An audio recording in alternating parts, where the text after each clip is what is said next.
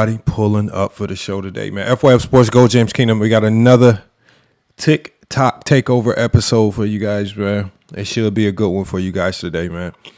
As y'all know, man, when we come with these topics, man, salute to Slim Reaper getting in here, man, these topics are always again, we try to get people to think, man. A lot of people really don't study the game, man.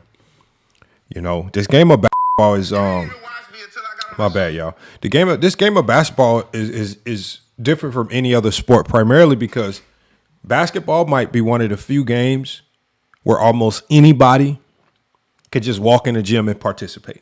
It's hard to get a group of people to go play a full baseball game. It's hard to go get a group of people to play a full football game.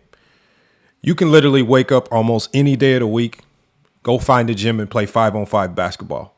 And if you go to the right spots, you can probably get some pretty decent runs. But what that does is it creates an atmosphere where everybody feels like they know the game. Everybody feels like they know how to talk the game. They feel like and then they will hoop at the YMCA and know and pretend that they understand how collegiate or NBA level basketball actually works. That's why me and Go James Kingdom be having these conversations. Salute to 10 Clacks in here. Make sure y'all follow 10 Clacks, man. He's always going live. Again, there's a lot of people that come up here that are content creators. Make sure we follow on all content creators that pull up, man. We got a good show for you guys today. It's going to be FYF Sports Go James Kingdom, man. And we going to really, again, put a lot of a lot of the narratives. We always put these narratives to test. When people get mad at me or even Go James Kingdom, it's typically because we're putting certain logic to test. Like when I did the video on players choking, they didn't like that because it was their logic that put Kobe in those conversations. It was their logic that put Jordan in those conversations. Not my logic. If you go with my logic, we won't even have that conversation. So that's what we're going to be talking about today, y'all. Look, man, before we get started, y'all, as y'all get in here, please make sure that you guys, number one thing is we share the video, right? That share icon right there at the bottom of the screen, right? If you tap that share button, share the video, and then make sure you add it to your story. It's one of the best ways to get the content out there so we can get multiple voices in here, multiple opinions, and it just makes the conversations just a bit more engaging. So again, as we push through this intro and as I let you guys know what we're talking about, please make sure that we are tapping the share button, share the live on social media, share it anyway, because again, that's one of the biggest ways. And then as always, and you guys have been doing it for the last couple of live streams, smash that like, man, tap that screen, tap that like, help before we even get started, help us get over 1K likes, man. We really pushing them likes through the roof. And that's what we need you guys to do to help us out. Just so you guys know, and salute to K4. He says, finally a real live, man. Yeah, that's what we do. We try to give you guys real content, and we try to give people a real avenue to come up here and have real basketball conversations. Right. But there's a lot of people, y'all. There is a lot of people literally running from FYF Sports. Superstar is one of them. Y'all know that I don't shy away from calling people out by name. I told y'all I have a disdain for people that say they're going to come pull up to FYF Sports. But then when it's time to come pull up the FYF Sports, they act like they got 1,000,001 things to do. But as soon as I scroll through their live, as soon as they see FYF Sports, or as soon as they see Go James Kingdom, FYF come up. Go James, no. I'm coming to your platform once or twice, maybe that. If you ain't extended the same gratitude to come over to FYF Sports, what am I doing? Why am I wasting my time? You're not really trying to engage. But today's show, y'all, did Michael Jordan did he really face tougher defenses? And more specifically, did he face tougher defenses than LeBron James? Because that's one of the most repeated claims that we hear in these TikTok spaces. But as me and Johnny always do, when you actually break it down using the real finals matchup data or the real data, right?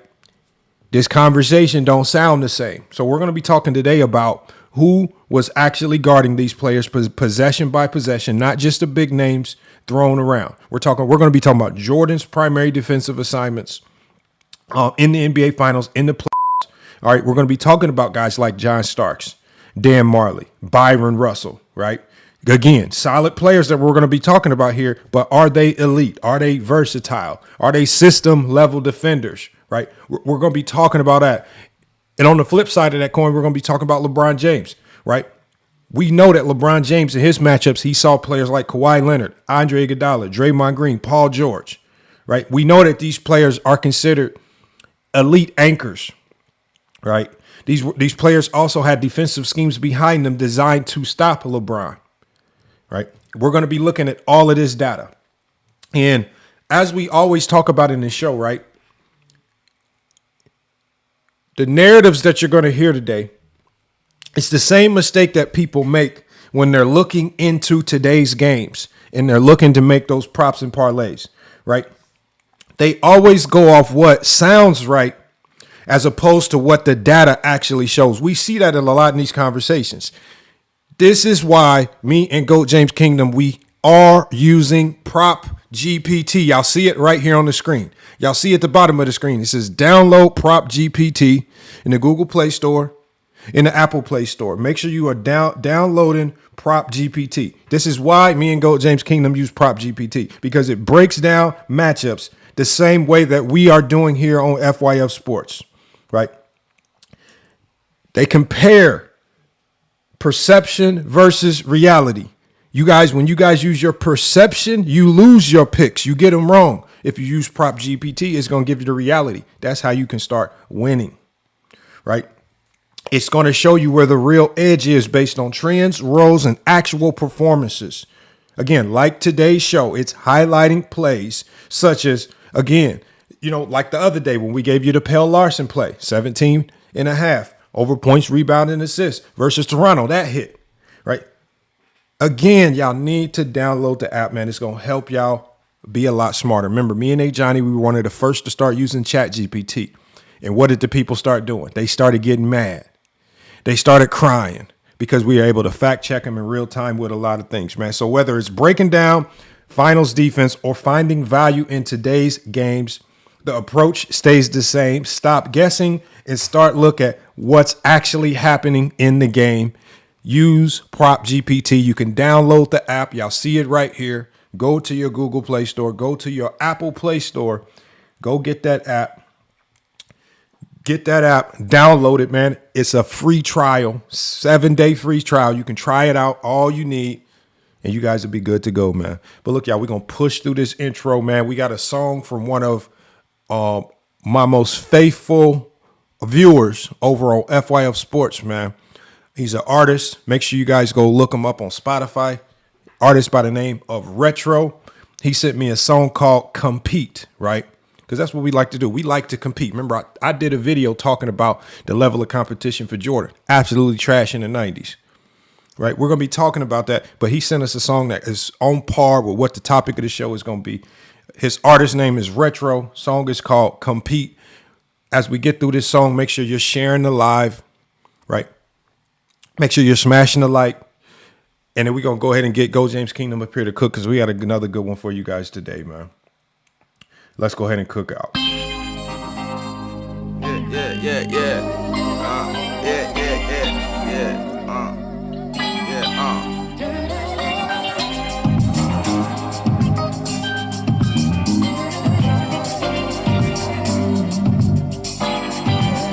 This will hit me in my soul when I need a dip. After the cold nights of grinding, now I need to vent. Calling the law cause I'm killing forever ever sent. My brother told me that my calling is a mic and kick. I do it all like the last chance of finding love. I ain't no simp, just a nigga that believe in love. Can guarantee that the moment that I get a chance, want to succeed, so as a man I gotta take a stance. Though they don't see it, but he steady trying to stop the vision. I'm seeing squares from every angle like a damn prism. Can never fail cause my family's searching for a blessing. Teaching my seed, don't let them cross you like an intersection. Born in the 80s where they took it and they stood tall. I need a minute like the last second I'm calling cars. Oh, you rich niggas steady talking politics. Oh, it goes several seats, nigga, you need to take a sit. Cause you ain't never felt the struggle, now you seen the pain. Cause when they cut his many steady go against the grain. I pray that all my homies make $1 million so we can all ride for one pushing big trucks. Giving back to the city that raised us. Can't save them all, but the present show a lot of love. I'm in and all when I see them people give it back. Under it all, we put them people right up on our back. And we gon' compete. Living through the struggle every day, so we can compete. Fighting really hard every day, so we can compete. Doing everything that we can, so we can compete. compete. Letting people know who we are, and we gon' come. I'm in my car, smoking black and mild window low, contemplating on the moment that I get to blow. I play the lotto, I don't do it for the wrong reasons. Pray if I hit, I don't use it for the wrong reason. And if I hit, I got that chopper for them suckers scheming. Gotta make it cause I tell you that my mama need it. Calm down, homie, this your winning thoughts talking. I know a person needed more, that's borderline cough. Okay, that's cool, but my heart hurts me every day. Cause when my papa needed help, I couldn't even save. And you don't know about the mortgage getting paid late. And you don't know about them hours worth for low pay. I tell you this, my life and it's a true story. So when you tell me about them others, man, it just bores me. So get the hell out my way, I'm trying to make a play. So we can all live good and have some better days. And we can compete. Living through the struggle every day. So we can compete. Fighting really hard every day. So we can compete. Doing everything that we can. So we can compete. Letting people know who we are, and we gon' compete.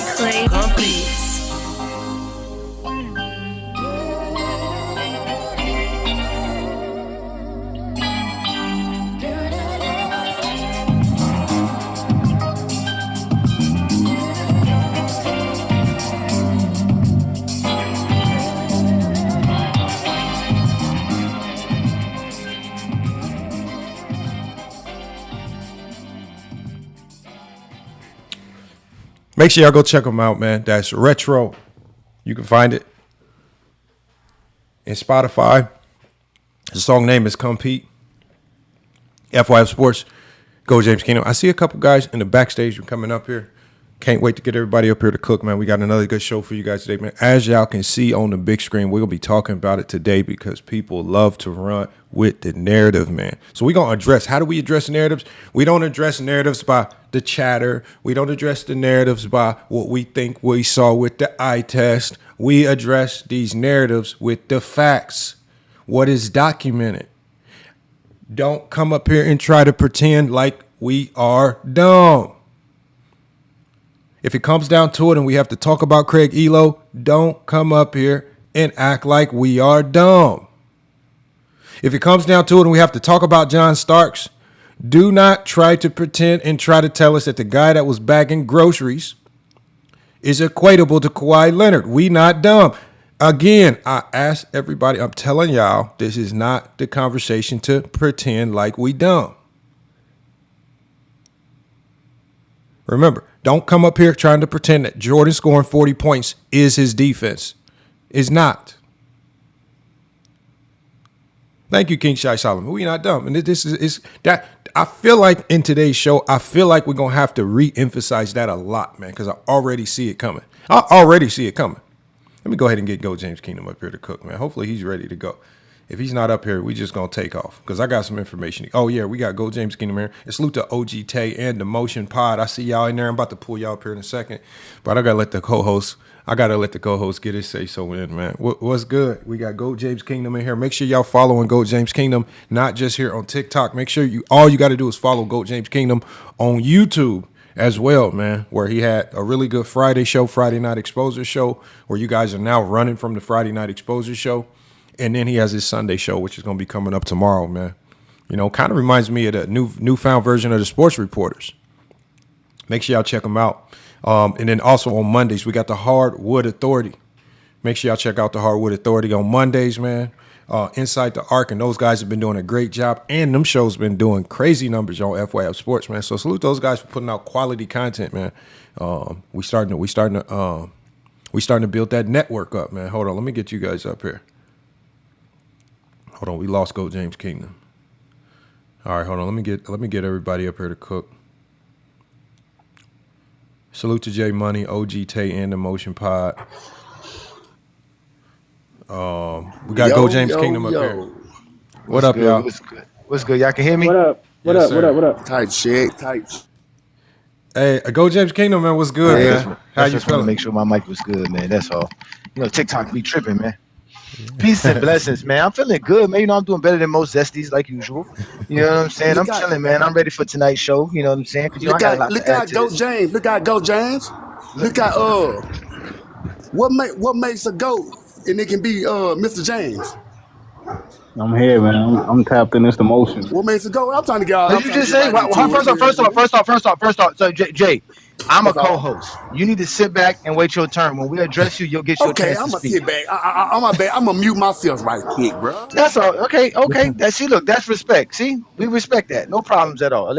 You know, I just got here. Okay, all right. Y'all know what the topic is. We're gonna let y'all cook. We're gonna be here for a few hours, ladies and gentlemen. We are not like the Zesties. We don't run hide from y'all. We actually invite the GOAT debate. That's what is here for. Because y'all gonna get mad with what Lamont has to present. But at the end of the day, I got a lot to talk about today. And I'm ready for any one of you Zesties like I am on any Saturday night. So go run and go get the rest of them because you're going to need them. One-on-one with A. Johnny never goes well with any one of you. So let's get to the topic, right, Lamar, because we have people here. So again, thank y'all for showing up to the TikTok takeover. It is GOAT, James Kingdom, and FYF Sports Debate. What's good, man? Let's get it going. Let me get my graph up. I'm going to mute myself and get my graph up. There we go. Look, y'all, so we're going to start this off. I'm going to just give y'all a little information before we get started, right? Because we can't move forward unless I know that you guys had the information. So we're going to start just by me. And obviously you see on the screen here, right? And as I give you the information, I want y'all to keep the topic of the show in mind, right? I want y'all to keep this in mind. All right. So the information I'm going to give you right here is, obviously, I'm just going to start with NBA Finals defensive matchups, right? Because, again, a lot of people, when we talk about LeBron, a lot of people, when we talk about Jordan, they only care about the finals, right? So if we're just strictly talking about the NBA Finals, right, I'm going to give you the teams that LeBron faced, where they ranked defensively, and who the individual primary defender on LeBron James was for that particular series. So we have 07 Spurs, number 2 ranked defense in the league, Bruce Bowen, right? What do we think about Bruce Bowen? Probably one of the best perimeter defenders in NBA history. 2011, Dallas Mavericks, they had the number 8 defense in the league, Sean Marion. A little bit older, still elite defensively. 2012, Oklahoma City Thunder, the number 9 defense in the league, Kevin Durant, split with Thabo Sefolosha. 2013, the Spurs, number 3 defense in the league, Kawhi Leonard. Same with 2014 Spurs, Kawhi Leonard. 2015 Warriors, number 1 defense in the league. And my bad, the Spurs, those 2 prior years was number 3 and number 4 defense in the league. The Warriors in 2015, number 1 defense in the league, Andre Iguodala. 2016, with the Warriors again, they had the number 5 defense in the league. That was split between Draymond Green and Andre Iguodala. Obviously, we know what we think about those 2 guys as defensive players. 2017 Warriors, they had the number 2 defense in the league, Iguodala and Kevin Durant. 2018 Golden State Warriors again, Iguodala and Durant again. And then 2020, you have the Miami Heat, where the defensive assignment with the number 11 ranked defense in the league, Jimmy Butler and Jay Crowder split those assignments right there. Now we're going to go to Michael Jordan's finals opponents. The Lakers in 91, they had the number 7 defense in the league, Byron Scott. 92, the Blazers, number 8 defense in the league, Clyde Drexler. 93, the Phoenix Suns had the number 9 defense in the league, was split between Dan Marley and Kevin Johnson. 96, the Sonics had the number 2 defense in the league, and that was split between Hershey Hawkins, and then Gary Payton took over games 4 through 6. We know who Gary Payton was as a defender. In 97 and 98, in 97, the Jazz had the best defense in the league, Bryon Russell. And in 98, the Jazz had the number 2 defense in the league, Bryon Russell, again, as the primary matchup on Michael Jordan. And so, again, I can do this all day because I've already broken it down as far as just in totality, who are the best defenses that they ever saw and throughout their careers, right? And then also the non-finals rounds, right? I know a lot of the Zesties like to pretend that rounds 1, 2, and 3 don't exist. Like those rounds are fake. Like they don't matter. But those rounds do matter as well. We can talk about that as well because I have all of that broken down as well. Like who you faced going into the NBA Finals. Because a lot of people like to go with the narrative that LeBron James just had pushover competition. And when I did this, I was even surprised myself to see that a lot of the competition that LeBron James faced in some of his just runs to the finals was a little bit better than people give him credit for. And, you know, when I look at some of these runs, I was surprised to see that in one of these years, I didn't even notice, but in the 2011 run, LeBron faced the number 1, 2, and 3 ranked defense on his way to the NBA Finals, right? the Bulls, Celtics, and the Sixers. Like, I didn't know that. And so when I see stuff like that, man, I know a lot of people like to run with narratives about who these teams were, right? They like to try to diminish the Bulls in 2011. They like to try to diminish the Celtics, like diminish a lot of teams. But again, if you look at who LeBron James faced, and not just the teams, the defensive players that were primarily locked on to him. Luol Deng, elite defender, right? Angie Iguodala, elite defender. Paul George, Iman Shumpert at times, right? We're looking at guys who were elite defenders, and this is what they were known for. They weren't just, you know, when we think of John Starks, I don't think too many people think of elite defender. Okay, solid role player, but we're not thinking defense. Same with Craig Elo and some of the other guys. So, again, I have all the information in front of me. I think you guys are already familiar with a lot of these teams. I'm going to start with who was the guy that said something about the GOAT debate to Johnny out right out. Jay Money, let's see. He's the first one here. Let Jay Money get his chance to speak. Let the brother speak. All right. Go ahead and cook, man. What are your thoughts, man? Who do you think faced a more significant or tougher defenses, Jordan or LeBron? Tougher defenses. I think it's about who faced the tougher defense is what you did with the defenses you got already before you see who's tougher. Did you already lose with the weaker defense? I gotta see what's the tougher defense in what era. I gotta see who you ever play against. Or if I go with defense, was you on the side of a person that was scoring 25? Cause they like defense. When I don't remember LeBron full court press or nothing. I never remember that, bro. I was talking about not 1 year. I don't got 1 year. Nigga, I remember Kobe, 2000 to 2012 getting 10 defense awards out of 12. We're not talking about Kobe. We're talking about Jordan. No, y'all, King Shy, let him. Y'all gotta don't cut people off. Let him finish his tape. I gotta know who LeBron locked down ever with the flopping. Who he locked down with flopping, fam? I gotta know the standard of this man, bro. With his defensive, it's not he's bigger, stronger, and faster. No, sir. We gonna go to these stats like y'all say on some defense. Let's go. What defense stats he got for me? Oh, I'm from the era defense win championships. He winning championships off of defense? Or, yeah, I know it. Or I don't know. Because what kind of defense could you have if you had Westbrook, Carmelo, AD, Dwight Howard on the same squad while Kobe's 2 out of 3 with Paul? I don't know what type of defense he's supposed to have. Defense? When that nigga had defense. The nigga, you can't flop and have defense. What year that started? You can flop and have defense. Oh shit. You can be clutch with the most missed shots. Oh shit. I didn't know that you can do that. Oh shit. Oh shit. Defense. Nigga, we're gonna bring your ass to Kobe era. Your ass seen Dirt and Tim Duncan and got Gruh.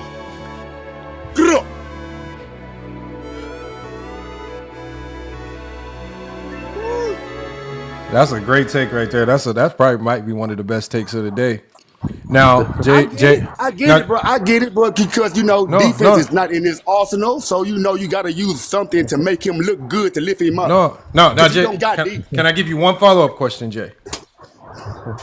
Yes, sir. Of course, bro. I think it's a good conversation. I thought we're not trying to be funny. I thought we're trying to get something out of it. No. My question. I got my sound too. Let me do my sound right quick. Let's hear it. LeBron James flopping around this bitch, man. Say he a GOAT, man. That nigga got the most missed shots, he untamed. Got the most missed layups, he off the chain. Most missed free throws than Shaq, man. You trying to say he blow up like propane? That nigga got the boot. He can go, man.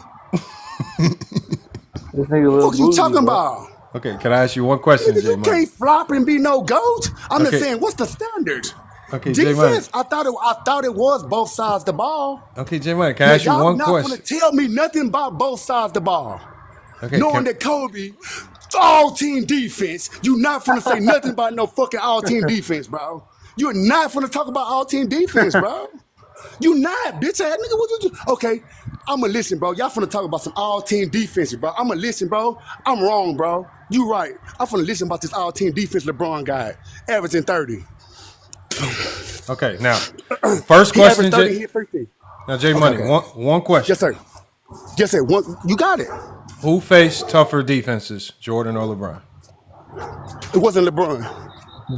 Because he had the most help. So the defense was more, it's more light. It was more light. Because, you know, before he even, like, who got better defense than Westbrook, Carmelo, LeBron, Dwight, and AD, and didn't make it to being a 50-win team? Now, you telling me that's defense and you not a 50-win team? You got defense, but you not even a 50-win team with that team. You not a 50-win team? See, I'm sorry he can't average 30 and hit first team defense. You're not playing both sides of the ball. Kobe did it 3 times, you can't do it once. What the hell you talking about, nigga? You ain't making no defense awards. Nigga, what you gonna do? Go against you gonna go with the players? You not going with the defense awards. You're gonna say he's bigger, faster, and stronger. You're not going with defense awards, man. Okay, and look, and just Dwight for the sake Howard of got more defense awards. and just for the sake of time, I'm gonna keep you up here because I gotta go to the next person. But I do know this is a Johnny fault because You going defense awards? How's it my fault, Lamar? I'm just going defense with him not awards. knowing basketball. Defense, he got a lot of defense hold awards. on one second, J I know Money. history. You don't know basketball history, Lamar. Hold on one second, J Money. No, this is a Johnny fault, y'all, because a Johnny's had multiple Defense conversations You know, he with me. hit first team? Hold on one second, y'all. This is a Johnny's fault because a Johnny said I need to work on not cutting people off, letting them talk. So I had to let them talk, man. But J Money, look, man. Oh, Lamar, this is classic, Lamar. Lamar, this is classic. What you just got? No, we just got is classic, Lamar. This is classic. What you just got is classic. It was epic, an epic rant. That is This man definitely here said he won awards. I'm gonna give you awards. LeBron that is a James viral is top moment. 10 in all defensive selections for the NBA career, and he's top 5 in first team selections for his career. In fact, they had to change how the all defensive selection ruled. Votes went because how great LeBron James was on defense. Again, LeBron James is the number 1 in steals. And hold on, don't say okay. We let you talk. He's number 1 in steals in the play. He's number 1 in steals in the playoffs. You got it, bro. And he averaged more steals, more blocks than Kobe. All kind of stuff defensively than Kobe does. Again, all defense selections don't make you the better player. Because you ain't gonna say Kobe's better than Mike, but more all defensive selection. So stop coming up here crying and complaining about LeBron James. This is GOAT James Kingdom FYF TikTok takeover, sir. Be a man and stop crying. Answer the question. Okay, so I think J Money was struggling with the question itself. So I'm gonna give him a few seconds to think about it. We're gonna go to OG Tay. OG Tay, what's good? Who do you believe faced tougher defenses? Just in their careers, in the playoffs, in the finals, however you want to try to explain it. And then why? I mean, I think just in general, LeBron faced tougher competition, obviously. Like, if you go down a list of players who he actually guarded, Kawhi Leonard, Draymond Green, Andre Iguodala, Kevin Durant, Serge Ibaka, Klay Thompson, Bruce Bowen.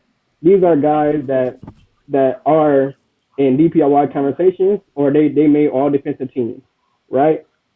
Now we go to Michael Jordan's top finals defenders, right? Gary Payton, Clyde Drexler, John Stockton somehow, right? Jeff Honeck. His toughest finals defensive matchup ever was Gary Payton, right? Mm-hmm. So Jordan faced mostly solid defenders, few elite stoppers, and very limited defensive schemes. Meanwhile, LeBron faced multiple DPOY level defenders, elite defensive teams, switching, traps, and zones. So, just in overall general, LeBron faced tougher finals. Like, it's not even a conversation. And if we really want to go down, how many points Jordan scored in the finals, right? And I had all the facts, right? I looked them up. I looked at games, right? And I watched games. So in 1996, Game 6 against the Seattle Sonics, he scored 22 points, but only shot 5 for 19. 5 for 19, right? And then in 97, the flu game, he scored 38, cool, but shot 13 for 27. 13 for 27. That's inefficient. Hey, there it is right there. So, and again, it's more so about just the quality of the defense that you got coming at you, because I feel like great defense is gonna force you into having bad games at times. Like, that's what the purpose of great defenders. Like, you can't. Bruce Bowen almost made his entire namesake off of good defense versus LeBron. Like, a lot of these guys got on the map because they were great individual defenders and had great team defenses behind them trying to slow down LeBron. It's not a great defense if we can't say you slowed you down. And that's why I struggle with people saying the Utah Jazz was an elite defense. Like, you never slow anybody down. I don't see the elite activity. Right, same with the Knicks and teams like that. Like, I guess you can say these teams were elite defensively, but I just don't see you slowing anybody down. Elite defenses at some point in time should stifle you. We got the motion pod, or this motion pod was good, man. What you got on this? Who faced a more difficult defensive teams and individual players? First off, shout out to what y'all doing, but I heard you say something like casuals that just like play ball and stuff like that. So, like, it's different conversations. It's how you watch the game. I didn't grow up in the 90s, but I understand ball. I watched all LeBron finals. So I watched him play against Bruce Bowen. I watched him play against the Mavs. I watched him play against the Spurs and et cetera with the Golden State. But I say Jordan, like, if you watch how the game was played, I'm gonna give both perspectives. I'm not gonna say what I think. As far as like my preference, I just say, like, with Jordan, the game is slowed down. So sometimes what I think, it gets overlooked because it was based off of the big men, that he was getting his shit off a little bit more. You know what I'm saying? Because they wasn't focused on that. If the best player every night is Ewing, Shaq, Robertson, it's Mike going to look like ain't nobody could check Mike. And you could, so the arguments that y'all saying could be validated is what I'm trying to say. So I'm not going to be biased, like, what y'all saying is, it doesn't make a point. You know what I'm saying? But I think because the big man, because if you go in and you see a Oakley and a Ewing in the paint, it does change the game a little bit, right? Because you're not just going to get there. I'm not saying LeBron wouldn't get to the basket. I'm not saying LeBron would average 30 in any era. So I think that's the problem. Like, if people are on the side of, like, what I'm saying, where we could be like, nah, Mike played just as good as defenses, they probably going to be like, yo, he played just as tough as defenses, but what y'all saying is makes sense if the stats and stuff like that, like what you just used, is going to make it look like LeBron probably did play tougher because there's better perimeter defenders. That's what I was trying to say to sum that up. Like, I think LeBron probably played better perimeter defenders, but I can't say Mike didn't play against no good, great perimeter defenders. But I do think LeBron probably played against a more variety of them. But I think LeBron faced. I'll just hear me out, brother. I'm just saying, like, Braun probably faced more, but I don't think Mike didn't play against nobody. But I could say, like, you wasn't just getting to the paint.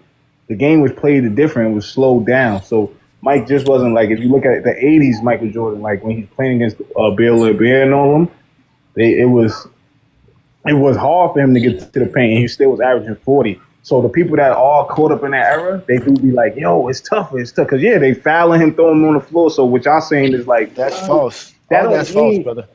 Huh? All that's false, you're saying. It's false. He did not average 40 against the Pistons. He averaged in 30? No, he didn't. I'm just saying that's false, though. The fouling and the not being able to get to the paint stuff. Brother, I'm saying the 80s had a faster pace than. Hear me out, brother. That's a preference, right? Like we could pull up facts. I'm like, right? So, no, we're not talking preference, sir. We're talking basketball. All right, basketball says that back then they ran at a faster pace in the 80s.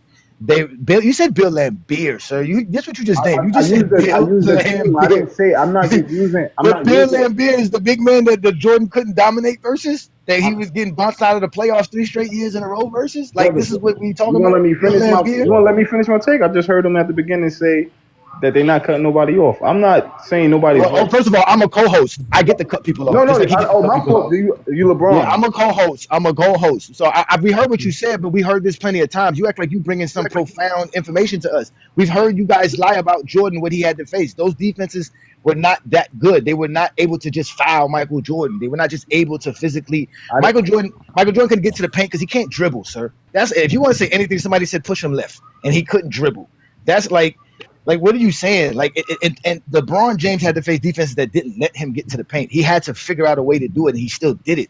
Versus more elite perimeter defenders and actual interior defenders throughout his career. Can I say something? LeBron came in the league 03, right? So that's post right after Jordan retired.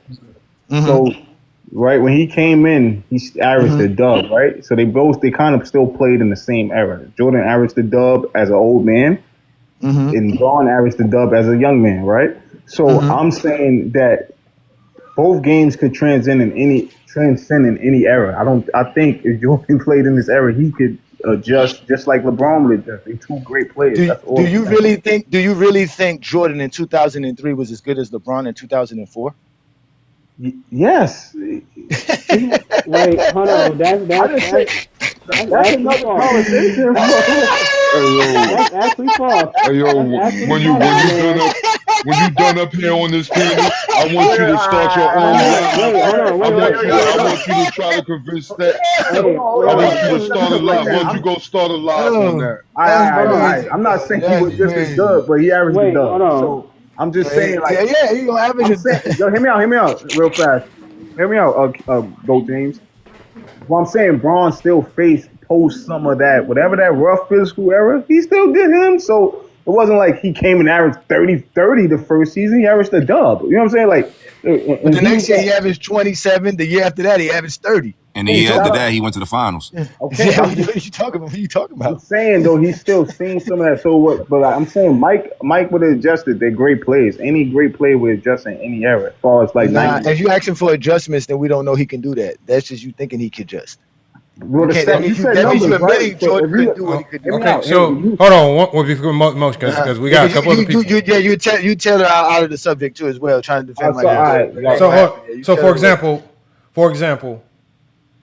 if we just stick to the finals, because I don't want to make it too broad for you, right? I'm listening to you. Who would you say Jordan's toughest finals defensive opponent was? Not team, but just defense. Like, what was the greatest defense that Jordan saw in the NBA Finals? Probably the one you mentioned, probably Gary Payton when he switched off. Because everybody else was chips. He was averaging 40. So the Seattle Supersonics was the toughest defense that Jordan saw in the finals. Now, I wouldn't even say them. I'm going with exactly what you said when he switched. GP switched. So that's what I'm saying. You're saying that the Seattle Supersonics of 1996 were the toughest defensive team that Jordan saw in the NBA Finals, correct? Yeah. All right, and so what stood out about that team? Not Gary Payton, but what made them a great defensive team to you? To be honest, they just had size. They had like a good front line. You had Perkins. You had Dirtless Strength. You had Eddie Johnson was the 5, right? And so you had size and Sean. No, it's not Eddie Johnson. It's Irvin Johnson. But go ahead. Irvin Johnson. I asked the question, brother. So you're just naming players. Excuse me. I asked the question. You corrected me. Let's move on. But when you name it, you just naming players. You're not telling the defensive capabilities. Y'all do none of this shit, man. I hate when y'all come up here. I don't know how to talk nobody. I'll just be naming names. Why don't you describe someone? Why don't you just naming names? What did Death Shrimp do? What did he help contribute to on the bro, he asked me a question, bro. What did they contribute to on the Juan Boy, maybe he was gonna get to it. No, he wasn't. No, he How you wasn't. gonna tell what Watch. somebody gonna Go do? ahead. Niggas be just talking, bro. Like niggas, well, you probably never even played basketball, bro. But anyways, nigga, I say you had Niggy, that's what you say. you had Devin Niggy. Smith, you had Size on the perimeter. I see everybody that could defend Jordan. That was what they had. But the guard player that could guard Jordan. It wasn't a big man. What was Okay. All right. So trash? Get out of okay. here, man. All right. So Let me the motion. moderate. Let me get him out of here. Eat a dick. The language, y'all. The language, y'all. Right. Come on, man. Can I just say something real quick, Lamont? Because you would ask. Hold on. We got 2K Chronicles who've been waiting. So Nah, you shut up too, Dream. I'm gonna let you go, Dream, as soon as I get the 2K Chronicle because I know he's been waiting. I got to get to the people that was up here because I don't want to feel like I'm just ignoring them. I'm gonna definitely get to you, Dream though. 2K Chronicles, what's good, man? What you got on this, man? Man, what's going on, man? I'm chilling, man. I'm not. It's unequivocal to me. It's LeBron who's faced the hardest defenders. Not only did LeBron have people who could switch defenders, like play small and big, but he had people who were his size and played his position that were literal great defenders. You feel me? Mm-hmm. And I'm speaking on people like Luol Deng. You feel me? People like I'm even say somebody like who else would I say is a good defender on LeBron? Tayshaun Prince. I was gonna say Sean Marion that played him in the fucking finals. You feel me? Like you feel Tayshaun me? Like Prince. Yeah, Tayshaun Prince, right? You feel me? Mm-hmm. You feel me? So it's like these players are great defenders and they could guard a lot of different players. Michael Jordan competition, I watched the film. You feel me? I've only seen, like you said, the Seattle Supersonics who could be able to be athletic enough to stay with Jordan. That's why he wasn't averaging 30. He averaged like 26 or something like that. But it was one of the things where he wasn't able to do what he wanted because he ain't have a white guy like Craig Elo or somebody like that guarding him so he could get around him easily. Gary Payton wasn't going for that. You feel me? He's just as athletic as you, but he's not the same size as you. So he got people on the back line that's just like backing him up. You feel me? So you can't get around them. Sean Kemp ain't letting you get it all easy. You feel me? So that's what I'm saying. You feel me? I think LeBron did it. I made it try to make it short because you do got other people to get to, but you feel me? It ain't even a question to me. It's LeBron. Yeah, I get it. Because you ran the names, like if you're just going off name value, like we're not even talking about the teams, but when you run down that list, like you got Kawhi Leonard, Draymond Green, Paul George, Andre Iguodala, Tony Allen, Jimmy Butler, Luol Deng, Tayshaun Prince, Sean Marion, PJ Tucker. This is crazy. Like if we run down, like, and again, I know that we could, like for example, when Jordan finally got his team to competing in the late 80s, this is who he was facing. I think maybe the best perimeter defender that he faced, Gary Payton, Joe Dumars. But then after that, we got John Starks. We got John Starks, Dan Marley, Bryon Russell, Craig Elo. That's about it. That's about the toughest it gets. It don't really get much tougher than that. And this is in an era where you're almost forced to play Jordan one-on-one because of the legal defense. Like, I felt bad for some of them guys. Imagine knowing that you're going to have to spend the majority of your time on any given night guarding Jordan in the ISO. And it's just like, man, like, I bet some of these guys felt hope, especially when you barely breathed on them and you're getting fouls called on you. I felt bad for John Starks at time with the Knicks.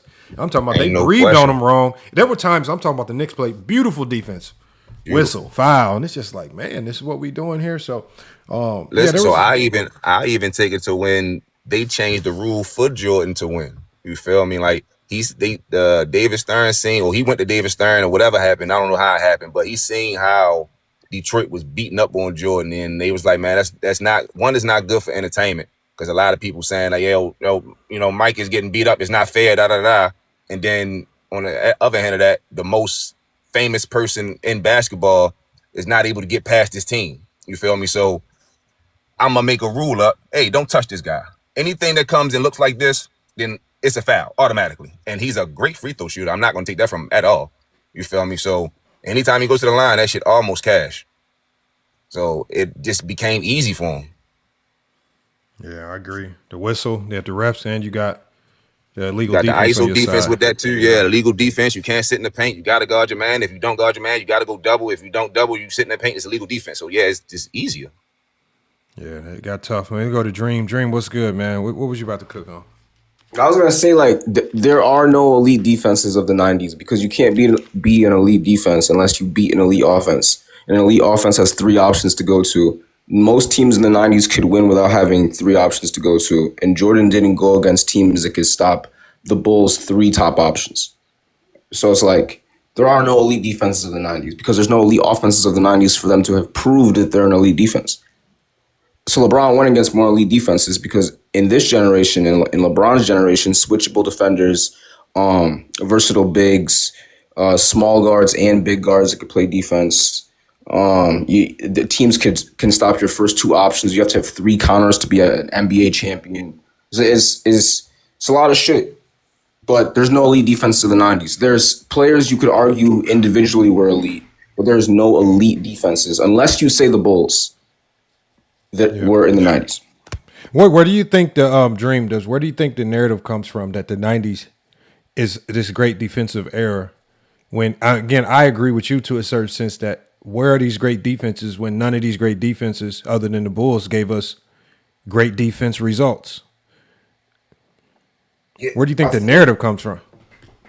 I think the '90s was the beginning of the commercial NBA, and that was the narrative that they were pushing because you had Akeem Olajuwon, you had Patrick Ewing, you had Gary Payton, and you had Michael Jordan playing. You had Scottie Pippen all playing in the '90s. So it's easy to spin the narrative like, oh, the '90s was elite defenders, but like these aren't elite defensive teams.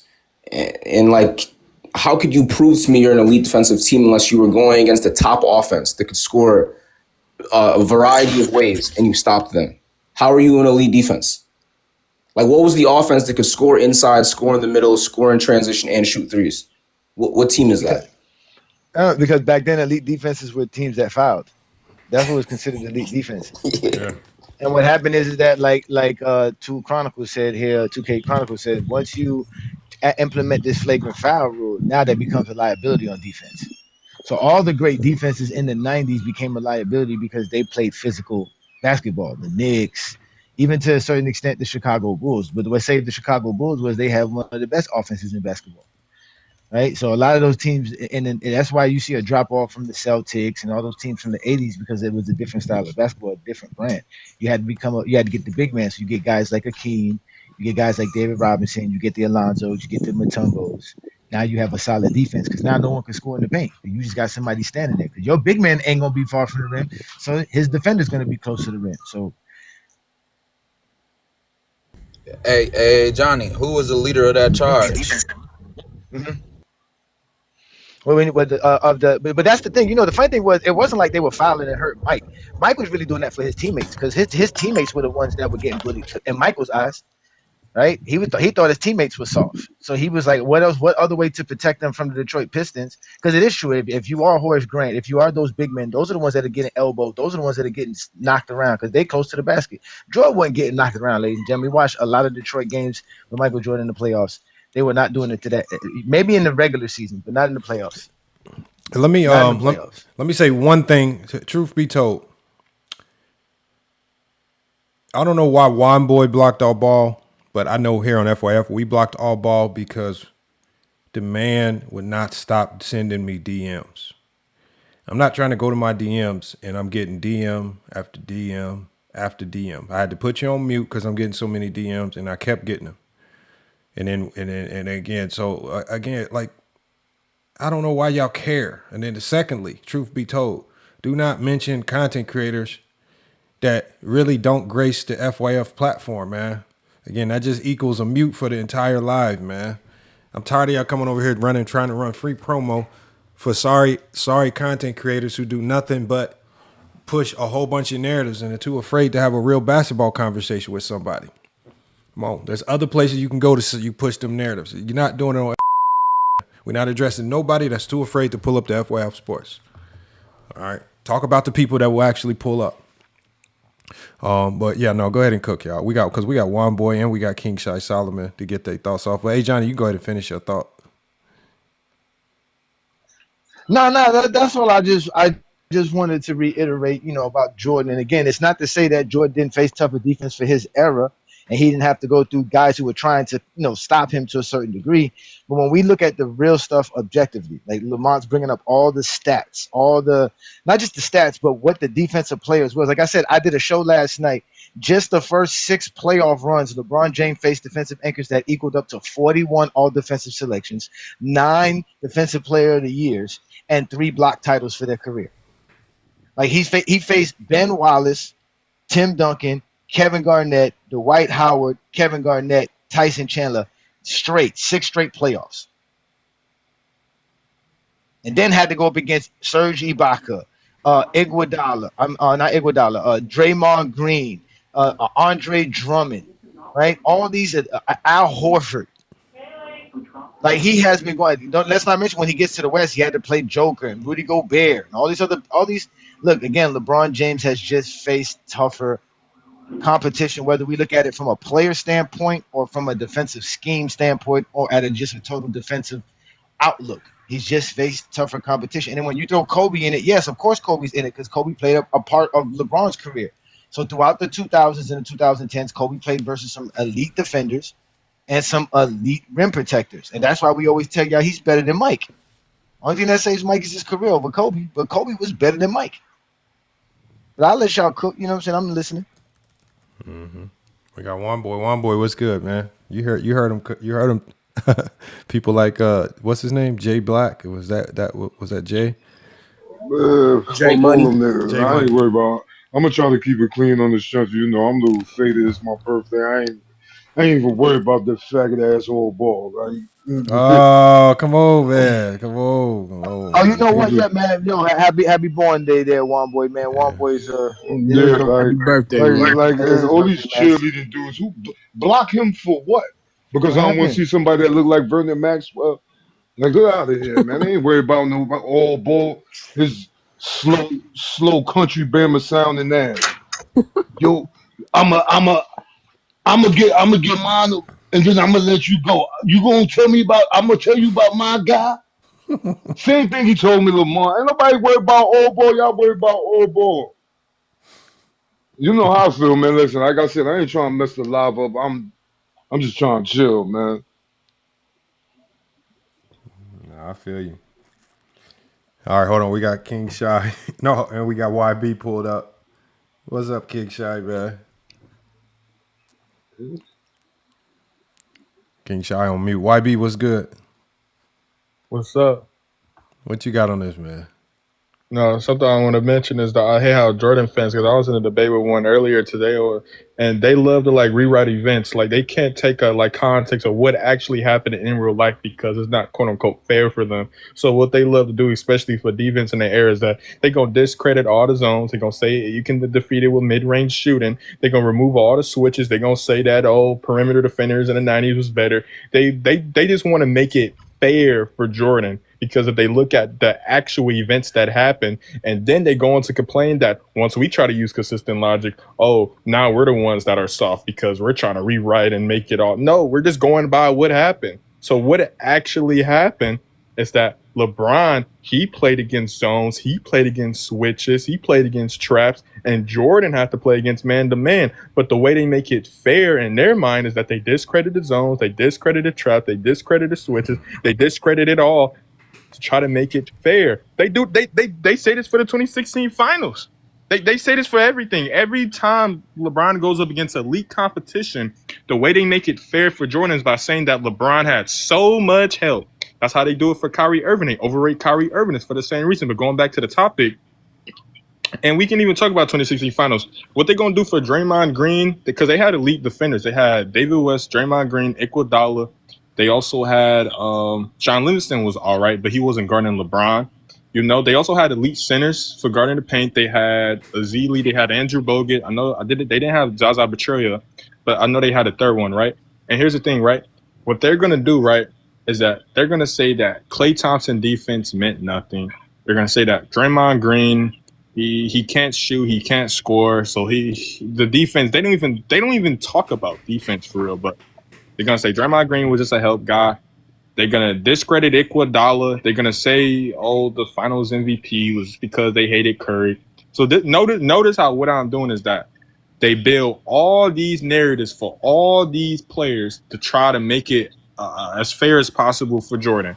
But then when we go on to Jordan, it becomes unfair for LeBron because watch this. Jordan played with bumps. LeBron played with superstars. Jordan played against hard fouling. LeBron played in a soft flopping era. Jordan played against the Pistons, the toughest defense ever. LeBron had to play against the soft Warriors. You see what I'm doing here? So what's really happening is that they change small details. You know, they ignored the Jordan inconsistent shooting.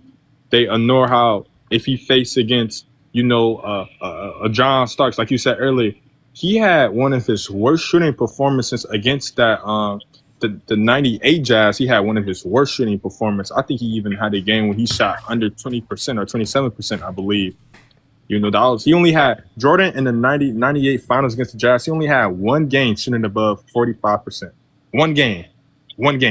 Other of the games he shot under 45%.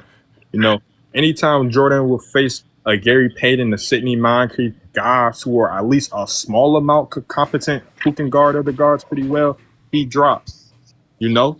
Meanwhile, LeBron, he has to go against these Paul George. He has to go against these Deshaun Stevensons. He has to go against these Sean Marions. He got to go against these Tyson Chandlers. He has to go against these Lance Stevensons. He has to go against these, you know, Anunoby. He has to go against these Jason Tatum, Jaylen Browns. He had to go against these Al Horfords. He had to go against Jeff Teague. Why does nobody talk about Jeff Teague? The guy is so good defensively. He led his team to 60 wins. And you want to know what they do for Jordan? They say that 60-win team was a good regular season team. This is what they do for the East. Every time LeBron goes up against a team with like 4 All-Stars or more, they say that the team is a good really rant a lot. Hold on, I gotta stop you, YB. Why y'all rant so much and be crying all the goddamn time, man? Why y'all be crying all the goddamn time? Stop crying. They say a lot of stuff because they can't talk basketball. They need narratives. Because when we stick to talking basketball, it's clear as day. It's simple. There's no argument. They're looking for an argument. They want to argue with you. But we got Oakland here. Oakland wants to defend Michael Jordan. Supposedly he was screaming Michael Jordan was facing his own defenses and all this in the comments. So go ahead, Mr. Oakland. Let's let the zesty speak for themselves. Let's not say what they say. Defend Mike. Nah, he ain't trying to defend Mike. I'm not trying to defend Mike. He's trying to defend Mike. That was his. I was trying to bring his G up. I know his G was, but then his G dropped out. Yeah. A main reason I came up. Happy birthday to Juan Boy. I know it was your birthday. Happy birthday to you, my guy. A second thing, I was in here when that brother was here. You were asking him about the defense Jordan faced. He couldn't talk real basketball, saying it's not bigs that stopped him. It's the guard play. And that's another reason they can never talk actual things that have something to do with basketball. He couldn't describe how Gary Payton and the guards stopped Michael Jordan. Nobody Jordan played against could cut off angles like Kawhi Leonard. They couldn't get physical. They couldn't angle the offense into help defense. They couldn't trap. They couldn't cause doubles. And all of that, for them not being able to describe how a defense shuts down an offensive player or limits them, simply puts it into perspective that they don't watch the games and they can't go into depth of how basketball works from an on-court perspective. And that tells me all I need to know. There we go.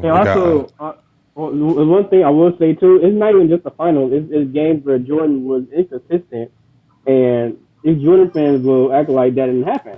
Like for example, in '95 at the Eastern Conference Semifinals, Game 1 against Orlando, he had 19 points and 8 turnovers. If you're the greatest, why you having 8 turnovers? 8 turnovers, right? And then '93 against New York, he scored 12 points for 3 for 18 shooting. That's one of the worst playoff shootings ever. That's terrible. So Jordan is very inconsistent. Like Jordan, I don't know. I hate the idea of Jordan fans try to make it seem like Jordan's perfect and Jordan had no flaws in his game. Meanwhile, when they see LeBron do something bad, LeBron is terrible. And it's like I don't understand. Hold on, we have in Jordan's career is not enough. That's why. Yeah, that was a good point. We gotta go to I'm gonna go to IMG boy real quick. Yeah, your mic is a little muffled too, OG Tay. But go ahead, IMG boy. What's up, everybody? What's up, man? Man, I think everybody just be caught up on looking at the box score and see all those low scoring games and credit it to defense as opposed to just a bunch of inefficient shooting that was going on back then. That's pretty much Just slow it. offenses or slow offenses are not enough shot creators. The 90s was lacking shot creators, dudes who could create their own shot. It really did. No, IMG boy, we was watching film the other day of John Stockton and the Jazz, right? And I think we can all pretty much agree that John Stockton is, he's a fairly decent shooter. But the way these teams were defending him, like the guards would just sag off, and John Stockton would be standing there looking to pass. And I'm saying to myself, just Stockton, you're wide open. Shoot the ball. Like, what are you doing looking to pass when this guy is dropping off 2, 3, 4 feet from you, right? Playing off the ball. Like, why are you not shooting the ball? So I don't know what it was. I know a lot of people like to say the coaches told you couldn't shoot. I don't believe that with John Stockton because I saw John Stockton shoot when he needed to. I don't know if it was the IQ. I don't know if it was the confidence. I don't know what it was, but these guys did not take shots, the shots that were there. I think that's one of the biggest differences of the day where, even Draymond Green will take an open three if you give it to him. Like anybody is willing to take almost any shot because they have it in their skill set. Like there's no handcuffs. There's no mental handcuffs or skill handcuffs on you. Because it was easy to get a shot closer to the basket, Lamont, back then. The problem is now it's harder to get a shot closer to the basket. Right? It's harder to get an open shot close to the basket. Down back then, you could throw it to Karl Malone, and he can get you that 2-pointer instead of letting John Stockton hit 5 3-pointers in the game, which is basically like 15 points right there. Not to mention all the extra stuff that he did in transition, all the other stuff. They just said to themselves, "Well, we need to get the best shot." That's why they would waste 20 seconds, Lamont, to get a shot. Think about that, Lamont. You wasting 15, 20 seconds in the shot clock to get off a shot and sometimes it wasn't even an open shot. It was still a contested shot by Karl Malone. They just felt the closer you took the shot, the more likelihood you were going to make it. They didn't really look at John Stockton and say, "Oh, well, he's shooting 38, 40% from the three-point land. If we give him 10 of them, he's going to make 4 of them." They weren't thinking like that. They would think the more he shoot, he going to shoot worse. We got Manny says. No, Manny says MJ won against the top power forwards and centers. And so we're not saying that they weren't top. Well, I'm not saying that they weren't top power forwards and centers in the NBA. But what I'm saying is if you have a great defensive center in an era with illegal defense, it has nothing to do with stopping. Like the great defensive center is not a great defensive center in the 90s is only going to have an impact on other centers. They're not really having a significant impact on the guards just because of how the game was designed. Well, no, right? let's examine that, Lamont. No, let's examine that. In the NBA Finals, Lakers, the NBA Finals, Lakers. Who's this elite power forward and center that Jordan faced with the Lakers? Vlade Divac. There wasn't AC one. Green. What you AC mean? Green, They had LD Campbell. Man, they weren't elite. Okay, let's move on to the Portland Trailblazers. Mm-hmm. Duckworth. Hold up. We ain't gonna do no Williams. Buck Williams, Cliff Robinson, and Jerome Kersey. I'll give you Cliff. I'll give you Cliff. I give you Buck Williams. I give you Cliff because Cliff could defend. Cliff could defend multiple positions. He was a switch defender. Yeah, okay. Solid. Let's move on to the Phoenix Suns. Charles Barkley and Mark West. Is it Mark West? Oliver Miller. What you mean? Oliver. He wasn't even playing on that. Was he on that team? Was Oliver Miller on that Phoenix Suns he was a rookie. He was a rookie. He didn't get no time. That's what I'm saying. It was Mark West, right? That's his name, Mark West. He started. Mark West started. And Charles Barkley, ladies and gentlemen, that's supposed to be elite defenders Jordan beat against. Let's move on to the Supersonics. It's Irvin Johnson and Kemp. Really? Really going there? Yeah. Hold up. And then it was Karl Malone, which I'll give you Karl Malone and what? Antoine Carr. Ostertag. So until Carr came off the bench. Yeah. Come on, man. Y'all gotta stop this, man. Y'all gotta stop this.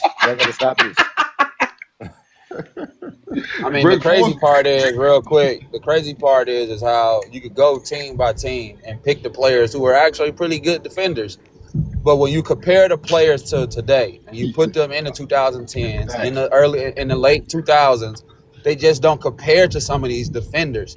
Like when I was growing up and I was seeing a Ben Wallace out there and Rasheed Wallace, man, to me, I just thought that them boys was defender, and then you had Rick Hamilton, Tayshaun Prince, and all them boys. So it's like, man, like the defenders that they had in the late 2000s, bro.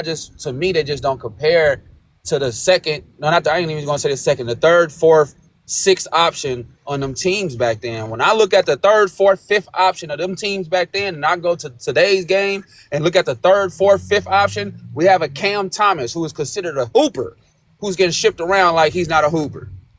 Like I don't know, bro. You got a Pat Beverly who's considered a nice point guard defender, who was considered a top defender when he was one of the top defender guards when he was in the league, and get shipped around to team to team to team to team to team. When we look at a particular team who had one of the best perimeter defenders on his team every single time, it's not by mistake, bro, that you win it. Yeah. Also, people don't talk about how the shot MJ was taking, the mid-range shot, that's one of the most inefficient shot and worst shots to take in basketball, because players who use it historically have the lowest field goal percentage, and it's the easiest shot to contest. The only reason it worked in the 90s because of the illegal defense, and the triangle offense was to set him up to bait illegal defenses so that they couldn't spread out and clog up lanes like how they did in the dead ball era. And they made it super duper tight for Kobe. But for MJ, because they passing it to three guys, the floor will be super duper spaced out for him to take that shot. But then they want to say he faced elite centers, but he ducked those centers. Jordan was not that elite of a mid-range shooter, man. Don't let them lie to you. Oh no, he wasn't. He wasn't at all. Yeah, he's not even a better. He had one elite season, and they think that's enough. Yeah, Jordan's career is not enough, man. But he's again, all that though, like we try to explain them. It's not to knock Jordan. This is not to knock Jordan and boost LeBron. It's so that people can understand these lies that they say, because this is how they discredit greatness, like Bam Adebayo's 83 points. That you just say they suck at defense. They can't play defense. These dudes get paid to play defense. These are professional athletes, man. They care about what happens when they get on the basketball court. Nobody goes on the basketball court and watch somebody put up a whole bunch of points on you. Mm-hmm. When was the last time you went on the basketball court and somebody was hitting a bunch of twos and you just thought to yourself, "Oh, don't worry about him. Just let him hit his twos." There's nothing nobody can do about it. It's a reason. It's a reason why the Bulls went 5-1. I mean, it's a reason why the Rockets went 5-1 against the Bulls during their first three-peat, because they had elite perimeter playmaking on the perimeter defensively and supreme center anchoring with Elijah Wan. I'm from Houston, bro. I used to, man, please, bro. Like the Houston Rockets then is the closest team that can resemble a modern day team with both perimeter and anchoring defense on the same team, you know, for a team like the Bulls to face. Man. I mean, the Bulls lucky they never faced Houston, because Jordan did have trouble versus Houston as well. But like I said, back then in the 90s, having a rim protector was perfect, because, like I said, when you're trying to get to the basket, that, you know, if you got to keep meeting up with Akeem Olajuwon, you got to keep meeting up with a Mutombo, you got to keep meeting up with Alonzo, David Robinson. These things, after a while, that's why they shot the mid range, because you can't shoot the three. They suck. They couldn't shoot the three.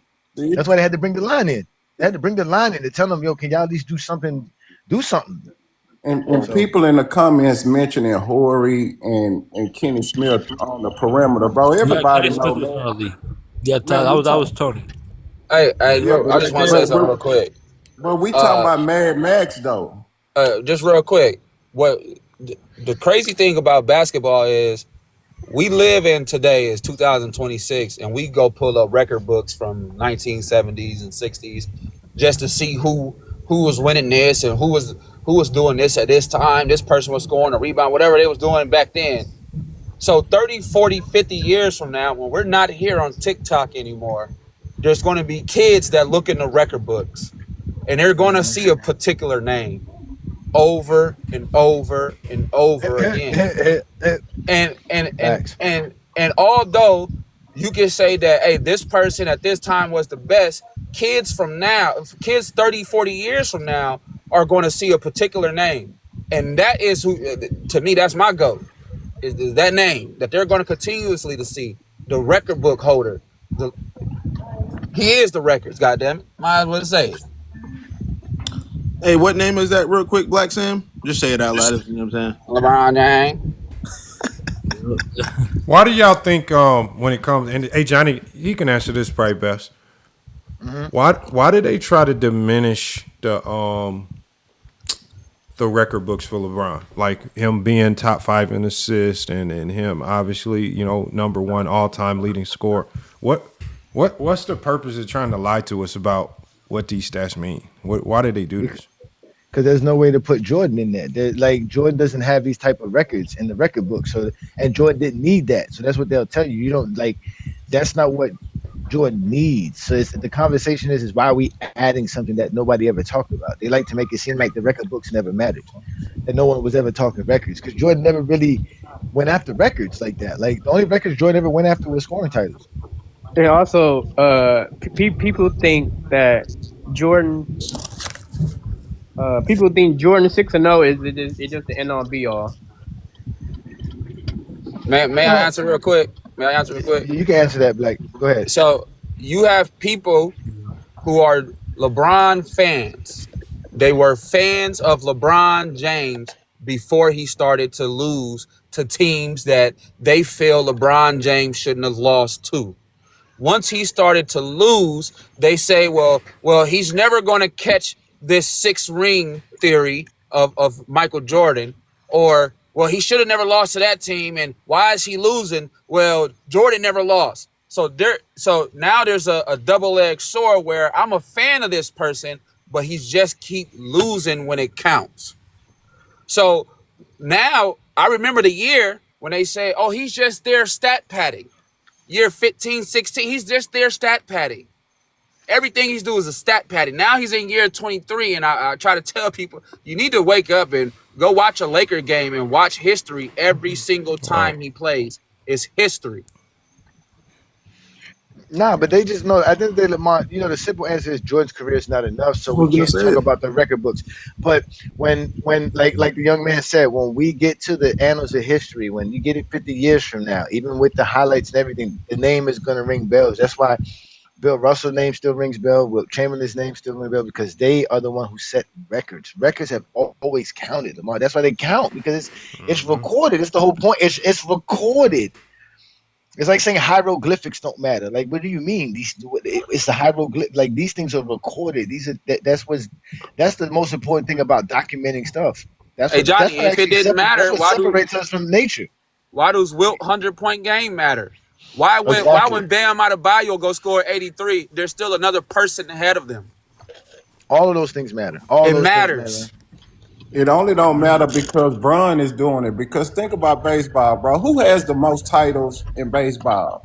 Nobody can tell you that off the top of their head. But when you think about home runs and strikeouts, that's going to automatically come to your mind. Mm-hmm. So they're trying to minimize. Yankees got the most. Yankees got the most. Damn, you know what? I am big boy. That's a big one there.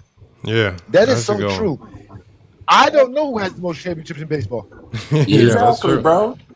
It's true. Like the most. They don't even pray. I don't know. I don't even know how many. Matter of fact, I don't even know how much Babe Ruth has. No one even really cares. Mickey Mantle, none of those guys. DiMaggio. I don't think Babe Ruth have any. Hank Aaron. I don't know. He got one, maybe. It's I know they won championships. It's Yogi Berra. Yogi Berra with 10. Yogi Berra. Wow. We all would have got that wrong. Not Todd Cobb. Not. It's Yogi Berra with 10. Yogi Berra has as much as a player or coach or just player. Nah, you got as a player, you got all 10 rings with the Yankees. But home runs and strikeouts gonna stick out in your brain automatically. Yeah, too bad the Dodgers are great. My fault. I'm lying. We are the best team in the league. But I'm just saying. But that was a great point. That showed you because they love to talk about in sports. They love to tell you what player has ever been the GOAT in another sport that had a losing record in the championship, but they never could bring up who has the most championships or who has the best record in baseball. Because in baseball, it's the home runs. It's always been the home run. Black Sam, I'm gonna mute your mic because you got some background noise. So if I'm only muting you because you got back feed coming out your mic. I've said that as a kid, the three most cherished things that any sports figure ever talked about was the home runs leader, the rushing leader, and the all-time scoring leader. Those were always the three things. Those were the cream of the crop. Mm-hmm. Yeah. And sports in general, and obviously in being the heavyweight champion. Yeah. That's really it. Those were the things for the whole 1900s. That's what it was all about. Repeat that, Johnny. It was being the all-time home runs leader, the rushing leader, the all-time scoring leader, and the world champ, heavyweight champ. Those were the things that mattered. Those were if you held any one of those things, you were an icon, held in allure. And think about this. Tiger Woods played in 23 Masters. He ain't won before. Who goes around and say he scored for 23? Yeah, nobody says that. Of course not. Nobody says that bullshit. No one says that bullshit. King Shy to cussing, man. We don't need to. If it's unnecessary, I get if you're in a heated debate, but if it's unnecessary, we gotta try to limit. And if you think I'm wrong, like I said, just look at the people who held those records before all this LeBron Jordan stuff came around. It was Babe Ruth and Hank Aaron for baseball. It was Jim Brown and Walter Payton for football, and it was Wilt Chamberlain and Kareem Abdul-Jabbar. And obviously for boxing, it was several dudes held it, but it was Mike Tyson, Ali, Holyfield, Frazier, Holyfield, guys like that. That was the kind of 90s, but still. But fans have changed what winning a championship means, because it used to be once you win one, you are forever known as a champion.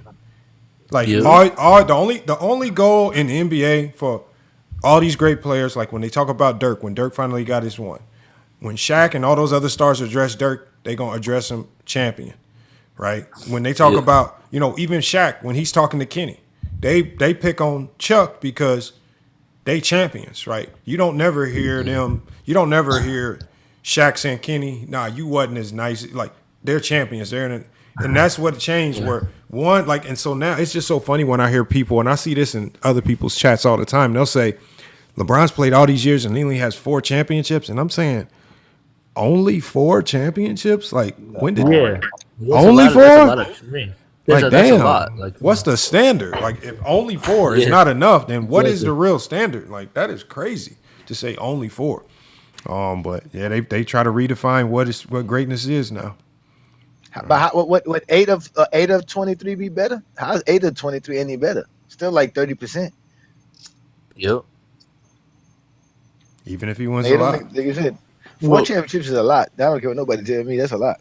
It is a lot, and if you're gonna say only 4, then what like Lamont said, what's the difference? Because what if it's only 5, only 6? The only person you can't say only 4 is Bill Russell. Would be the Bill Russell era level Celtics players. Yeah, you know what, Lamont? I did want to talk about it since we're talking championships. Again, y'all make sure to hit that like button, share the live. Let's get into this conversation, Lamont. You know your boy always disabled when I hear and just tarnish his whole legacy. Who's always disabled? Who's that? Anthony Davis. What did he do? Yeah, I didn't follow that whole story. What did he do? He went out on Draymond Green. You can go find it, and said he doesn't feel like he's a real champion, and that he wants the experience of a real championship, and that he basically and the Zesties have ran with it, and now we have to address this because again, these are the first people that tell you winning matters, Lamont, but at the same time and under the same breath will discredit winning at every turn. I did hear that clip though. How do you come to people and tell us all that matters is winning? How many rings you win? 423, 4 and 6. But every time you get an opportunity to discredit someone winning a championship, you do it. It doesn't make sense. So now, because Anthony Davis said that he doesn't feel like he had a real championship, Caruso made the joke about his championship. Forget all the other half dozen plus players who stated that the bubble was one of the toughest things that they ever had to go through and play in. And I mentioned some of the players who played with the Lakers who also admitted that that championship was one of the toughest championships that they had a chance to win. And they went, Rondo said it, Danny Green said it, right? Mm-hmm. So again, where is all of this championship matter talk when it comes to Anthony Davis coming out? Again, mind you, did Anthony Davis even win a college championship? Because I don't pay attention to college basketball. Is he a Yeah, college he champion? did. Yeah, he did with Kentucky. Yeah, she used to player of the year. Yeah. Yeah. All right, well, no, because I know Kentucky didn't win every championship. every year. So Go ahead. I did hear that. So when I heard AD say it, and I knew people, the Zesties would take it out of context.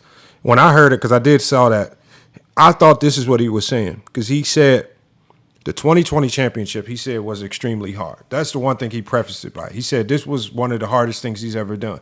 But he says that as a player, and I like that he said this because I get a real people that hooped understand what he's saying. He said, I want to be able to go on the road in a hostile environment with the crowd going against me and go try to win a game on the road. I get that. He did miss out on what the real finals experience is, right? A real championship. No, it's not a real championship. It's the environment. Like this is what changes. The only difference between NBA basketball and some of these other things is the environment. You're doing it in a different going into. So all I'm saying is you going into a hostile arena. Obviously, the Lakers, let's say they would have had home court advantage. They would have still had no matter if this was in the bubble or not, they probably, the bubble just gave Miami a better chance. The bubble did nothing for the better team. The bubble just made worse teams and put them on equal ground because the advantage of being the higher seed is that you get home court advantage. The bubble equalized it.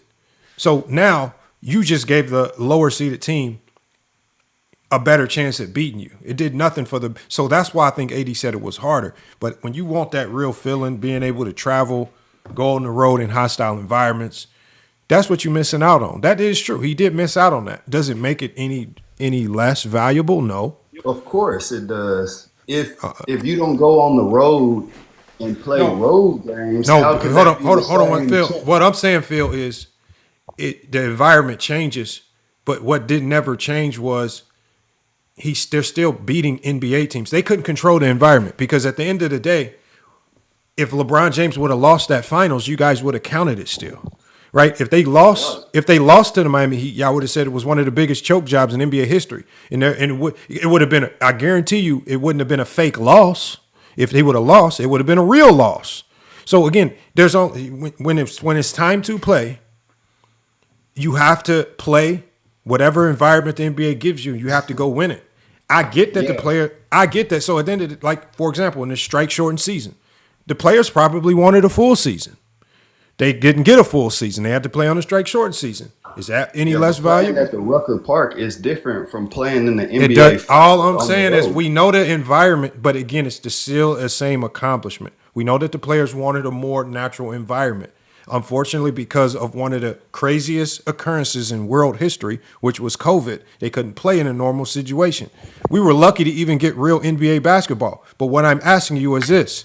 If LeBron James loses to the Miami Heat, is it a real loss or is it a fake loss?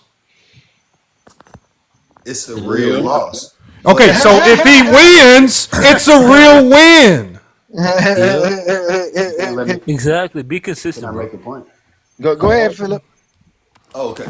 The point I was just trying to make is it just like in the NFL with Tom Brady. Tom Brady is my favorite player, but I don't necessarily think him beating those teams with no pressure, with no fans in the stands, that's not the same thing as him winning. Nobody even talks about that.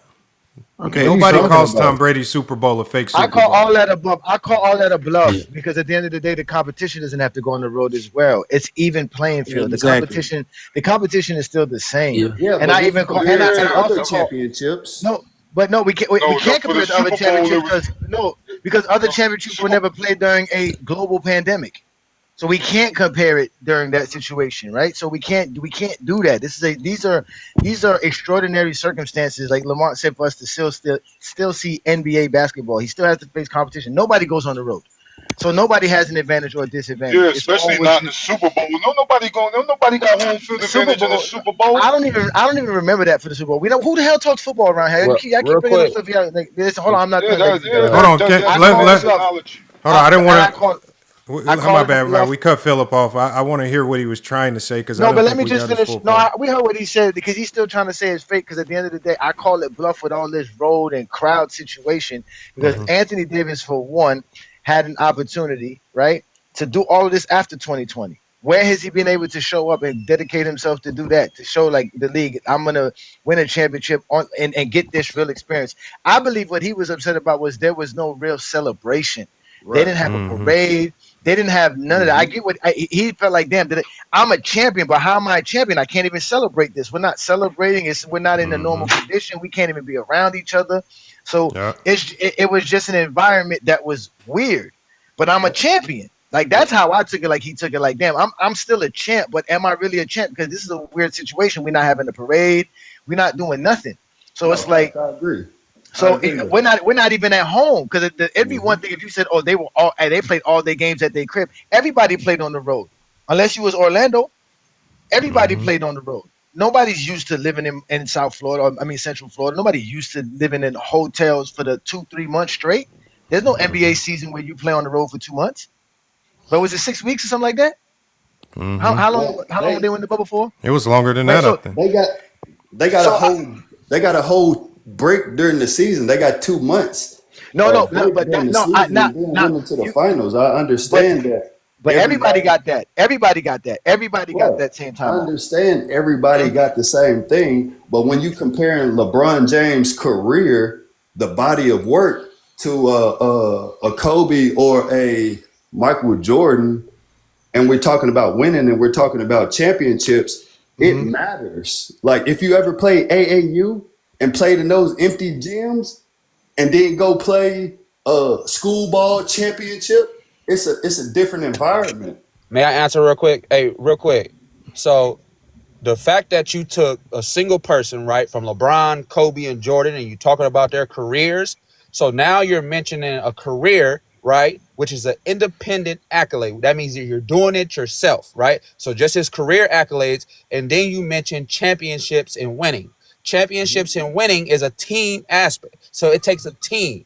So you can't talk about that. No, we could address that. We could address this winning in the body of work that he talked about. Listen, we know we can address it. No. We can address it. You're intertwining things. That's fine. That's fine. No, we still talking championships. What he's basically saying, y'all got to start listening to these Zesties as well. Y'all got to listen to them. It's not that. What he's trying to say is that if we're going to count LeBron James's winning in his body of work, we must address how Michael and Kobe didn't have an opportunity to win a championship under these situations, as if it was easier for LeBron James to win this championship. This was one of the most difficult championships for anybody to win. Just because Anthony Davis ran around here and said he felt weird winning, it doesn't mean it wasn't difficult. He still faced competition, elite coach strategy. Everything was applied. Everybody was locked in, right? Teams didn't even hang out with each other in the bubble. Like these things were real. There was again. This shows you who were the real hoopers compared to non-hoopers. This was the survival of the fittest. Bro, they had 5-star restaurants down there, bro. No, they did not, bro. No, they did not. That is not true. Hold on, wait, Lamar. I'm not even talking about again. Like I said, no NBA player plays on the road for 2 months straight and eating at 5-star restaurants for 2 months straight. Even at 5-star restaurants, eventually you get tired of it. It's Disney World. Yes, they have good food, good cuisine. I'm not gonna say they don't, but at the end of the day, it's not like being at home, bro. Chilling. You can't have no. These used to, family, your ladies, all kind of stuff. Come on, bro. Like it was a weird time. So again, and we're not going to hold it against Kobe and Mike, because if you really want to go there, I don't think Kobe and Mike could have handled that situation. Maybe Kobe, but definitely not Mike. Kobe would have thrived in that situation. Kobe would have averaged 50 in the bubble. Mike, Mike would have crumbled, man. As soon as they told him there's no Hennessy, man, there's no Hennessy, Mike. There's nothing here. There's no cigars, Mike. You can't do this. No, that's funny, I but you can't can't say gamble. that though, because Mike would have retired. Mike would have said, "I'm not going." Mike would have did a Kawhi Leonard. Mike would have pulled the Kawhi Leonard. Man, we get out of here quickly, man. We losing quick, man. We get up out of here, man. Nobody want to play here. Nobody want to do this. I'm gonna go back to my mansion where I can be in relaxed mode. That's crazy. That's crazy. That's crazy. Disrespectful to think that Michael Jordan couldn't. That's fine with me. I get very disrespectful for Michael Jordan. No, but I'm saying, but that's just like saying, oh well, Michael Jordan, he would have beat Dallas Mavericks in 2011, and well, we know that would never happen. He ain't got no Pip, and he ain't winning nothing. Without Pip, no chip. Okay. Without Dwayne Wade, LeBron wouldn't have won. Of course you need. LeBron got 2 championships without Wade, and made multiple finals without Wade. Not without a supporting player. What you mean? Jordan had supporting players outside of Scottie Pippen and couldn't do it. He needed Scottie. Bro, he quit the game because he couldn't have Scottie. That's even worse. LeBron left Dwayne Wade. Jordan didn't leave Scottie. LeBron left Dwayne Wade to win a championship. Jordan didn't do that. He said, "I need the player and the coach." That is true. That is true. It's a fortunate reality, but it is true. What's true? He could have had a championship team, and he didn't run back. So LeBron didn't have a top 5 player when he won. Top 5 player don't exist. Which one? Which win? Top 5 player. Top 5 player doesn't exist. So tell me where you see a top 5 ranking in anywhere in basketball that's official. Where is it? Please show it to me. Of course, it's not official. None of this is official. We just talking sports. A championship's official. Okay. 43,000 points is official. Okay. So Phil, just so we can kind of get back to what you're talking about, Phil. So if we diminish what these teams and players accomplish because of the environment, then would it be fair for us to then, if now we know that the environment matters, is it fair for us to then go back and look at the things that gave Michael Jordan a competitive advantage in the 90s, the environment that he could control, and diminish that? Like, so for example, when we know that a lot of the things like that helped Jordan, the illegal defense rule, we watched full games. We can clearly see with our eyes how it gave Jordan and the Bulls a significant advantage. So is it okay now for us, because of the environment, to just diminish all of that and say, you know what, that 6-0 don't mean as much as any player that played in the 2000s on? Is that fair if we use the environment? You can use whatever you want, because everybody has an environment they got to play in. Just like the NBA now, it's a lot easier to score in the NBA now than it was then. How? Explain that. Explain. You know what I mean? Explain how. The pace is faster. You got more pace. The pace is tied to coaching and scheme and skill. So what makes it harder to score in the 90s versus, let's say, for example, in 2007? Because they couldn't shoot. It's on Philip, y'all. Oh, for one, you had 2 people in the paint at all times. You know, there wasn't people extending the floor. There wasn't 4s and 5s extending the floor. Okay, so I'm asking you again. What makes it harder to score in the 90s versus, for example, 2007? The paint was packed. You had to be able to make shots. Okay, so how does the paint stop you from scoring if you're a jump shooter or a guard? The closer you are, you can score easier. You know what I mean? Just like LeBron James shooting the 30% on pull-up jumpers, that's harder. He just contradicted himself. Exactly. He didn't even answer the question. He literally just contradicted himself in the same sentence Brian said it. No. What you're saying is that if the paint is clogged, it's harder to score.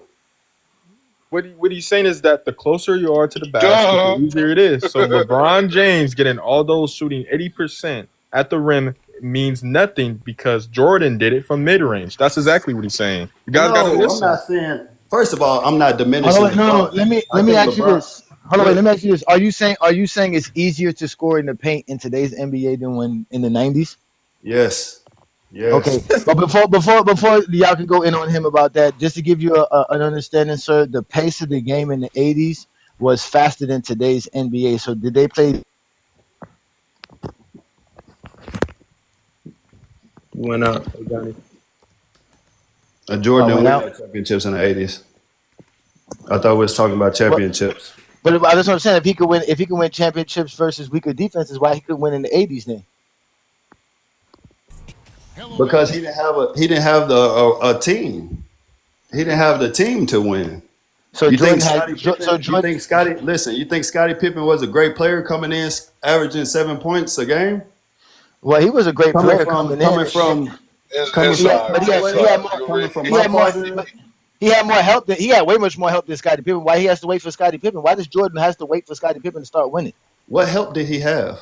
He had Oakley, who was averaging a double, one of the Woolrich. best rebounders This in the dude said league. Oakley. This dude Orlando said Woolrich. Oakley was one of the Oakley better was rebounders averaging in the 20. Hey, league. y'all, can we go one mic, y'all?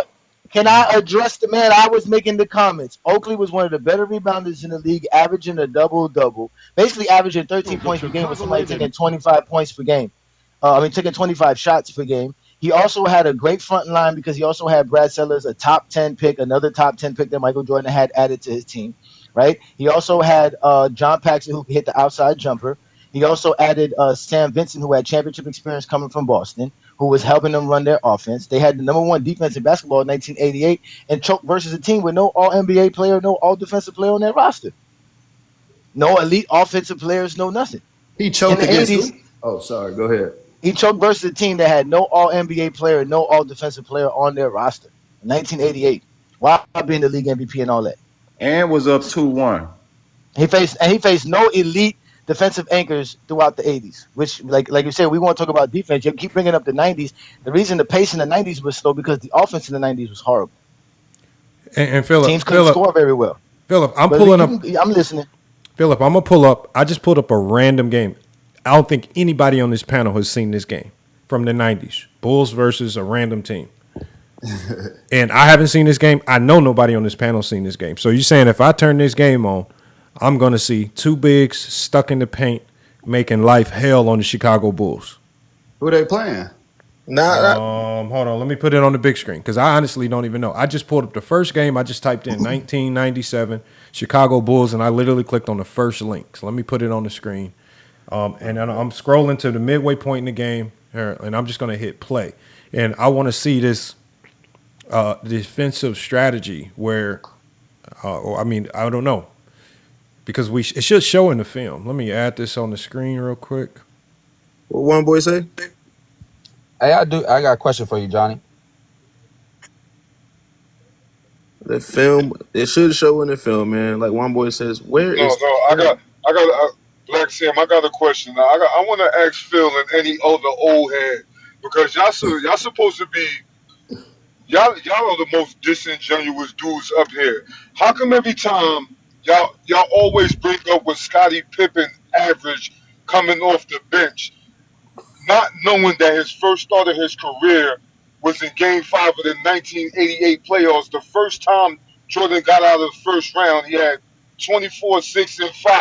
How come y'all don't know what Scottie had in his first start, but y'all know what he averaged coming off the bench? I'm okay. That's for me. I'm pro Scottie Pippen. I think Scottie Pippen is one of the. That is not what I asked you. I know. Let me. What did I ask you? I asked you. You brought up what he averaged coming off the bench. Why don't you know what he had in his first start? If you're the old head. How come I don't know what he has in his first start ever?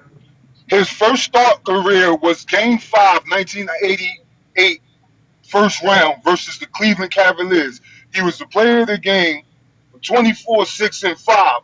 How are you telling us what he averaged coming off the bench as a rookie, but you don't know what he had in his first start as a rookie? Okay, he had a good game. Okay, so you saying that's his first start ever in the NBA? Yeah, I would have to look that up. I'm not gonna lie. Yeah, 1988 Game 5 first round. But you see what I'm saying though. You gotta look that up, but you ain't gotta look up the fact that he had 7 points he was averaging 7 points coming off the bench as a rookie. Yeah, You's a fraud. You's a fraud, Philip. All right. No, I mean, Listen, I think. listen, hold on. No, listen. Go ahead, No. Philip. Go ahead. Let Philip respond for that. Go ahead, Philip. No, listen, Scottie Pippen was a great player. Nobody's diminishing Scottie Pippen. I'm also not diminishing LeBron James. These are great players we're talking about. So we gotta split hairs when we're talking about great players. No, we I just just gotta want address. you to. No, we just gotta address the facts. That's all. We just gotta address the facts, and the facts is, and for tonight's program, is the style of defenses and the type of defenses both of these players have faced. We are gonna contest to you that LeBron James faced tougher defenders as far as the perimeter defenders or interior defenders, scheme-wise, overall team in general defensively than Jordan had. Right here, you can clearly see Jordan's not getting double teamed. He's not facing no elite big man that's stopping him from getting to the basket or a perimeter defender stopping him from getting to the basket. It's just these dudes are limited skill-wise. You guys don't want to accept that this is 1900 basketball. These guys were not as skilled as you want us to believe. That is the fact. Today's players can do way much more, so defenders have to cover space way much more, defend way much wow. more. This man just Wow. All right, is that Sharon? Sharon's on this team, Lamont. No, he's not on this team. Yeah, he is on this team, I think. But he started his career in Toronto, and then or did he go to Philly then Toronto? No, I think he was with Toronto by this time. Yeah, he was Wow. Is this the worst jumper in NBA history? They couldn't shoot. What the hell? And that was the WNBA. Remember, that's the WNBA 3-point line. They gave him the WNBA 3-point line. He shot that junk with precise confidence. Look, Jordan don't got to play no defense. This is who Jordan exactly. We talking about Jordan playing. Look what Jordan has to do. Jordan could rest on defense right there. That's a free possession for him. Lamar, let me ask you a question. If you foul somebody, is that considered a new possession on the play, like on the inbounds play? I believe so. If you foul and the play gets reset, that's it. I don't know if it's considered a new possession because I think it's only considered a new possession when the shot clock resets. That's a new possession. Okay. So the shot clock. We want to hear from you because they say we don't let people talk. We want to let y'all talk and represent the Jordan fan base. They say we hating. No, I don't think y'all hating. Y'all just trying to present y'all argument. Shit, I enjoyed the conversation, but yeah, that's cool. Okay, he not getting double teamed, and okay, there seems like a lot of people in the paint, but okay, so. Just like the Spurs employed their defensive strategy in 2007, and all they did was pack the paint and let LeBron James shoot. The same thing they did in 2014. But that's not what they did. That's not. Okay, pause it right there, Lamar. Pause it right there. Pause, Lamar. Lamar, rewind it 5 seconds, please, Lamar. Please pause it 5 seconds when as soon as you get the post in the entry. As soon as you get the ball in the entry, as soon as you get it in the entry post. As soon as he gives it to him, pause it, Lamont.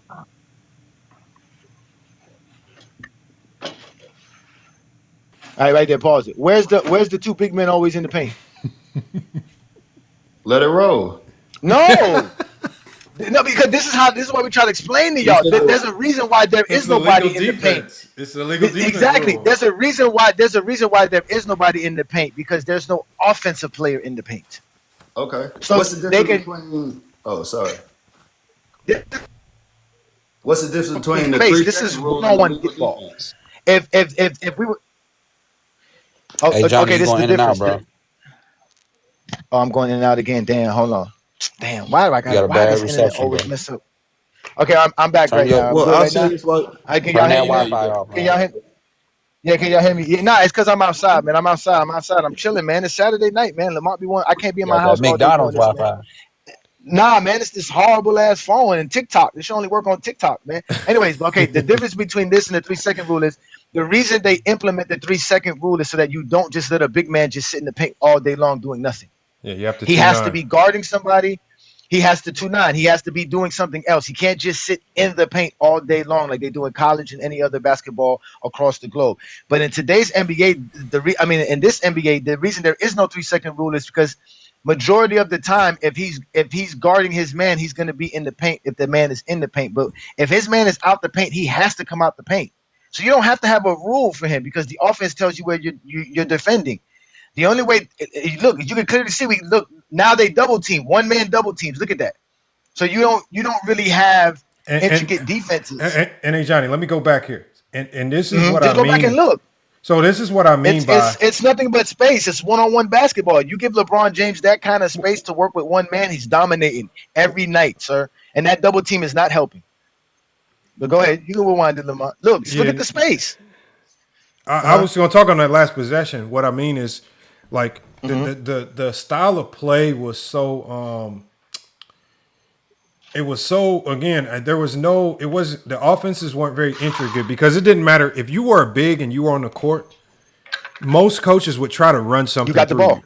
So, like, if you look at this guy right here, I want y'all to look at this post move. This guy's in the NBA, and instead of, and look at his offense, y'all. They're walking it up, right? This is no regard for who's the best player on the court. They're trying to ISO the biggest player on the court. And so watch this ISO. Now, watch. He gets the ball. This is not a very skilled move when he gets it. Watch what happens. No, like he just turns and falls. Like you're like this is like why am I trying to ISO you if the first thing you're doing is turning and falling? Like I'm not about to ISO you. You know, and that's what happens. This is what we have to. This is what we're looking at right here. Look again. I want y'all to look at this. We're not seeing any significant pin downs. We're not seeing any 1-4 high sets. We're not seeing anything intricate. We're seeing them dribble, shot. We're not seeing anything intricate here. Correct. Like, hold on, watch the Bulls on the other hand will try to at least run elements of the triangle, but hold on, they called a foul there. But if you look at what the Bulls had to defend on a possession by possession basis, we're not looking at anything detailed. Oh my God! This is not to diminish anything. This is just was only good for back then. This is 30 years ago, ladies and gentlemen. It can't be as good as we see. Yes, it is. Again, look, the Bulls are gonna run some. Look, same offense. Look, boom, quick, and they just shoot the ball quicker. That's the only thing the Bulls do. This is a laughing stock every time you put it on. But I got a question for you, Johnny and Lamont. Now you know when the old heads be coming up here, be trying to break down basketball and whatnot. You know what I'm saying? Like, how do you feel as a younger brother when you just hear these old heads just keep saying the same thing and it's always lie after lie after lie after lie? Well, boy, I'm an old head. I don't know what you're talking. I'm not young. I'm an old head, bro. I'm a grandfather. I'm one of the old heads. I don't know what you talk about. I don't hang around these dudes. I keep telling you, man. I told you I have identified, marked, and cataloged these dudes, man. They all zesty Jeffries, man. They can't talk basketball. It's not my fault. Young or old, no matter to me. What I don't like is when younger guys do it. When younger guys do it, like if you born between 2000, 2007, 2010, and you talking about Jordan's the GOAT and weak era this, you just discrediting your own generation. Like I hate when younger guys do it. Let's show him how they play defense today's NBA and how intricate it has to be for you to score, because people don't understand how much harder it is for players to score in today's NBA. It's harder. It's harder to score against his own defense. That's why you have to have perimeter scorers, because the defense is there. The defense could be where you want to go before you even get there. The NBA was created to have one-on-one isolation basketball, but that became so methodic basketball in the 90s, and they try to change rules to help it and help it. They changed all kind of rules in the 90s to help the offense, and it just got worse and worse. Until also, Rod Thorne basically said, we got to ditch all of this. Rod Thorne, towards the end of the 90s, they just ditched it all. You had to. It wasn't going to work.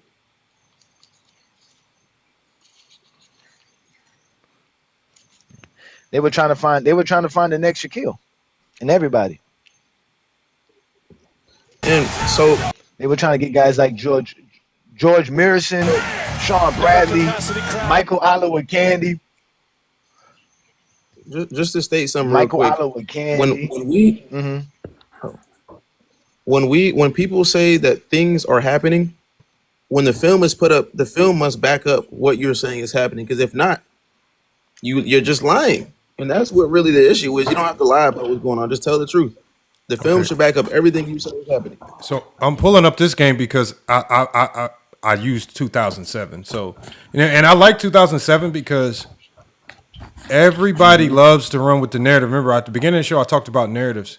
They say that the Spurs just backed off and let LeBron shoot. And I don't know, like, with me being a defensive coach, I've never seen a defensive strategy where you have a great perimeter player who can pass and you say just sag off of them. Like, you sagging off of great players just makes them more aggressive. Like, you have to do other things than sag off, unless you're talking about end of shot clock situations where you have no choice but to chuck a shot. And so that's why I want to go to this game. I'm just going to pick a random point in the game. I'm just going to go to the middle of the game. Obviously, we know it's a defensive game harder. Let's just go here. That's the end of the half. And we're going to see how they're going to be defending. And this is the defense on both sides because both of these were two of the best defensive teams in the league. Ginobili kicks it out. Parker. That's a three. Tony Parker, another three-pointer. All of a sudden, he's got range from downtown.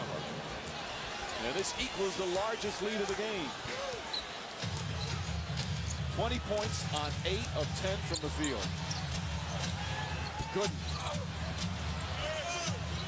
And Duncan his 9th rebound. So we already saw 2 on LeBron on the ice coverage. Duncan on the fake. Alberto, nice pass back and a foul. Yep, that looked like a 90s possession to me. Right now on the Cavs. A 90s possession? They have to work so hard defensively, and they've done a pretty good job, but it's not helping out the way they're struggling on the other end. And James the rebound. All right, let's see the sagging. James to the basket, good hard drive. Bowen defended him beautifully. And Gibson wraps up Parker to prevent the fast break. They were pretty packed in the paint on that one. No, what you saw there was if you back off of LeBron, he's just going to drive. This is why I told y'all, what you're doing is you're looking at the fact that he missed the layup. I'm looking at the fact of if you back off a great driver, he's just going to drive. Like, this is how we know. But that was also in transition as well. That he didn't let the defense set. He actually tried to attack the defense before it set. If you look at it again, but go ahead. Yeah, Joe, he turned it in transition. They missed. Look, he runs fast. See, look, he's trying to hurry up before they can set. Look, he sees they haven't set yet. Look, and he goes straight to the basket. And there's 2-3 people there. Yeah, that's what I'm saying. Everybody is running to the paint because that's how defense is played. Because it's transition. You have LeBron James, one of the best transition players. That's just the typical. Once the ball get in the paint. Once the ball get in the paint, the defense has to respond, of course. It's just basketball. That's why you have to stop LeBron before he gets to the paint. That's why you're not sagging off of LeBron. You're playing LeBron further, so he doesn't get to the paint. 9-point advantage, which is the largest. Which make them pack the paint. That's my point. The paint is going to be packed. You want to stop the paint on fast breaks, sir. That's how you stop the team from scoring, sir. Right. Lugauskas, 11 boards. Pavlovich. And again, the shots will not fall. That's funny how he really in here trying to. You heard what he just said. You heard what he just said. He really know what's going on. Now, you heard what he just said. What did you you say? What he just said, though, right? He just said the shots are not falling. So he's basically saying everybody's missing for the Cavs. It's not just LeBron. Pavlovich just missed an open little jumper right there. He didn't make that. It's not about missing. We're talking about defensive coverage. No, I know that. I know that. But I'm just highlighting. Yeah, but we haven't really got to see a full coverage yet. A lot of these have been transition possessions, yeah. Yeah. But that shows you how good defense is, though, Lamar, because that's what you do against good defenses. You try to get ahead of it. All right, now here we see a full defensive possession. Let's see if they sag off LeBron. They got a man up on LeBron. Damn. Oh my gosh, that's a great pass. That was a great pass. That's a crazy haircut. I forgot he had that.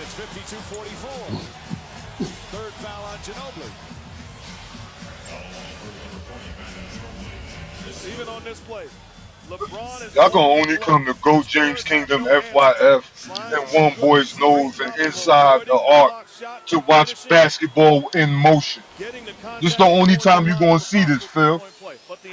Well, I was trying to find the possessions where they just clearly sagging off LeBron. I just want to see if I Greg. also want to find the possessions to show him. No, to show him the difference between the 3-second rule. Oh as yeah, well. they have the 2-9 in today's game, right here. Yeah, the 2-9. Yeah. Okay, look, LeBron 2-9 right there.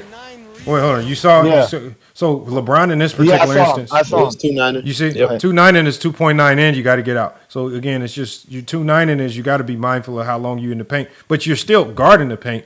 But you just have to consistently 2-9, right? Get out, get right back in, right? Depending on Especially when you're guarding nobody. As an example, let's see, LeBron's man is not in the paint. If LeBron's man's in the paint, he can be in the paint as long as he wants to. It's the fact that there's no one in the paint offensively, which requires you to either stay. You basically got to stay out of the paint. You can be wherever you want to, but you can't be in the paint. That's just basically what it's saying. You don't have to double team. You don't have to do nothing, but you just can't be in the paint longer than 3 seconds. Okay, so with this steel frame right here, you think it'll be easier to score right here or harder to score with nobody in the paint? It's harder. Somebody is in the paint. Because somebody is in the paint. Because you see how close LeBron James is? He's only a foot away from protecting the basket. He's been protecting it right now.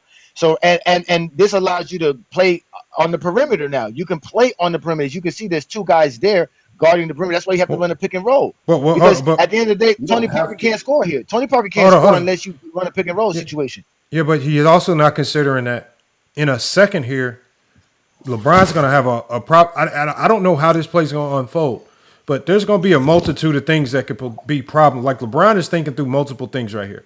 Duncan's about to roll. Tony Parker can potentially get middle. If Tony Parker does get middle, he's a good passer. Then you'll have Bruce Bowen on a corner 3, which he can knock those down. Right? Pavlov is probably strong side. He can't leave Ginobili, so he could probably just jab in and try to squeeze. But again, because of the skill of a Bruce Bowen, because of the skill of a Duncan who's going to roll they're running offense. This is not just Duncan going to the block. They're just throwing the ball to Duncan saying score. Exactly. They're doing it. So we're going to. Okay, so hold on. Duncan rolls. See, look. So he does a good job of stopping Parker on the drive. So he fights over. But Parker does a good job of finding the roll man. Let's see. He finds the backside man. They're going to go to Duncan on the block. Got the help. And then we got it. No foul. All right, pause them up. That's a good pass. But now you can see why the offenses are so different and so differently and so intricate, like you said. So he makes that backside help so they can get Tim Duncan a better position on the low block, right? Without defensive help. Without defensive help though, because if you just run a simple offense in this era where you just dribble to some man to the wing and just try to throw it down on the low block, it's easier to defend it that way. So they run this pick and roll action and get him to roll into a situation where he could probably be better in the position. But that's good defense by the Cavs because they rotated and did everything on point. Because as soon as Tim Duncan caught the ball, there was somebody on him. Yep. Yeah, that team was so trash. This team is trash. I'm sorry. So this Cavs team was terrible. They were good. I've also yet to see anyone second off. We're talking about defensive team. They were a good defensive team. They had a good defensive strategy. Everyone on the LeBron James team was terrible. That's my whole problem with the LeBron James thing. Y'all defend. We don't care. We don't care. All right, well, don't care. We don't care. What are you about to say? Come on, let him finish. Let him finish. All right, so you gonna let me say what I'm saying? We've been a bitch the whole time on here. Hey, Lamont, can you rewind that play? Yeah. But go ahead, Philip, man. Go ahead, Philip. Can we see? Can we? Yeah, I'm gonna shut up. But can we see the sagging of LeBron since that was the game plan? You can also rewind that play right there, Lamont. Rewind that play right there, because Elgauskas does a good job protecting the paint there as well. Rewind it right quick, Lamont. Okay, so if you pause it right here, Lamont, right? Pause it. Okay, his man's about to set a screen, but watch how he protects the paint because he's gonna have that backside help from LeBron. Obviously, if that is LeBron, whoever's on that elbow. Okay, so Elgauskas is icing. This is just icing a drive. Brian can't help. Brian's strong side corner. He can't do nothing but stay strong. No, but look it's the weak side help. It's the weak side guy. You see where he's at? The weak side guy on the elbow. You see where halfway. That's basic defense. No, I understand that, but what I'm trying to tell you is that different. But you couldn't do that in the 90s. No, you could do that in the 90s. But what I'm saying is that the offenses are more intricate after there is an open man. You see what I'm trying to say? When you move the ball, see, look, now you have when you have the defense scrambling like Lamar, like look his man, he's chasing. See, they get a good shot. But that's the point, because that's what it causes. It causes the movement. Now you're chasing like Lamar. You don't want to be chasing on defense. You don't want to be chasing. You see what I'm saying? So that's sagging. But rewind that to Lamar, and this is also what I was going to say about the help defense here. They leave players open. They don't even guard nobody just to protect the paint for LeBron James. So here we go. You're 7'3". You supposed to hit that shot. So here we go. Right here. So pause it right here. You see, they double team him off the top. They do a hard hedge. They know it's the screen and roll. They hard hedge. But look at the guy that's in the paint. You see him? The guy underneath the basket. Yeah. He's not really guarding nobody. He has to get out of there real quick. That's why Ilgauskas has to move out of the paint. Because once Ilgauskas moves out of the paint, that guy that's in the paint has 3 seconds to get out of there. So, but go ahead, Denny. What you said now? What you said about Mike? So what would Mike do and Kobe do to alleviate all this y'all doing right now? Shoot 6 for 24. No, right here, you know what they would do? That's exactly you know what they would do? No, you know what they would do? Shoot 6 for 24. Get in the mid post and simplify the game. Yeah, hold on, Philip. And make it easy. Hold on, y'all.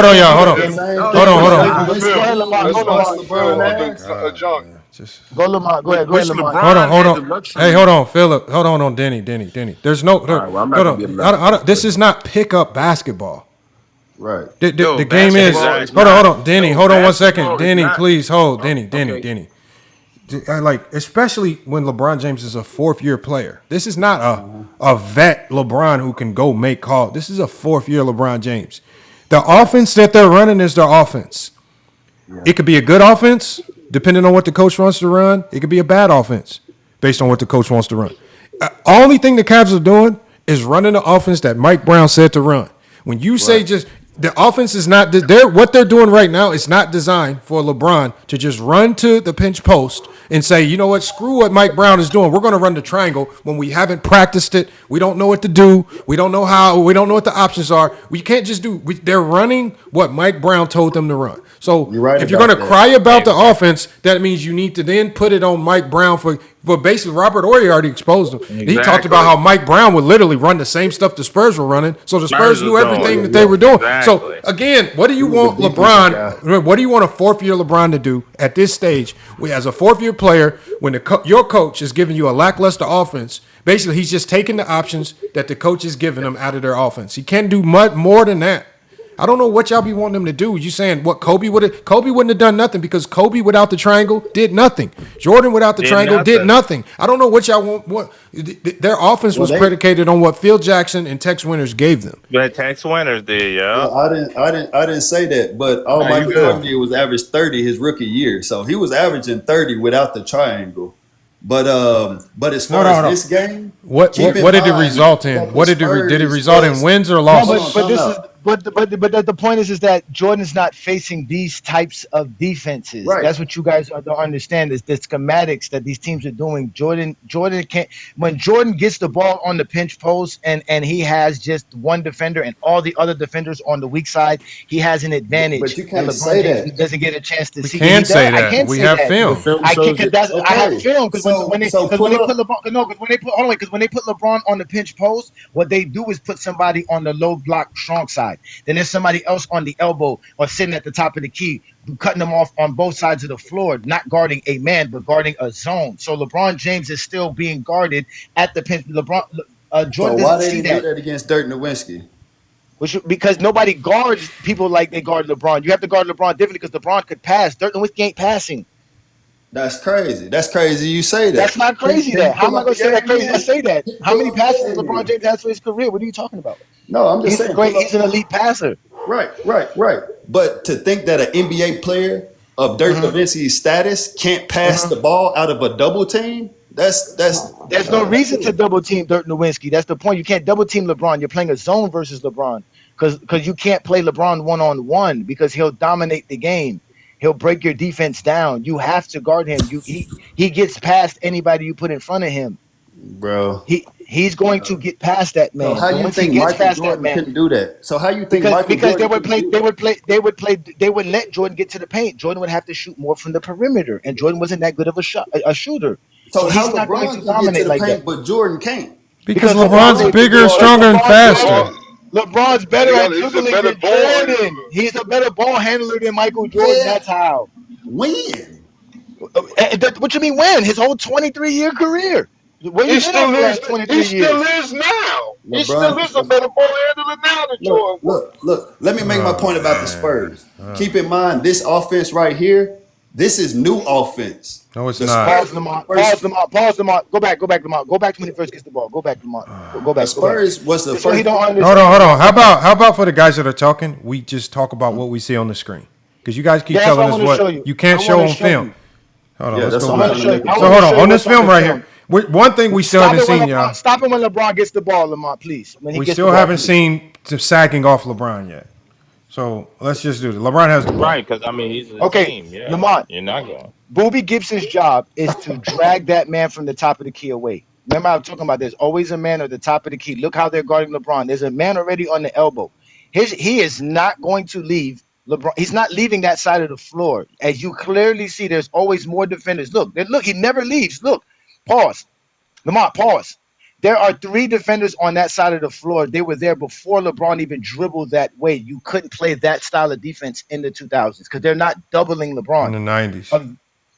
Yeah, I'm sorry, in the 90s. You couldn't do that. Jordan Yeah, would they have just that zoning base. him off. Jordan would have that baseline, and that would be and LeBron with a baseline is a dunk. That's just it. So at the end of the day, this is the defenses LeBron was facing. And even at that, look how they're guarding him. They're leaving 2 men wide open. The 2 guys on the weak side are left wide open. LeBron James has to make a miracle pass, a cross-court pass to a wide open man that's going to break. And y'all see what I mean by, again, on these coverages for LeBron, y'all.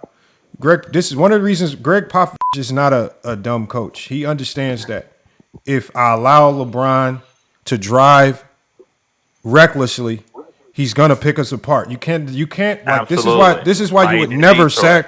This is why you would never sag off LeBron because what hold on 1 second, please. What it's gonna ultimately start creating is a whole bunch of collapses. You don't want your defense just always collapsing, driving, kick. Now everybody scramble.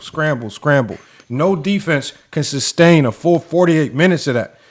Greg Popovich was never going to be that dumb. So when people say, because we went to the film primarily because I hate when people say that they just sagged off LeBron and let him shoot. There's no smart defensive coach just going to do that, especially when, as Johnny said, it's a great passer. It was hard to double Magic in the 80s because he's a great passer. It's hard to double Nikola Jokic today because he's a great passer. It's hard to double LeBron. And the reason why you have to go to zone is so you can have guys in passing lanes, zoned up. That's the exact reason why you zone up. So you have multiple bodies all over the court, right, making it hard for him to identify quick reads. So we keep playing it. But even right here, so now you trap him, make him pick up the dribble, and now late shot clock, now is 8 seconds on the clock. You force somebody else to operate late shot clock other than LeBron. This is a byproduct of the roster.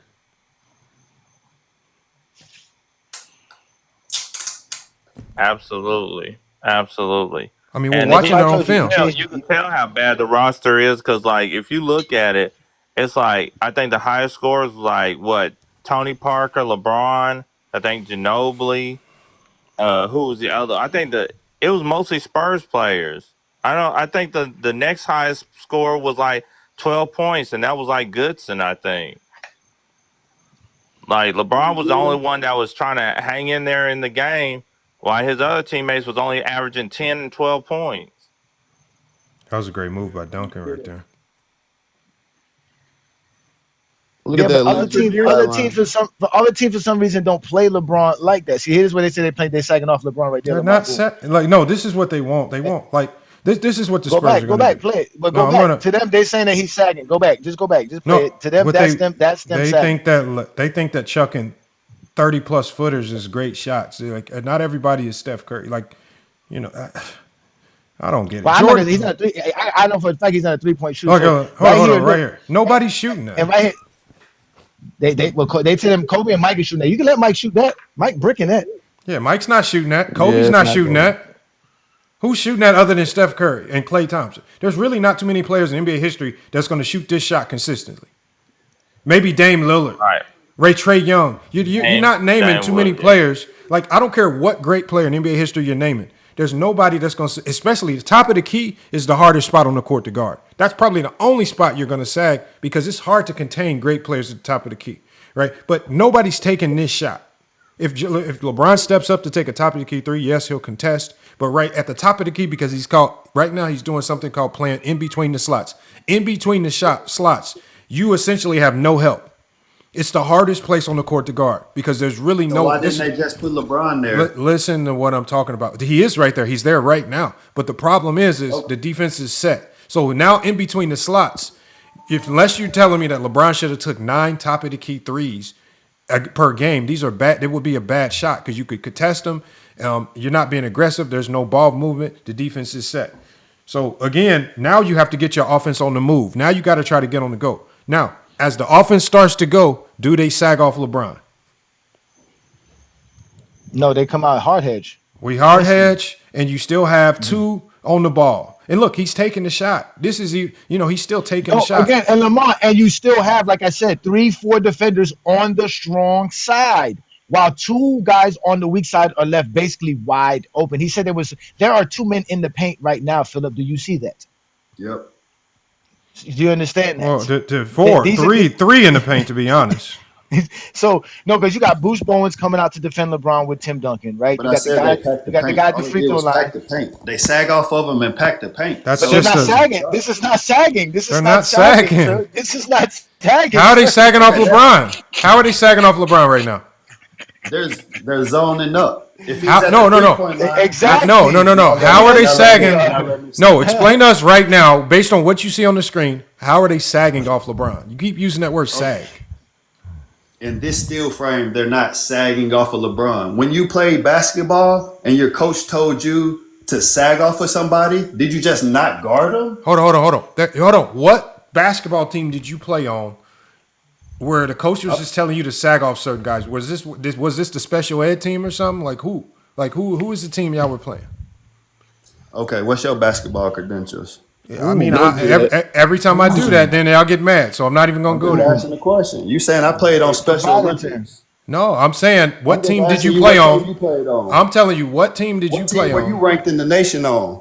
Okay, so you really want to go there? What coaches have you had won championships? Oh, three-time national championship. Now, if I do it, y'all, no, we're not even gonna go there because again, every time I do it, then y'all get mad at me. So. Again, we're just going to stick to basketball because I guarantee you your resume doesn't come close to stacking up to mine at all. But you're not going to go there. So that mean I played on the Special Olympics? No, what I'm saying is I'm asking you. I didn't say you played on the Special Olympics. I'm saying your coach was special ed if he's running around telling you to sag off people. That's not how real defense works. The real defense, I tell my team, I say that we treat everybody like they are the best player. If you have the ball in your hands, we're treating you like you're the best player. We high pressure defense. We're always up. We don't give anybody any lucky shots. So there's no coach that's a great defensive. There's no coach that's a great defensive coach that's running around just saying sag, sag, sag, sag. Oh, he can't shoot sag, bro. Because I've seen so many people hit lucky, and especially at the NBA level, you guys will start eventually making shots if your plan is sag, sag, sag, sag. It just don't work like that. It just does not work like that.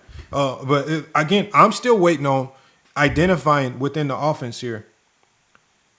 Where are the Spurs just sagging off LeBron and basically saying shoot jumpers? LeBron made it easy for them, bro. Come on, man. LeBron made it easy.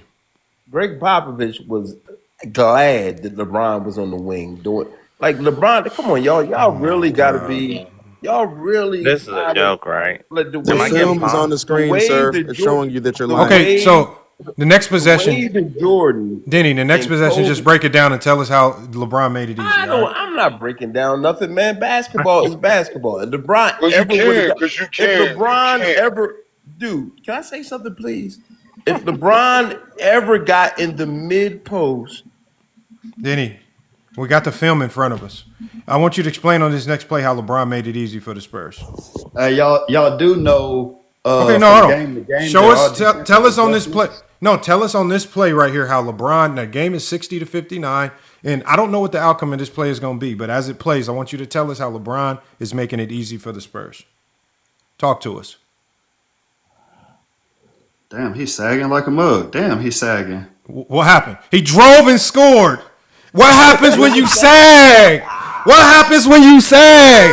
You drive and he's going to score. That's what happens when you sag. Remember, I just told you, top of the key, inside the slots is the hardest place to guard because it's hard to send help. They LeBron at the top of the key. He sagged and LeBron went right into his chest, pushed him under the rim and scored. He scored. Okay, exactly. So what my man is saying, if he got at the mid post like Dirk Nowitzki, they wouldn't be able to double him. You can't go to the mid post unless the coach designs something for you to go to the mid post.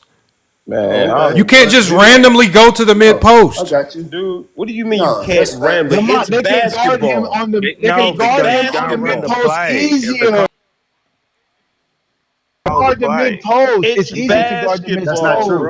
Hold on, y'all. Yes, it is. It was so basketball karma be getting y'all because as soon as we see this, as soon as the first play we see here is this play where obviously he has the sag, he body layup right at the rim. That's what happens when you sag. Doesn't lie. The film does not lie. I don't know why You're telling me you can't randomly. It's on the screen. So you're telling me you can't randomly go to the post when somebody throws a post entry pass. Y'all are all complicating this and saying, "Oh, look at the weak side. Look at this. It's basketball." Y'all sound It's hard to go to the post. Everybody here trying to prove their basketball acumen, man. Stop. Dwayne when they sag, he got in the shoots. mid post. Dwayne Wade. That's They why don't guard. They don't guard Dwayne Wade like they guard LeBron James. That's how the play is developed. Stop. That's You know, why. wait, I'm talking here. I am a co-host. They do not guard any one of these players. You guys keep mentioning the way they guard LeBron James. Please go show me the film of defenses playing Dwayne Wade, the way defenses play LeBron James. I would love to see this. So what?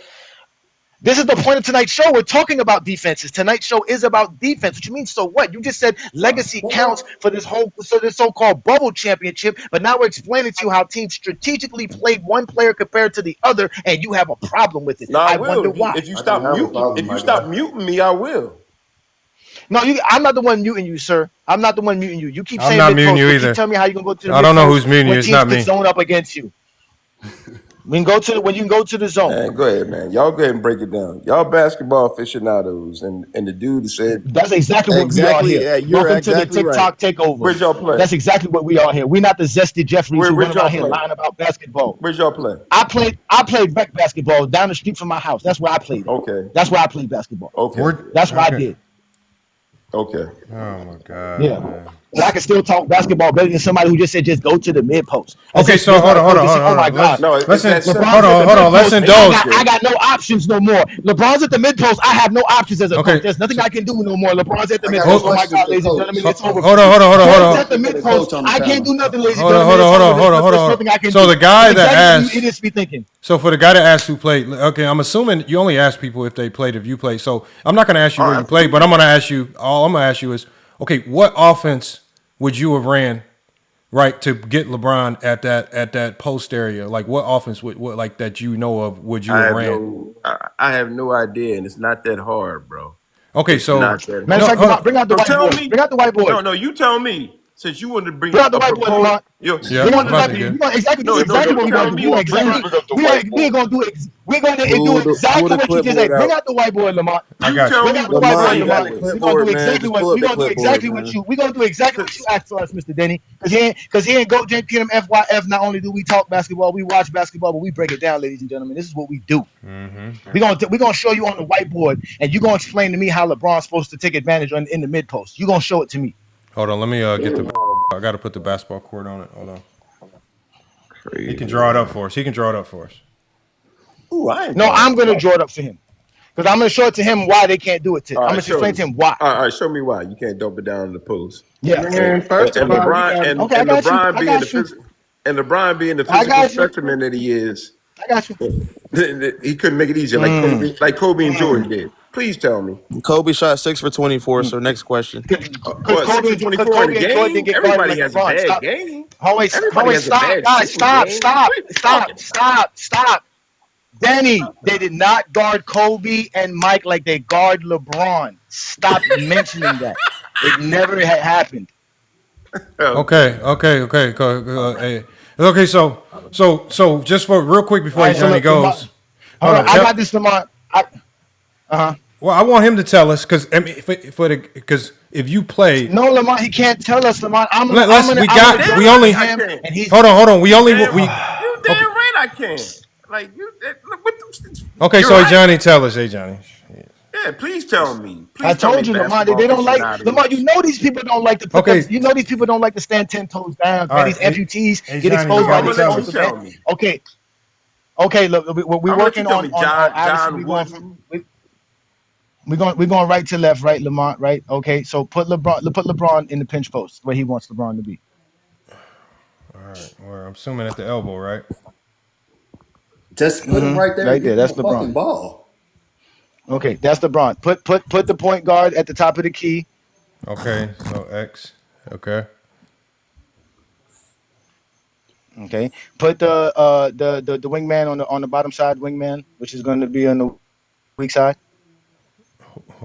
So where here on the wing right here?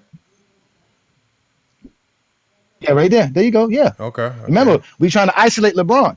Remember, this is supposed to be LeBron in the pitch post where he is supposed to take advantage of size, body, everything. Yeah, put a man in the corner. Weak side or strong side corner? Both. No, weak side corner. All right. Oh wait, Philip said. Okay, yeah. Put the other guy on the other side too. Go ahead, Lamont. Okay. All right. So now, the defense, right? You're gonna have obviously somebody on the ball, which is the point guard. All right. You want me to draw the defense too? I like this right here. Yeah, just put the guy on the arm ball. Put the guy on the ball guard. The point guard bringing up the ball. And there's obviously a guy on the ball. Oh shit. Hold on. Let me get the stylus.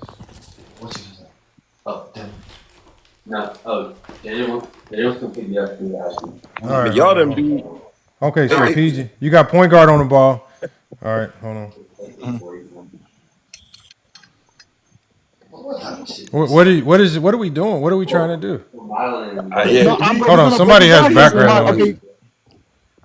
Okay. So, put a defender on LeBron. I mean, that's Phil. Okay, let's just go. We got to defend. We got all defenders on the court. You just got to tell me what you're doing, Johnny. Yeah, please tell me. Okay. All right. So now LeBron gets the ball in the pinch post, and what these guys want us to believe is that the defense does nothing and allow this one man that's guarding LeBron to play ISO basketball with LeBron James. That's what he wants us to believe, and that LeBron James doesn't know how to take advantage of this situation. In this setup right here, hold on. For the guy that said LeBron needs to play in the pinch post. Okay, so is this something that you want? Is this an action where you want LeBron to see the ball, get the ball in versus the Spurs? That's what he said. He said, so, why didn't he? So what would stop the defense, right? No, let him answer. Answer. So what would stop the defense, right, from just rotating over and help? Remember, because if I'm coaching against it, right, let's say you do that, and if the only thing you're doing without any ball movement that's intricate, right? Obviously, strong side can't help. I'm just gonna send this guy over to help, and then this guy is just gonna play too, right? And point guard's just gonna flood the lane, It's not even very hard now. Now you become easy to defend. So you're telling me LeBron in the half court set, starting his offense 25 feet away from the basket, like he's always done, is harder to guard than him getting in the post, mid post. That's what you're teling me? No, what I'm saying is if you want, what we're telling you is in this situation. The defenders are going to be able to stop LeBron from doing whatever you think. He's not going to be ISO'd. Like he said, I'm going to easily send a weak side defender to protect the baseline, the strong side, and I have the defender at the top of the key defending LeBron James going to the middle. So LeBron James is getting guarded by LeBron. All I'm saying is this is your problem. If you just dump the ball into LeBron, so now we have a dump down into LeBron, all right? Who's one of the most gifted passers. Hold on, listen, hold on.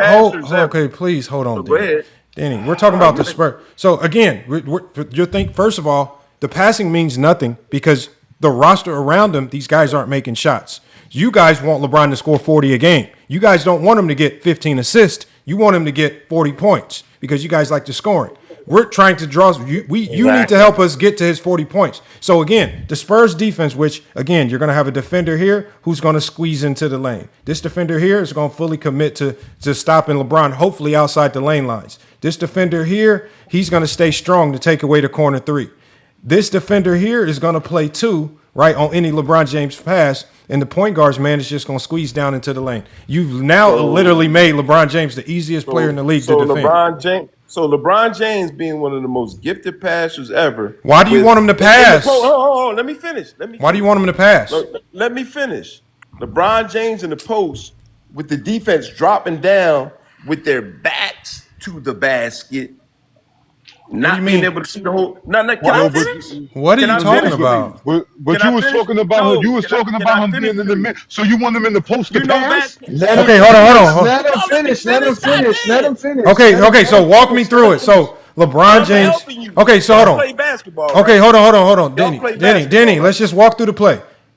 Point guard passes LeBron the ball. What next? What does LeBron need to do from here? LeBron and anybody that plays basketball, when you throw it down to a post, especially somebody with the basketball acumen of LeBron, when they drop down and play a post dude as a defender, your backs are to the basket. When the court is spread out, like imagine the passer that he would be. When he's 25, he's one of the best passers in NBA history. No, can I finish, please? When he's 25 feet away from the basket and everybody's opening up, seeing the whole floor, it's easier to defend. Y'all play basketball, so y'all say that. I know what I'm talking. It's not so no, you don't. No, okay, you so don't. hold on. No, you don't. Okay, so Denny, you said you wanted LeBron in the pinch post, correct? I mean, if LeBron's in the wrong spot, tell us where to move LeBron, where you want him to get the ball. Do you want LeBron on the low block? Do you want LeBron on the low block? Or do you want LeBron at the elbow? Low block, mid post, wherever he can. Okay, let's put LeBron on the low block, right? So where are the other four guys?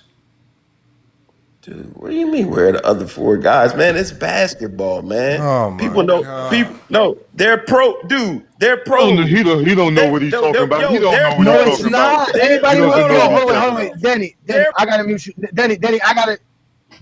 Denny, just say you don't. No, Denny, I gotta mute you there. There's a reason why people are NBA coaches. Not anybody can be an NBA coach. What are you talking about? There's a reason why we actually have strategies. You can't just say it doesn't matter. Somebody has to be somewhere. You can't just put anybody on the court and say, well, you got LeBron James. That's how great y'all think LeBron James is, that y'all think that there's no strategy needed, no team needed, no nothing needed. Just give LeBron a ball and watch him work. That's literally how great y'all think LeBron is. They're pros. You don't have to teach floor balance to pros.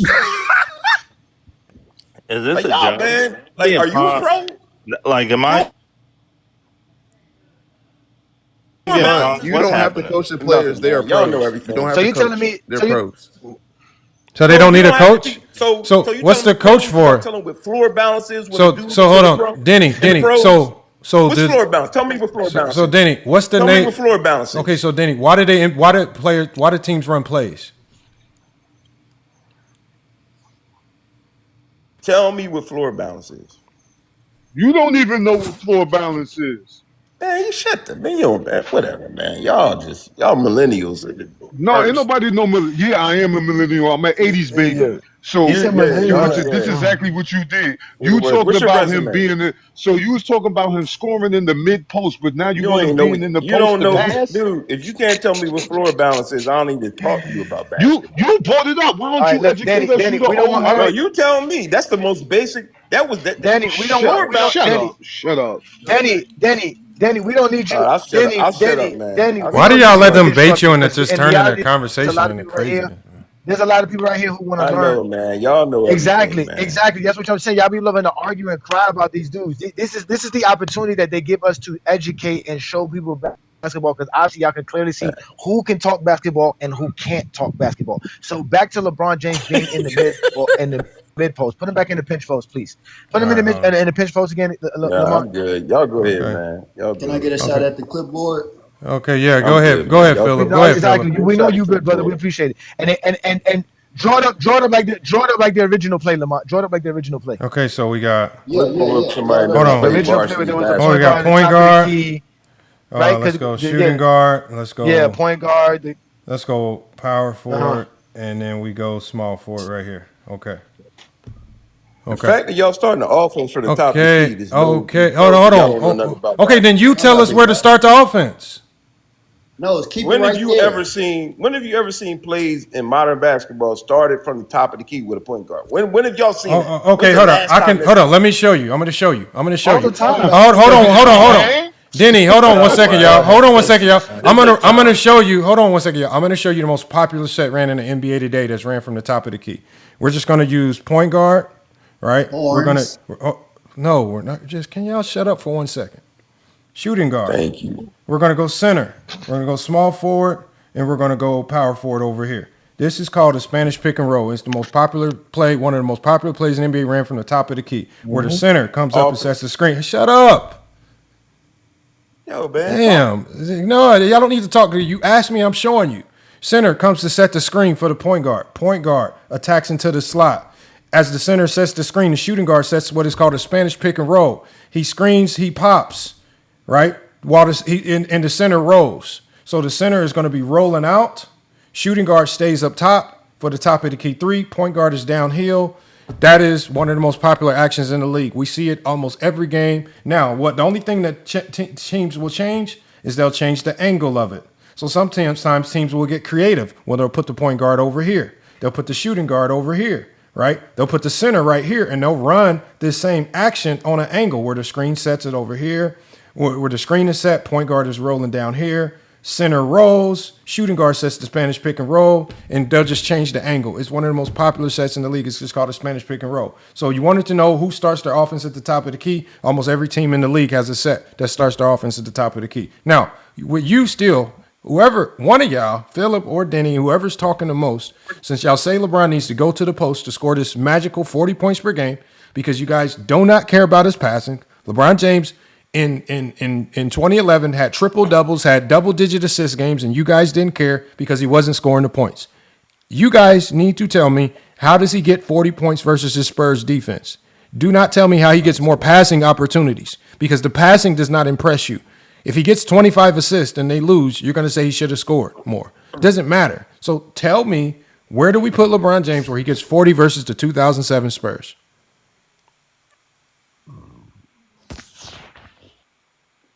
Is it me? Is it on me? Yes, Philip. All right. I haven't said anything about passing. Shit. If somebody, you're gonna have to pass to beat them. You gotta pass. Tell me where I put It ain't LeBron on the about court. passing. Tell me where I put LeBron on the court. We can go with that same pinch post idea. Okay. We can go with that same pinch We got post. LeBron. That same Okay. LeBron on the strong elbow. side corner, weak side corner. Okay, so we got, let's say, shooting guard in the strong side corner. Where's the point guard? You can put him at the top. Okay, we got the point guard at the top. We got a small forward. Where do you want the small forward? It don't matter. It's positionless anyway. Oh, we're talking about 07. You can put the forward in the corner. Okay, small forward in the corner. And where's the power forward? You can put the power forward right there on the wing. Okay, so we got the power forward on the wing. Okay, so what does this action look like that gets LeBron James? Where does he get these buckets from? I would just dump him down the ball like Kobe used to get the ball right there where he ISOing LeBron. So dump the ball. Now once the ball gets dumped down, to LeBron, what does the point guard do? Does he UCLA cut? What does he do? Does he does it a double away? Like, what is the point guard doing? He just gonna cut straight through. So he's not gonna do a double away or nothing. He's just cutting through. And where is he gonna go? Where is he gonna run to? Yep, and they're gonna shift. Okay, so they all shift up. Okay, what is LeBron doing while they're all shifting up? Yep. He's ISOing. This is an ISO. He gonna ISO. The strong side, he can't help off of him. Okay, so this is what it looks like now. So we're going to get the point guard. Hold on. So the point guard is now here. The small forward is now here. And the power forward is now here because everybody got pushed. And so LeBron is doing what? He's isoing. He's attacking. So if he attack Okay, right. so LeBron attacks, right? Yeah. Okay. He attacks middle. If he attacks middle, that guy with the point guard, he's probably gonna stay at the block anyway. He better stay at the block anyway, or that's not proper defense. So he's gonna attack the middle and kick it to the corner, and it's gonna start the scramble that you was talking about earlier. Okay, so again, as a defense, defenses have their own defensive principles. So we initially started this with small forward here, power forward here, and the point guard here. The only thing that's going to happen is they're just going to pass play. Nobody's this defender is this X. We call defender in the paint. We call it X5. X5 is always going to stay X5, right? X4 is going to stay X4. The only thing that's going to happen when the point guard goes through is everybody's just going to pass him off and they'll just switch it. Nobody's going to be chasing because their number one focus is LeBron. They're just going to be focused on him. They'll talk all the other. They're not going to chase this guy through just because he's running through the lane. That's not how defense works. X5, y'all. X5 is going to stay X5. You know what happens? X5. So the small forwards man, who we call X5, so what's going to happen is this right here, y'all. So remember how you said the point guard's just going to randomly cut through, right? So the point guard cuts through. Real quick. Hold on. Small forward, power forward at the top of the key. X5 is going to stay, and he's going to be yelling to the weak side, hey, switch on that backside, right? He's just going to switch everything. No, he's going to stay X5, and LeBron's still going to have 2 to deal with in the paint. Bro, you went to a lot of coaching clinics, bro. That's what, man? Come on, man. That's just basic basketball. This is what I'm saying. Yo, Philip, can you be quiet? Your basketball just had the power forward at the 3-point line. So you got Anderson Barish out the 3-point line. He one of them dudes. In your offense. He one of them dudes that coach. Now power forwards can't be at the 3-point line. He one of them dudes. That's what your offense just had, man. I don't coach players every trip down court. I know. Again, I definitely would. Again, it don't. I am a coach. Y'all are all missing the point. And I know they sick of you coaching them every defensive. What's the name? Every offensive defense. Again.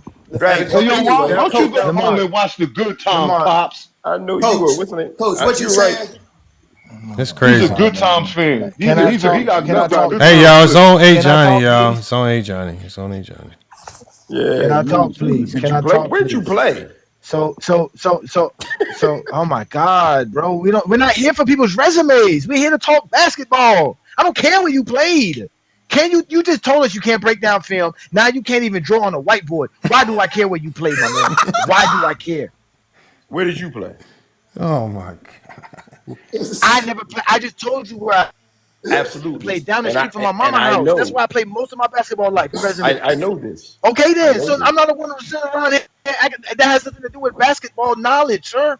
That has nothing to do with understanding the game of basketball. So because where I was able to play at was no, it doesn't, sir. No, it doesn't. There's a lot of players who know basketball and end up being nobody, sir. That has nothing to do with it. Who cares? Knowledge is not what gets you. Knowledge is not what gets you on the basketball court. It's your ability. For folks. What are you talking about? For folks that didn't play. Why do you keep saying that, Denny? Why do you keep saying that, Denny? Because it's true. It's true. I was literally just drawing on the whiteboard for y'all. Y'all wasn't listening to me. Dude, anybody can go to a coaching clinic, go on YouTube, and read books and draw up plays. Okay, so you're saying I don't coach? So you telling me I don't coach? Lamont, what is that that thing that's next to the dinosaur? I know you in the do case. Coach. I know you do coach. You telling me I didn't play? No, I know you do coach, and you're one of those guys that coach every trip down court, defense and offense. No, I don't. And it's sick and it's sickening. I really don't. Coach Lamont. Yeah, you seen you coach before? What? Who is this dude? Now you're just giving those weirdo vibes now. Hold on, hey Johnny. We're gonna find out. Let me see. Maybe he sees something I don't. Okay, back to what Lamont. Back plays again. Back to the plays again. Weirdo. I'm gonna say, hey, Coach Lamont. Where I was talking about LeBron James getting the ball in the pinch post, he couldn't just hit that corner guy and start the scramble. Okay, so Absolutely. what I'm Who's telling the you is corner this. guy? So hold on. Everything that LeBron does has to be based on what the San Antonio Spurs defensive principles are.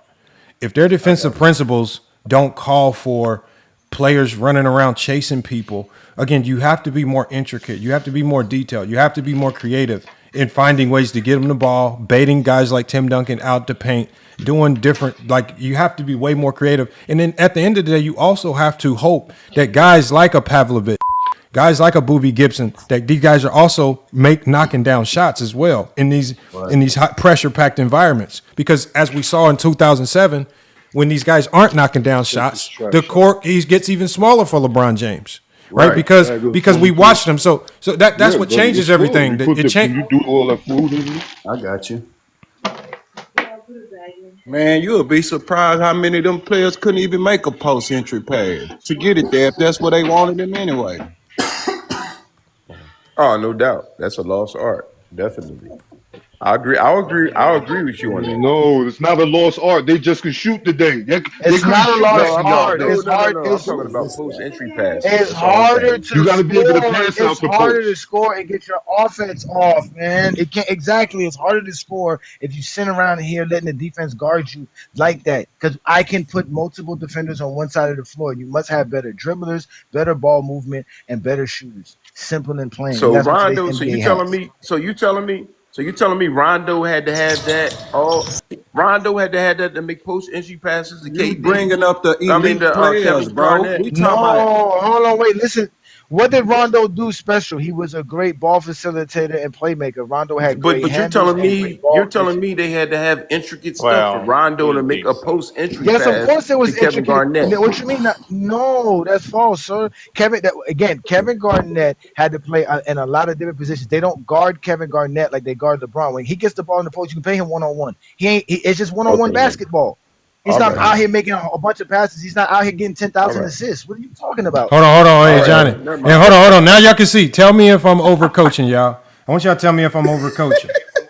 My team is the black team, all right? I'm just going to a random spot, random game. I don't even know what's about to happen. I forgot about this game.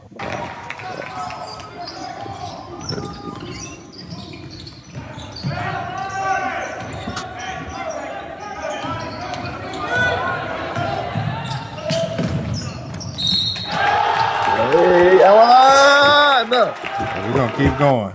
This is a game we wasn't supposed to win either. What team is your team? Black. What team is your team in the black? Yeah. Well, let's see what we doing on defense. Clamps. Oh, yeah.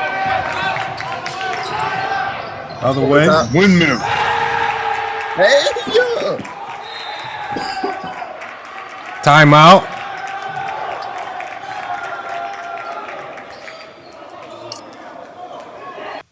This is a game we weren't supposed to win. You know, we got this coach fired after we won this game. Coach got fired.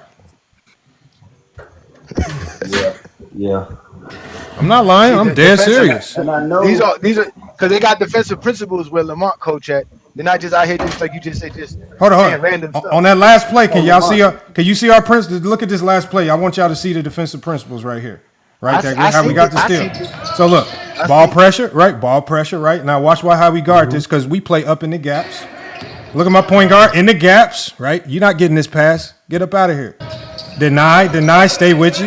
Now look, hold on, look at my man under the basket. His man drifted off to the corner. Why he go chase him into the corner? Because just like he's X5 right now. Remember what I told you about X5? Now, Yeshua, my shooting guard, is X5. Did he go anywhere? Did he chase anybody? That man, no. X5 does what? I'm staying X5. Let me get that. Steal. That's not overcoaching. This is how you win games, man. That's how you win games. I'll give you credit for that. No,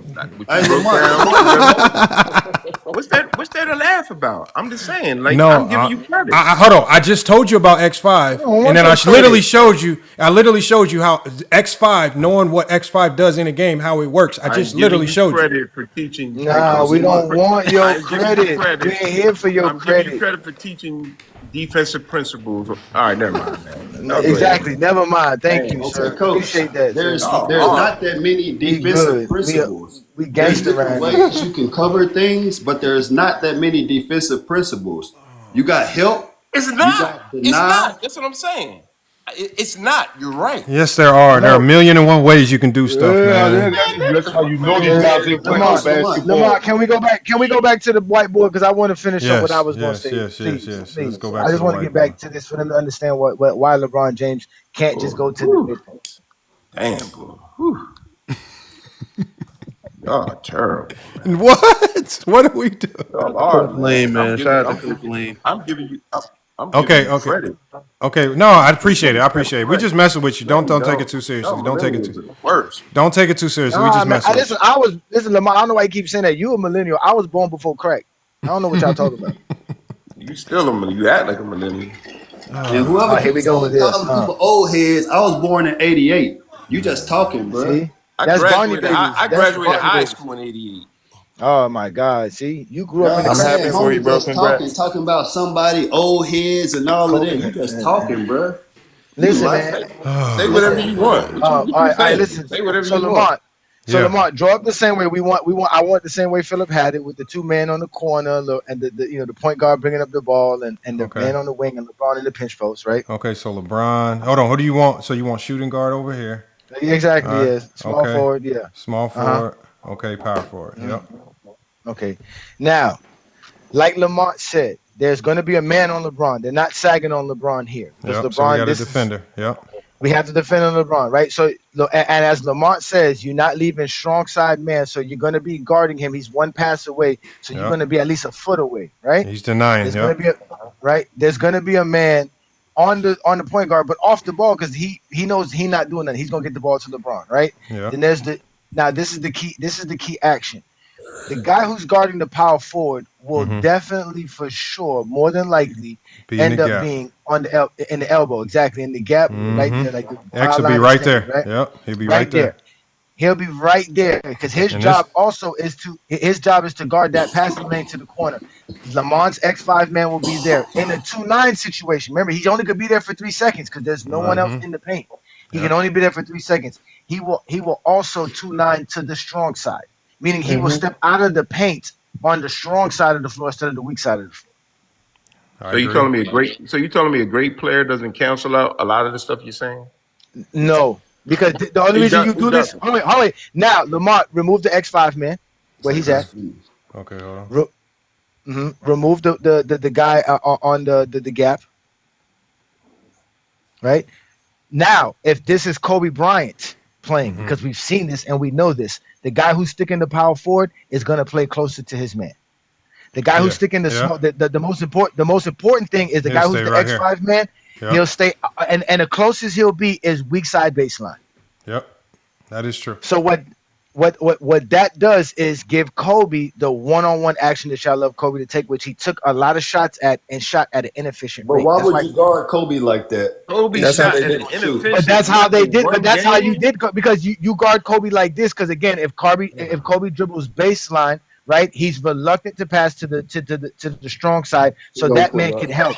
He can. These are all facts, ladies and gentlemen. No, I got what you said. And I'll tell you the number one reason why you do listen, the number one because reason they why you know defend this Kobe- way is because Kobe in this one-on-one situation, if you don't send bodies, 9 out of 10 times it's going to take the shot, right? These mid-range jumpers, right? He's missing them over 50% of the time. Those rebounds are going. Those rebounds are going to go into this zone. So you want these guys not buried in the paint. You want these guys right there to collect these mid-range, these rebounds from a lot of these missed shots to take off going another way. So right now you're just setting your guys up for success to get the rebound, because like Johnny said, you'll set him up for failure if you plug him under here and try to play him like LeBron, because Kobe's now shooting bricks that pop out, turning the offensive rebound for small forward, power forward. So you're gonna play him different because he's not as athletic as LeBron. He's not as determined to get to the rim. He's settling for the mid-range jumper more. And then you have to understand where rebounds typically go off mid-range misses. They're gonna go into these zones right here, and you need bodies right there to box out. So again, they're gonna be more prone to guard a Jordan and a Kobe different, right? But those one-on-one matchups are sometimes it could be favorable for Kobe because he's a great one-on-one player. We're not taking that away from him. Thank you. But what you're doing is so is LeBron. But that's why they have to guard LeBron differently. Exactly. Yes. LeBron is not a great one-on-one LeBron James player. could attack that one-on-one. What? LeBron is attacking that one-on-one defender. He's getting to the basket. He's getting to the basket. Again, listen, pay attention, ladies and gentlemen. He's getting to the basket because if that strong side man decides to help LeBron's passing more than Kobe's willing to make that pass. LeBron's willing to make that pass to a guy that will hit that corner shot consistently, and that's going to be a problem. And if that guy has to stay on that corner guy, you have no help for him. The only other guy who can help you is the X5 man that Lamar's talking about, which has to completely disregard the small forward position. That's the difference. And secondly, under the Kobe system and how Kobe got the ball in the mid post. Now let's go to Kobe, Lamar, and show them where Kobe would get the ball. Can you erase all of this so we can show them how Kobe would be in the mid post? And no successful coach, in the history of basketball is overwhelming them players with what you're saying they have to do defensively. No coach ever. What are you talking about? We just hold on, ladies and gentlemen. Hold on, Danny, stop, Danny. We just showed the film, and what did we show? I don't care what you showed. Oh, yes. You know what? And since you don't care, go to another live where you can care, but you're not gonna be able to. Yeah, just shut up. I'm tired of this, man. Listen, we just showed y'all several plays where LeBron James had the ball on a strong side, and there was the guy in the corner and on the wing left wide open for one man to guard. We literally just saw that, ladies and gentlemen. We're not making this up. We just saw it in the film, and we're showing it to you this way because y'all don't like the film, and we let Denny come up here and disrupt us because we're trying to talk hoops. Now, Lamont, let's show them what happened with Kobe with the triangle offense. Put the point guard on the strong side wing. Okay. And put Kobe in the mid at pinch post. Okay. And put the guy on the strong side corner. Okay. I'll just put the small forward here. Whoever it is, doesn't matter. Ladies and gentlemen, that's the triangle. Yep. That's the triangle. You see it? That's the triangle. Now you put two guys on the same thing: a guy on the weak side corner and a guy on the weak side wing. So put center, power forward. Yep. Now you have the same action. It doesn't even matter if it's one of two things. The small forward could cut baseline and go across the baseline to the weak side, which would shift the point guard to the corner. Right, so Kobe can have that isolation space, and then they would move the power forward up on the top of the key and the center to that wing position. So Kobe would have that one-on-one action. But that's the triangle offense. You would still have, no matter what you have, you would still have a triangle with all the movement that they do. Right, and we already know there's all kind of backside action with the triangle offense. But at the end of the day, the defense is never going to take those two weak side men and put one extra man on the strong side for Kobe. They're going to give Kobe that one-on-one isolation because, like Lamont said, he's more than likely going to take a contested mid-range shot. He doesn't get to the rim as good as LeBron James. He doesn't have the dribble skills that LeBron James has. He does not have the ability to attack the basket and finish like LeBron James. So you can guard him. Yes, I know it sounds crazy, ladies and gentlemen, but the film shows this, the stats show this, and everything we say shows this, ladies and gentlemen. We don't have to lie. Can I interject with a question? Go ahead, Philip. So, okay, I know we just explained it. We're talking about defense and defensive strategies and how you would play, how they were actually played and everything like that. So, with all that being said, how does this tell me LeBron James is better than a Kobe, is better than not better? Well, yes, better. We're talking about not greater, but better. Okay, well, what shows LeBron is better is his stats, accolades, and achievements. But what shows LeBron is better is the fact that his ability to do everything on the basketball court. We know he can pass. We know he can get to the rim. We know he can shoot.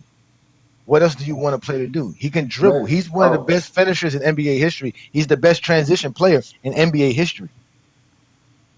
And sometimes it just don't translate to championships like that. He got 4 championships. It literally did translate. It literally translated. He has 4. Who said that alone translates to championships? So we're talking about the individual player. Right. That's what I'm saying. It don't Mm-hmm. just because you're great, it don't always necessarily translate to championships as much as somebody else's. You know what I mean? Yeah, but Yeah, more but championships don't make you better. Right. yeah, That's what I'm saying.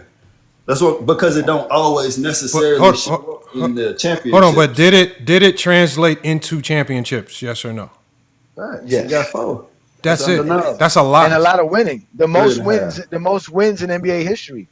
The only thing LeBron James doesn't have the most wins in is in championships. And it ain't Hey, Kobe or Lamont, Mike. I It ain't want to Kobe or Mike who answer. have the most championships. Hold on. What up? I want to answer.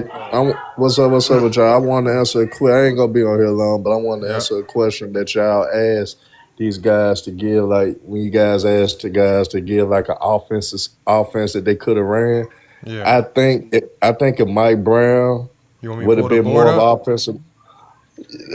I mean, you can, or I could just talk it right quick though. All right. And I want your opinion on it as But hold well on, hold on. too. Before you go harm, after he do that, Lamar, I want you to show them what I mean about that triangle offense because there's several things you could did in that position right there. Oh Go yeah. ahead, Herm. But go Triangle. ahead, You Herm. could But go do ahead, a Herm. different variation of things because the Warriors Exactly. showed that too. Yeah, go But ahead. Go ahead. for us, what I think they could have done to expose the Spurs defense and to give LeBron James better opportunities, easier opportunities. I think the Spain pick and roll would have been a good one, Lamont.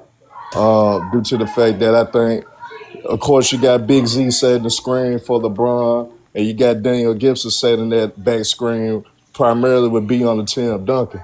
And then the Spurs would primarily have to decide whether they're going to give up that shot, give up the roll with Big Z, or LeBron James going to had the open lanes to actually attack, in which I think he would have excelled in if they would have ran that Spain pick and roll. But ultimately, like Rob Ory did say though, they knew every damn thing they was gonna do, especially when they was in the half court. If the Cavs wasn't pushing the pace, they already knew what the Cavs was going to do on the offensive end. So I just think that was an adjustment that they probably could have made to free up Braun a little bit more and to give him easier opportunities and the easier way to play make as well if they would have ran the Spain pick and roll. Because that would have forced Tim Duncan to come out. Did you say that Daniel Gibson was going to set a pick on Tim That's Duncan? what you do in the Spain pick and roll. But you said you expect Daniel Gibson to set a pick on Tim Duncan. That's what you said. Bro, Yeah, that's what you do. That's what you do. Yeah, That's it what you works. do. It does work. It Because works, bro. But they one don't boy, have that offense though. it wasn't even popular in 07. They didn't really get popular to the damn near like 2015 Yeah. and stuff. In the Spain pick and roll, that would be the person who said. That would have worked. I'm not gonna lie, Herm. It definitely but would have been. yeah, I But you think a lot can't of people spam don't. it. But it would have worked. You can't spam it because it's easy Listen, to. the offense could have worked Lamar if they hit the shots. LeBron made a lot of good That's passes, the a lot number of one good thing. things. That's the thing. At the end of the day, the shots didn't go But I in. think Booby would have been a decent enough threat to the point where the Spurs eventually would have to commit more to him when they ran Yeah, that type of but it's still offense with him. Hey, Johnny's saying it's still predicated on guys other than LeBron making Oh shots. yeah, Like any offense looks good when guys are making shots, it makes everything It looks function good. better. It looks good. It Like looks in good. LeBron, when we just saw those guys, Pavlovich missing open threes, Ilgauskas missing open shots, and it's just like, of course, it looks like garbage now. We can say it wasn't working because guys were missing, but this is why you have to make open shots at the NBA level, or you won't have a job for long. Right? The NBA is different, especially now. You got to make those shots. Like, you think Jake LaRavia is going to be with the Lakers after this year, after airballing this many threes? I guarantee you, Jake LaRavia is going to be struggling to get a job next year. I promise you. Talking about my man in the 90s. That boy was airballing too. Bro, y'all see that airball? But that was out there. He shot that like he was supposed to shoot it. Airballed it like a. Yeah, that's what I say. He shot that with precise Lamar, confidence. but to bring up the triangle offense, because this is what again, yeah, I love the bring up the white boys so we can show it to them. Now, remember, I was drawing it up on how, and there's several ways you could run this triangle offense situation here. What you could literally do to get the type of situation they were trying to get for Kobe is no, you just keep the same guys up, Lamar, All the right, same way. PJ, Keep it the same way. Kobe. Yeah. Small forward up, whatever. Yeah, power forward, small forward. Shooting guard. Okay, cool. Yeah, hey Johnny. Yeah, all it is emotion though. But yeah, you could do Yeah, a lot of but different things. at the end of the day, you can have like Lamont said the Princeton cut with the point guard cuts from the short Yeah, side the going to UCLA the cut. corner. Yeah. Yeah, the UCLA cut, right, or whatever he cuts there, right, and you can then the power forward moves up to that spot, right, to give Kobe that baseline split. Because again, the defense has to move because everybody's moving. That's what makes the triangle offense so complicated, especially back in the days when everything was like you said stagnant. Right, everybody's moving, right. So when you do that, you end up the small forward now has to move somewhere. He might go to the corner. But go ahead, Lamar. You can I'll help draw it up understand the for you. Here, triangle offense. I'll draw it up. Yeah. So hold on, Yeah. and it doesn't matter. So this is at least me, because this is why it was so hard to defend, because you could literally go to the huddle and change this up into a million different ways. So again, Yeah, but make sure you show them the triangle every time. No, So right now, y'all see I'm gonna show you the first. Remember what I told you. right? Remember when I was talking to Peter Backjuice? I said the first thing that you have to prioritize is a ball reversal, right? So now that the point guard has the ball, your number one emphasis right now can't be getting Kobe the ball. You have to have patience. So again, the way at least I've seen it ran is point guard will swing to small forward, right? And small forward is now lifting, right? Point guard is now going to do a bump screen for Kobe and then bump to the corner, all right? Right? So that's now going to lift everybody, right? Right? We're moving him over, power forward up. Kobe is now going to, so now it's going to look like this. Let me clear it out. So now it's going to look like this. So small forward is going to have the ball. Small forward is going to now have the ball here. Point guard is going to be here now, right? Kobe is going to do something called a follow, which is after the bump screen, he's going to follow the point guard either to the block or to the elbow. Kobe can choose, right? Kobe can choose because you want to give him freedom to pick his matchup. If it's a small guard, go to the block. If he's undersized, if he's bigger, he needs to face up. You go to the elbow, right? The center has now gotten out the way, right? Power forward is lifted. Power forward is lifted. And so all we're going to be doing is we're just creating a new triangle on the other side of the court, right? That's all we're doing. And so now we're going to be looking to swing the ball to power forward. Now we're looking to hit Kobe on the elbow or the block, whether we swing it to the corner and hit Kobe, whether we go to Kobe direct. The main thing is you got to get the ball reversal moving. You have to get the ball reversal. And the defense is moving through all of that. Yep. Trying to make sure they stay with their man and get the right position. You have to. So there's a million things you can do. That's why it was so hard to guard, because you never knew how they were trying to get Kobe the ball. You knew he was going to ultimately get it, but you didn't know where your defense would be set when he got it. That's why it was super hard to defend in the 90s, and that's why it was still hard to defend in the 2000s. But it comes at the sacrifice of all the other guys around Kobe. They're not going to get to their numbers. That's why you can't convince people to run it today, because only one player, this guy, wherever Kobe is, he's going to get his numbers.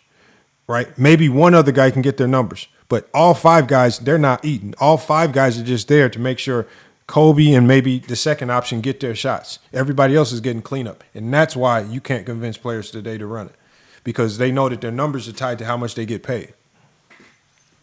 That's why Mike D'Antoni, when he went to New York, it didn't work, because you weren't convincing them guys to move the ball to that degree, just to cater to Melo. Oh, you mean Derek Fisher?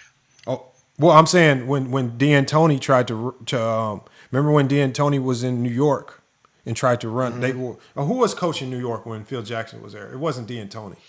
It was Derek Fisher. It was Fisher. Yeah, that's what I'm saying. They tried to run it. My bad. Yeah, they tried it, but you can't convince those players to run it, because it's just like, why are we standing around watching Melo do all this and not even leading to wins? You know, you got to win to convince people to do it. But at the end of the day, there's a difference on how they guard Kobe, how they guard Mike, and how they guard LeBron. Completely different. LeBron James completely shifts everybody's defensive strategy because he's passing the ball in different areas as well. He has to, because this is too easy to guard. If you give it to the problem is that Kobe and Mike take contested shots, which I like. They make difficult shots. LeBron's not out here trying to take a bunch of difficult shots. LeBron's gonna find the right man. But the problem is when we see LeBron take those difficult shots, and have a lower field goal percentage, all they do is criticize him for having a low field goal percentage. So it doesn't matter if he takes the shot. We watched him drop 38 versus Orlando and take all types of crazy shots. And people like King Speech Row will come up here and say he was inefficient and he choked. Y'all don't care. Like, y'all expectation on LeBron is that he shoots 65% from the field. He gets 15 assists. He still scores 40 points. So he has to do all of this stuff at this grand level, right? And y'all put expectation layered on top of expectation, layered on top of ridiculous expectation. But it's cool for Jordan to go out and shoot 3 for 18. It's cool for Jordan to go out and be inefficient. It's cool for Kobe to be inefficient all throughout a lot of his NBA finals. It's cool for them, right? But Bron does it, and it's the end of the world. I don't get it. No, I don't care about efficiency. My thing is, yes, you do. LeBron, no, tell you what I care about. I don't care about the efficiency, and that's not what I've ever argued. My biggest argument against LeBron is the way he played, dribbling the air out the ball, kind of like the Luka situation, kind of like the James Harden thing. When does LeBron just dribble the air out the ball? Do you want me to show you film? Like, what games are this happening? Give me the games. I'll play it right now. So LeBron don't have the ball in his hands a lot. Tell me a game. Tell me a game where you remember this happening, and I'll play it right now. All the games. Give me one game. All the games. Just give me one. Give me one. In NBA history. I'll do my best to pull it up right now. We'll play it. The finals. Let's do a finals. Was it 18? I was gonna say that. Go to 2018. That's when his highest usage rate. Okay, we'll go to 2018. All right. Hold on, let me.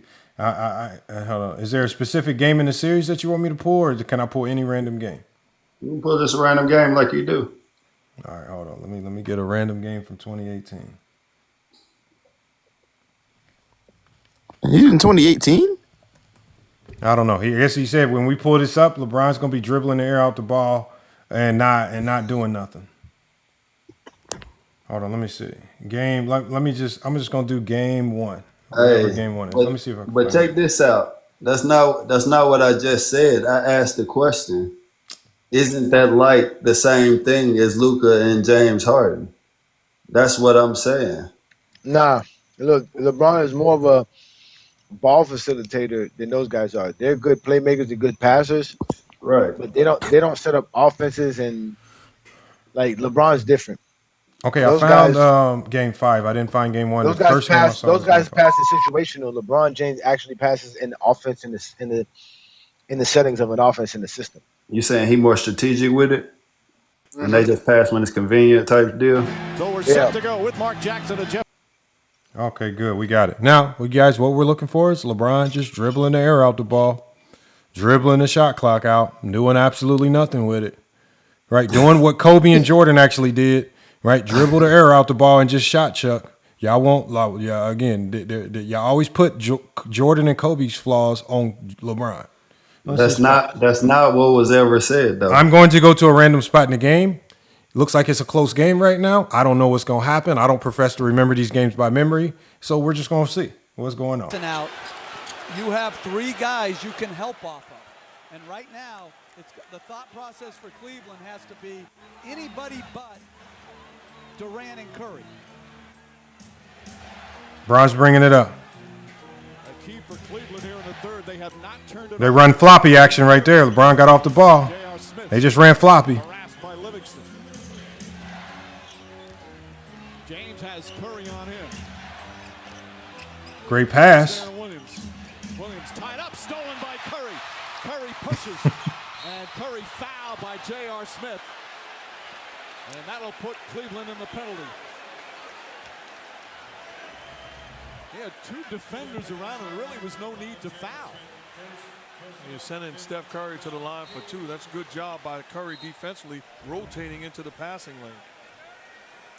We'll go forward a little bit. In the 71 years, drives inside, kicks it out. Jefferson up top, forward. I don't think he got it. Oh, 24-second by. I want to see this whole possession. Cleveland exploded. LeBron James, 5 to shoot. James drives inside, kicks it out. Jefferson up top, forward. I don't think he got it. Oh, 24-second violation. Did not get it off in time. And that's their first turnover of the third quarter. Jefferson's got to shoot that basketball, and more importantly to me, with no shot blocking on the floor, if you're LeBron James, the mindset's got to be score. Got to go to the rim to look to be aggressive. Actually, after going the whole quarter without turning it over, that's actually back-to-back turnovers. The bad pass on the Curry steal.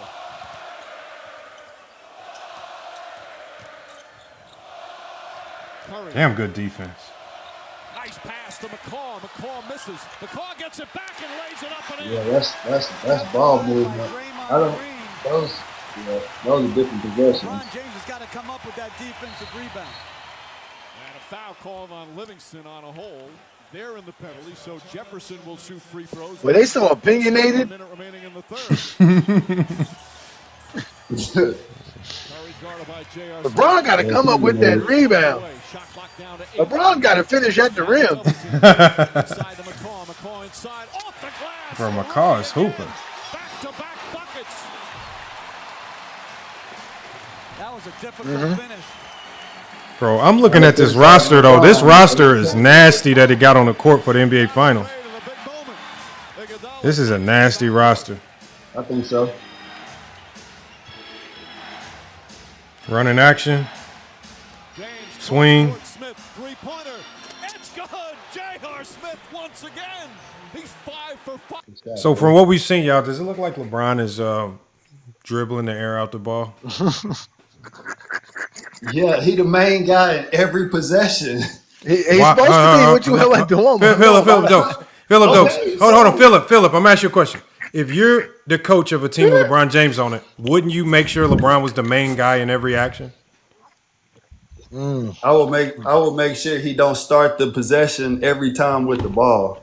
I would make sure that. And you know what? And I'm gonna tell and you guys, you know what that is? That's called a losing coach. Give the best player the ball. Get fired. Yes, get fired. Nobody runs around put the ball in the scrub's hands. You think Larry Brown was saying, Eric Snow, take the ball out of Iverson's hands? No, Iverson, get the ball. Come on, bro. Bro, nobody says this, man. Who you giving the ball to in this situation? David Blatt for ultimately trying to do that. Who you giving the ball in this situation? Who you giving the ball to? But listen at what you just said. All I said was he dribbles the air out the ball. Meaning he has the ball most of the time. He should have the ball most of the time. That's what the goal. I didn't say that. But that's not what dribbling the air out the ball That's means. not what you were implying. You were implying that he's just dribbling the ball out. Chuck, like again, running the offense is different from dribbling the air out the ball. That's two different things. That'd be like saying Chris Paul is dribbling the air out the ball. No, he's the point guard. He's supposed to facilitate and run the offense. We know what you were implying. It just don't look. It don't align when we watch the film. Hey, Cleveland was actually as a coach. When we're talking about somebody having the ball most of the possession, that's not what that is. Because in a 24-second shot clock game, you want your best player to have the ball most of the possession. Because shots like that happen. Okay, so I'm right. No, you're not right. It's not the same thing, sir. He has the ball as much as Luka. That's not what you said. Right. You weren't. That's not what you were saying. We know what you were implying when you said that he's dribbling the air out the ball. We know what you're implying. You're not implying that he's making great decisions. You're trying to imply that he's doing dumb stuff with the ball. For example, like LeBron having the ball and a Russell Westbrook having the ball are two different things. Facts. I never said. This is 2017. This is 2018, game 5. That would be some dumb shit. It's 2017. Kyrie Irving's on the team. Hold on. Hold on. Let me see. Yeah, you're right. Oh yeah, you're right. Yeah, but he's still not dribbling the air out the ball.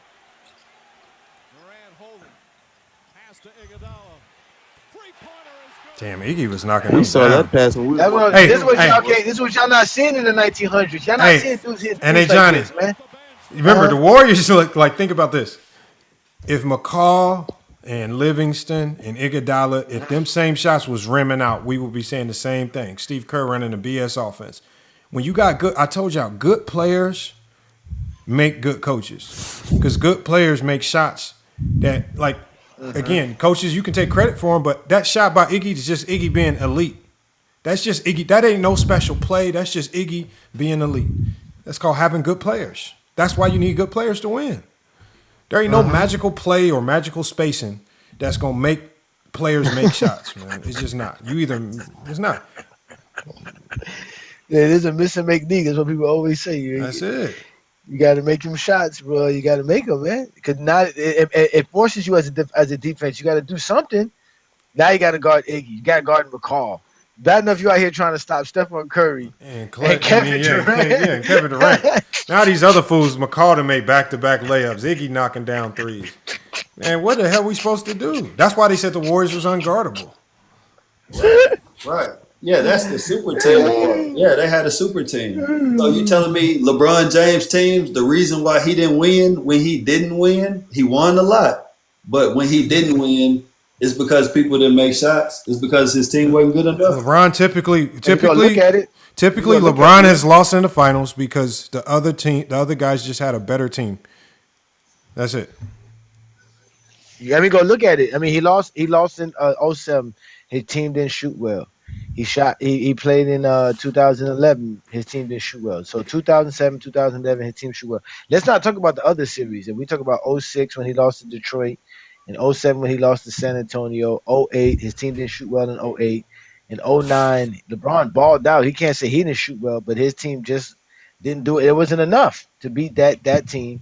And then he lost in 2010. His team didn't play well. 2011, same crap. 2014, he faced a team that was out here just putting up record shooting percentages. Like, this was crazy the way they were shooting 2014. That's not on LeBron. LeBron can't stop a whole entire team from shooting well. Like, what is he supposed to do if everybody on the Spurs is making their jumpers? Like, how is he supposed to stop that? We got so far away from defense, man. We was talking about defense. But that's exactly what. But Lamont, I was going to tell you this. All this entails to what we were talking about with defense. Because remember, it's one thing to just bring up this team was ranked the first, this team was ranked second, this team was ranked 11th. We're breaking down the strategies and the defenders that are able to help you do the things that you need to do. Again, LeBron James is losing to elite defenses and elite defenders.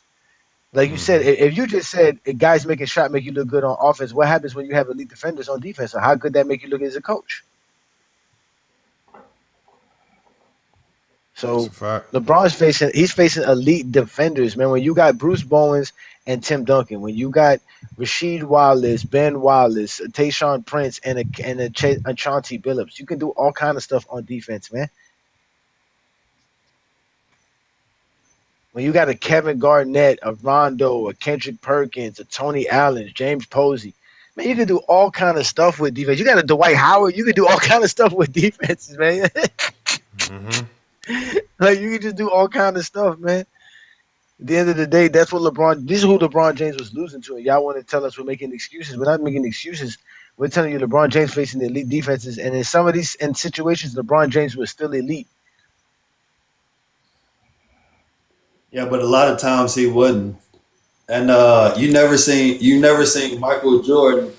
He might shoot bad, but you don't see him not hooping though. We never seen Jordan play against elite defenses like this. Jordan never saw an elite all-time level defense in the finals. He never saw it in the high leverage moments. Or in the playoffs. Even in the playoffs. The Knicks were not doing this. No. The Knicks couldn't do this. Yeah, credit Jordan. Destroying John Starks, man. John Starks. It takes us back to the environment conversation. I mean, Bruce Bowen was undrafted too, though. So the point is that y'all killed LeBron in 2020 because you said these dudes sorry. No, you killed LeBron in 2020 because you said the environment made things much easier. But you don't talk about Jordan's environment of having lackluster defenses going up against some NBA finals, lackluster defenders at the shooting guard position. Y'all don't kill him for that, right? The environment was conducive to Jordan doing a lot of damage in that era. We don't penalize Jordan for that. We give him credit for everything that he accomplished. But if you want to start putting context to everything, if you want to start trying to diminish, you want to start saying things don't count because you don't like the way it looks like you do with Bill Russell, well, we got to do the same thing with Michael Jordan. When we do the same thing with Michael Jordan, when we look at the competition he faced, when we look at the quality of the teams, defenses, we look at the rules of the league, well, let's throw all that in the mix and see how many of those championships actually count. All of them. That was the most advanced basketball at the time. Okay. And this is the most and advanced 2020 basketball and at the the time. 2020 in the bubble was the best basketball we could get in the bubble. They couldn't control it, but y'all still say it don't count. I didn't say it didn't count.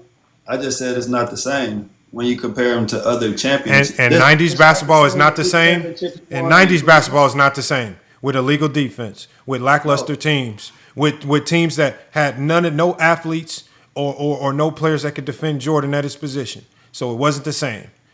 So When players he won in the bubble, was it the same as when he won the championship before the bubble? when Jordan played in the 80s, was it the same as when he played in the 90s? No, I'm asking about LeBron. No, much easier, wasn't it? It was much easier in the 90s, wasn't it? No, I wouldn't say that. How? Did he play any dynasties like the Celtics? Did he play any great teams like the Pistons? Did he play any team that could actually go out and win? Did he run from the grind and avoid the Houston Rockets like you guys say LeBron ran from Kobe? Did Jordan, when it was time, when he knew Akeem was going to crack that threshold and get to them, did he run from the grind like you guys like to pretend and say? Oh, we've seen LeBron run from Kobe. No. I'm telling Jordan. We saw Jordan retire and run from Hakeem. Is that what happened? Yes, that's exactly what happened. That's what you think happened? That's the narrative. Because when I told y'all the real story, y'all didn't believe me. So I'm just gonna run with a silly narrative. He was running from Hakeem. I gave y'all the real story, all the facts. Tell us the real story again. Was it about gambling? What silly narrative did I have? The real story, and everybody knows this. The FBI has talked about it. The real story is the real story. Jordan went and testified because of the money. Like he got caught up gambling with people he shouldn't have been gambling. They using him to launder 50,000 checks to funnel drug money for a gang in North Carolina. Right, the gang was tied to North Carolina. The guy that he was gambling with was tied to the gang in North Carolina. This guy was known for gambling. It's legal to gamble in North Carolina. Jordan got down over $2 million, and Jordan wanted to pay the guy off in full, but the guy said no. Just give me $50,000 checks until it's paid. Jordan got mad and said, "Why is it you have my wife writing these $50,000 checks?" That's because they were trying to funnel drug money through a restaurant that the what's his name? I forgot his name, Earl something, that he owned. They were funneling drug money through his restaurant. The restaurant's now shut down. He got caught up in the money laundering. Who was that dude that ended up dead, Lamont? What guy? His dad ended up dying. No, not his dad. One of those gambling guys. They found 3 checks in his briefcase. I don't know if it was a lawyer or bondsman or somebody like that. He ended up dead, and they found 3 checks in this briefcase from Michael Jordan. I don't remember that. I just remember that when Jordan went to testify, he testified. He had to admit under oath of the real reason as to why he was writing those $50,000 checks, and it was because he was in debt so much that they were forcing him to don't pay it in full, because we know Jordan had the money to pay it in full. They said pay it in $50,000 checks so we can launder this drug money. They needed him to be in debt and to stay in debt. They didn't need him to pay it off. That's like they didn't care about the big debt. They cared about the ability to launder the drug money. That was more valuable. And once they had Jordan in their pocket, he couldn't get out. When Jordan did want to pay it off in full and then refused to keep giving them $50,000 checks, well, we saw the result. The gangs do what the gangs do to force their hand. Yeah. And Hakeem benefited from that. Because you know what would have happened if that would I think the better narrative would be just to say Jordan ran from the grind. Yeah, it was a dude named Eddie Dow. He was a North Carolina bondsman. He ended up killed in '92 for suggesting for high-stake gambling connections. The checks that totaling tens of thousands of dollars were reportedly to pay gambling debts incurred by Michael Jordan. Yep. Yeah, they ended up killing that man. You remember the checks, right? Remember, think about it, y'all. Think about this, y'all. We remember, and I'm gonna ask you, Philip. Me and you gambling, right? Let's say me and you, and this is on the street gambling. Me and you gambling. What person that gambles on the street runs around talking about, can you write me a check, man? I want my cash. Like, there's nobody that gambles on the streets off the market talking about I want a check unless you're doing something illegal. Yep. Jordan just got tied into something illegal, right? And it had bigger repercussions. Even the big mafia guy went on Vlad TV and admitted it. He said, yes, that's directly what it was. But again, y'all can believe what y'all want. Y'all can believe that Jordan was clean. But it's funny how people avoid talking about that court case, Jordan having to testify, doing all that stuff. Even if you look at Jordan retirement speech, he went on and talking about how he with they asked him, would you ever come back? He said something along the lines, if David Stearns allows me back. That implies that he was banned. Why would you have to be allowed back if you retired? If you retire, you just come back on your own. That's true. We That is what it is. definitely teared it off. Now we talking this, man. Yeah, But we got to get back to the got defense. We got to get back to defense. yeah, the defense, man. Again, LeBron James faced tougher defense. We showed it in the film. Like one boy say, what does the film show? That's what we doing here. So let's let little ugly dude up here. Little ugly dude just showed up. What's good with you, man? What you got for us today? What's good, gang? Nah, I just be flying just to show love. You feel me? I appreciate the conversation. Y'all got Denny ass up out of there. Y'all funny. Y'all are Can y'all hilarious. hear me? Nah, we Coach, can try you to hear me? give him a chance, man. We try to give him a chance, but We after a while, tried, man. when we notice the disruptive, when we go from talking, then it's like okay, we go to the film, and then we go to the white chalk, and you're not contributing nothing, but just want to be upset. See, Then what's crazy is nah, we can't allow I that. thought he was going like it's one thing to be opinionated, but the moment he said, Can y'all hear me?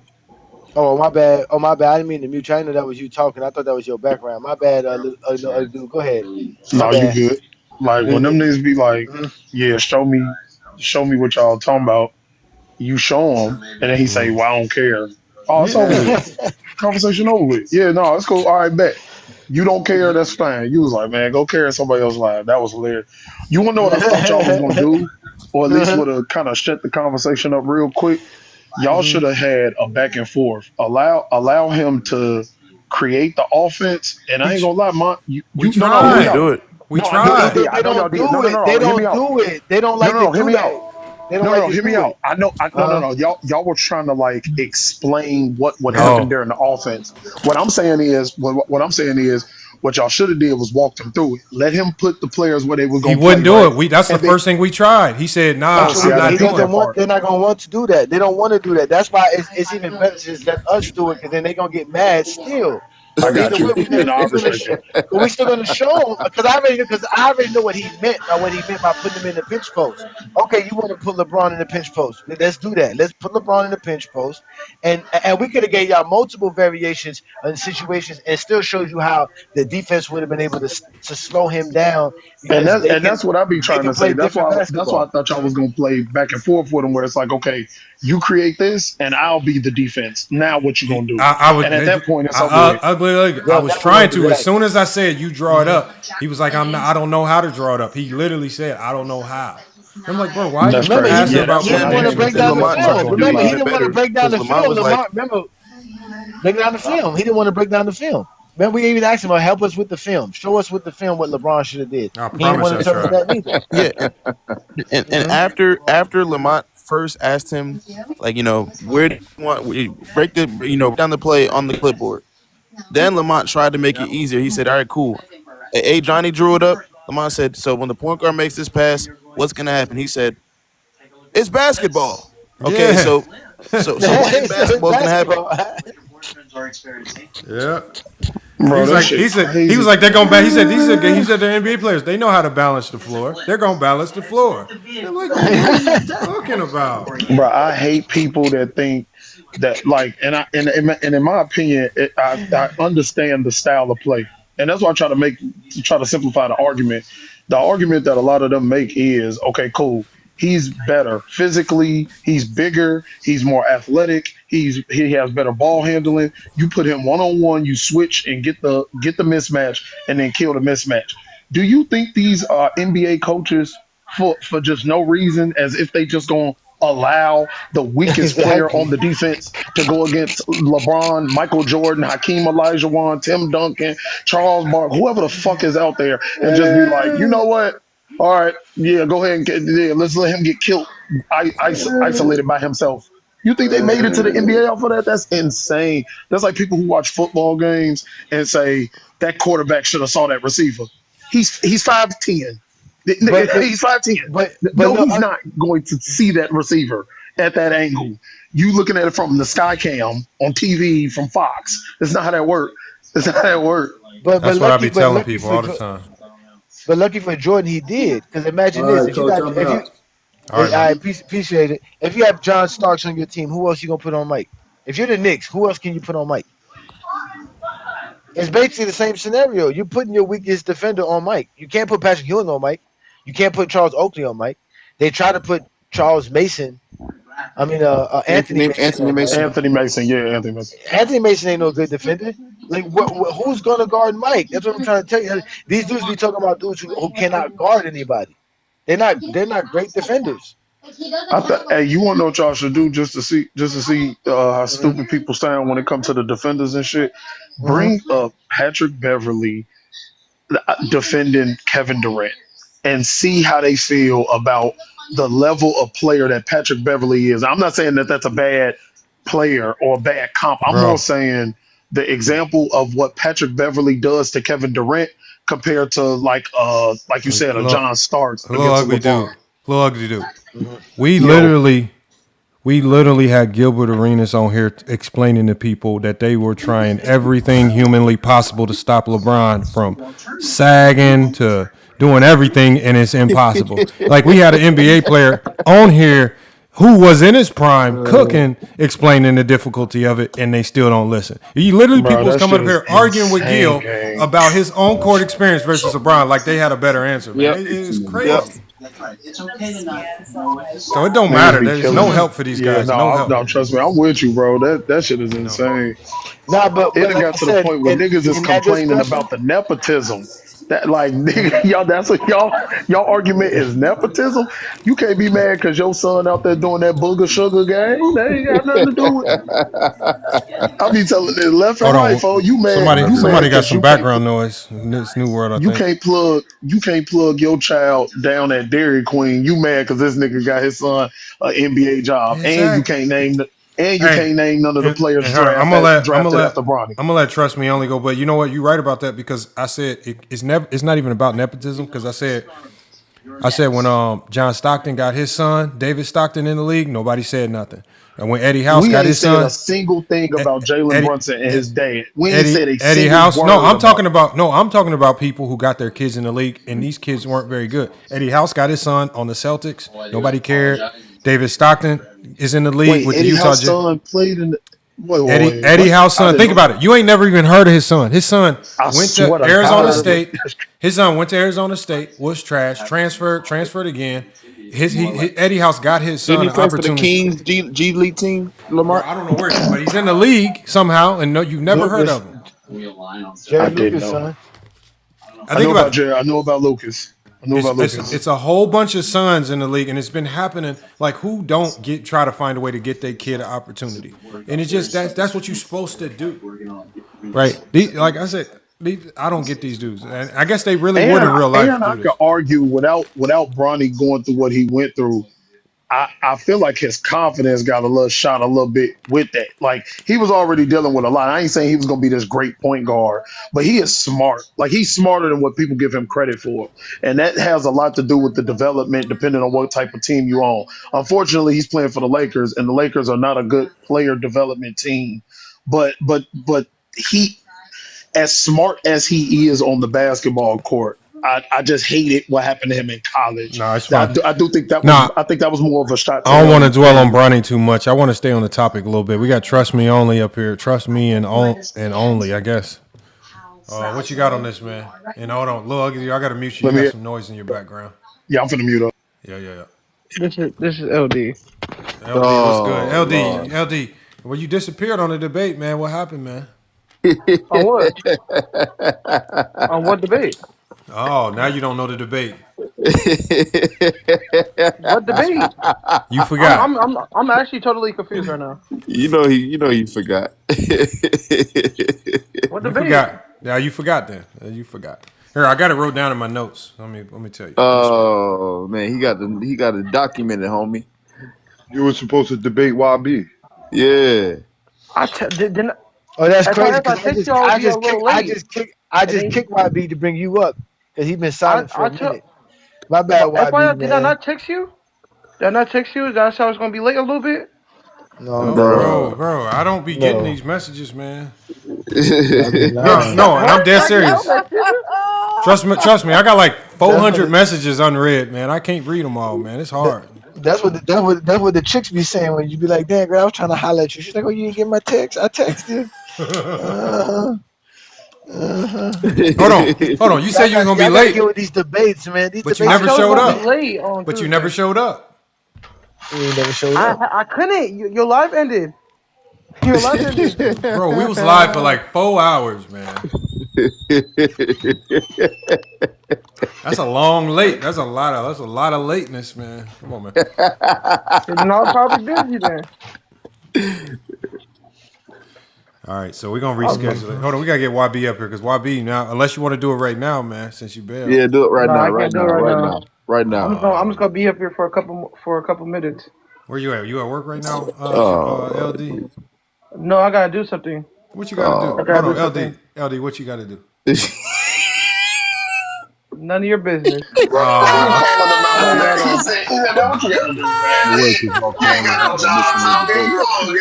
heard you started that.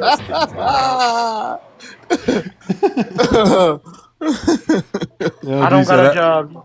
I don't got a job. Just leave it as that. No, LD, we believe you work, LD. That's how y'all say it. No, we believe you work. No, LD, we believe you work. I just don't believe you have nothing to do right now. No, I got something to do right now. What you got to do? None of your business. I'm dead serious. Whatever I gotta do, it's not. We and God we trust. We hear you, big dog. LD's a comedian. So what you got on the topic there, LD? What you got on the topic? Yeah. Talking LeBron face tougher defenses than Jordan. Jordan out here playing John Starks and Steve Smith. And they talking about his tough defense. Can you repeat that one more time? They say Jordan out here playing tougher defenders when he's out here being guarded by John Starks and Steve Smith, man. LeBron James faced tougher defenders than and tougher defenses than Jordan. Lamar got a whole list of stuff. LeBron James played better scorers. LeBron James did face better scorers too, yeah. Yeah, he also LeBron, faced of course. better He played with Kevin Durant. He played with Melo. He played with all of them. Yeah, so he played with Allen Iverson. He played with Kobe. He played with Shaq. He played with all these people. So you one of them dudes you already know, right? The 1900s, right? We done with the 90s, right? Gang said he played with Shaq is insane.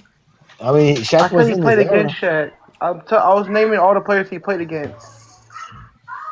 He did play. He played in. He did play with Shaq. He did win with Shaq, but he only played with Shaq for like a year. Shaq was on the 06 Heat, and they played. I remember those games versus the Cavaliers. Those were the big time prime time games. Heat versus the Cavs. Mm-hmm. And we might have been able to play them if LeBron would have got past Detroit in 06. Detroit was really a good team. Yeah, that would have been y'all matchup, Johnny. If that would have been y'all matchup if they won against the Pistons in the semifinals.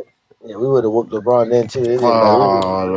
Yeah, right. Yeah. You FYS? Yo, what up? Who's that? Will you go live tomorrow? Oh, what's tomorrow? I mean, what you need me to go live for? For the YB debate, that I'm only available tomorrow. I'm not available until a week. I can't. Hold on. This is I'm gonna be doing a live. My next live I'm gonna do is Tuesday, and I'm going. What do you call it? Dark 40, something dark 40, whatever it is, man. I'm going off the radar, man, until we win the national championship. Zero dark 40. Zero dark 40. I'm not. Y'all not gonna see me again until I win the national championship, man. And I'll give y'all the link so y'all can watch the games, but it's over with, man. I gotta lock in, man. I can't screw it up this year, man. I'm looking like LeBron in the finals, man. It's just basketball, Lamar. You play the ball in the pinch post and just play basketball. Hey, I'm gonna tell him balance the floor. Balance the floor. Balance the floor, guys. You guys gotta balance the floor. Like, Coach, what are you talking about, Coach? Oh God, I was just about to say that if you don't put them shooters deep in that corner and put that nigga in that pinch post. All right, I'm gonna call my point guard. He's Israeli, y'all. I'm gonna tell him the new players. The new players just balance the floor. The floor. Call balance the floor. You know what he say? Hold on, watch this.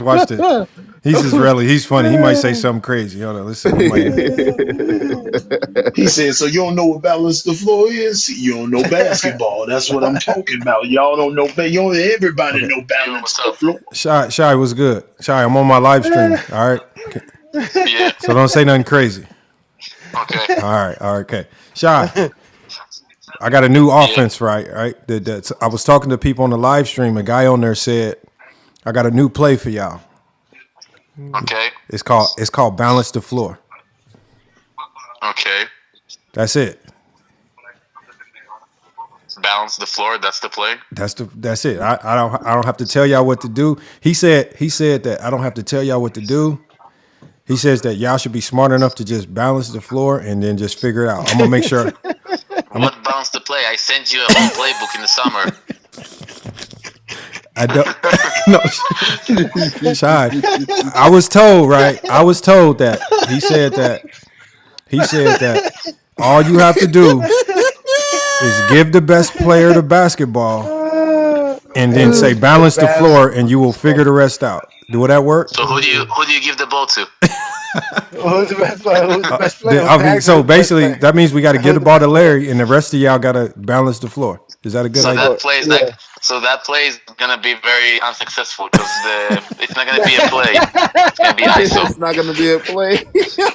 Okay, no, Shot. That's all we wanted right there. We had a guy up here basically saying that if we run that play, we're gonna win the national championship. Yeah, it works when you have John Stockton that like to pass. It doesn't work when you have Allen Iverson, which tried to do a crossover. Oh my God! All right, man. So we can't do balance the floor. That ain't gonna work for us, Shot. He can do it, but I don't know if it can be in the same sentence as national championship. Yeah, we'll be some losers. Yeah, we can't do that, man. So. All right, Shy, I'm gonna call you when we get off, man. I just wanted the people just wanted to hear your thoughts on what the balance the floor play is gonna do, man. Thank you. All right, Shy, I'm gonna catch you later. Man. Thank you. It's not gonna be a play. That man said it's not gonna be successful. He said he's not gonna be successful. He's like, what? What am I supposed to do? Just give it to Larry? You said that's the play? That's it? That's balance the play? The floor, guys. Balance. Lamar, you should call the play called balance the floor now. You should call the play that. You should call the play called balance the floor. Man, I'm telling you, bro. Man, no. Oh man, I can't do that that, is the man. best. Balance the floor. BTF,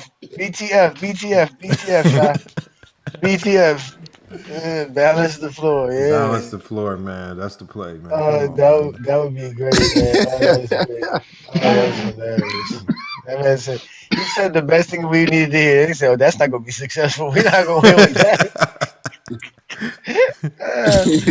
That's exactly what Lamar said. Well, I would love for y'all to try this out.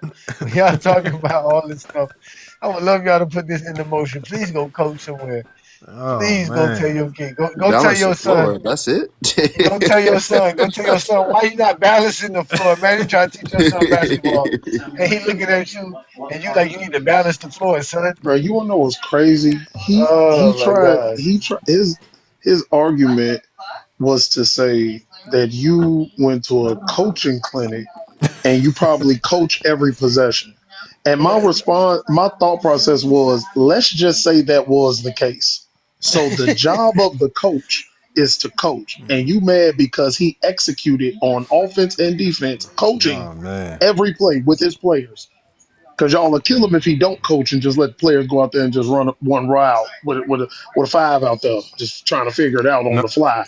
No, what hurt him was when he said it when I drew it up and he said it was over coaching. And then I pulled up the film and I showed him how we do it in real life. I saw the footage. Yeah, I saw the footage. Yeah. He was like, "Oh, I'll give you your credit on that." It's like, bro, no, it's you don't have to, man. That's just somebody what it give is. you your credit, but you won't give Greg Popovich. Them the same niggas that won't give Dallas they credit for how they defended as well. Like, exactly. What are you talking? They made adjustments, especially with the Robert Horry with what he said. Like, gang, y'all doing what we know these shits. What nigga? We ain't even gotta practice this shit. We run these plays. We see this. We made adjustments. That is being out coached. That is what that looks like. Mm-hmm. Oh man, that's hilarious. And they wonder why that was funny, bro. I was over here trying my hardest not to laugh. That shit was hilarious. I knew it was gonna be a good show today, Johnny. When dude started to show off with that rant I said, yeah, this gonna be a good one, Oh, man. this is gonna be classic. Tell me about them defensive awards. I want to hear about LeBron's Wait, what defensive was the awards. rant? Now I missed that. I missed the beginning. What was the rant? Man, you got we were talking about defenses that LeBron and Jordan faced, obviously as the intro to the show and the topic. Just Lamar giving his stance and the point of the show. And he was like, "Oh, you want to talk defense?" He said, "Yeah, let's talk about defense. Let's talk about LeBron defense." And he just started saying some weird stuff. He went on a whole like 4 or 5 minute rant, and we just let him go. We just let him.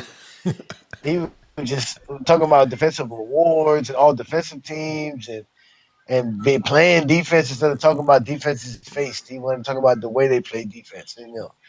Now again, these dudes are weird, man. These dudes are weird. I tell you, they're special ed students, man.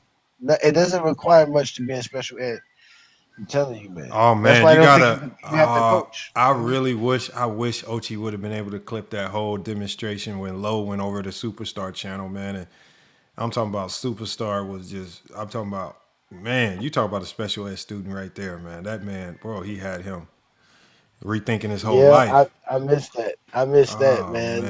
What were they arguing about? Because Lowe can get zesty now. No, they wasn't even arguing. They basically, Lowe was just asking him about, how he has those questions about LeBron. And then so Lowe basically, because, when Lowe come up there, they going to let Lowe talk. Bigger content creator, they going to let him talk. They not going to do, so they got silent. This is Lowe.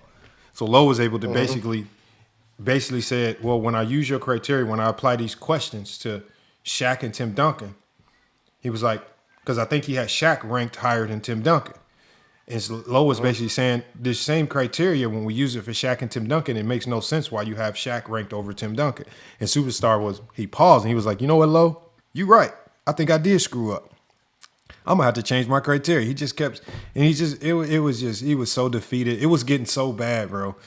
I told you that in the Zesties in the chat, man, they called the whole defense force to come up here just to change the entire conversation. They brought Mark, Mez, DA, everybody, Bob, Big Shot, Bope. They all came at one time in a big wave, like the Discord message was sent.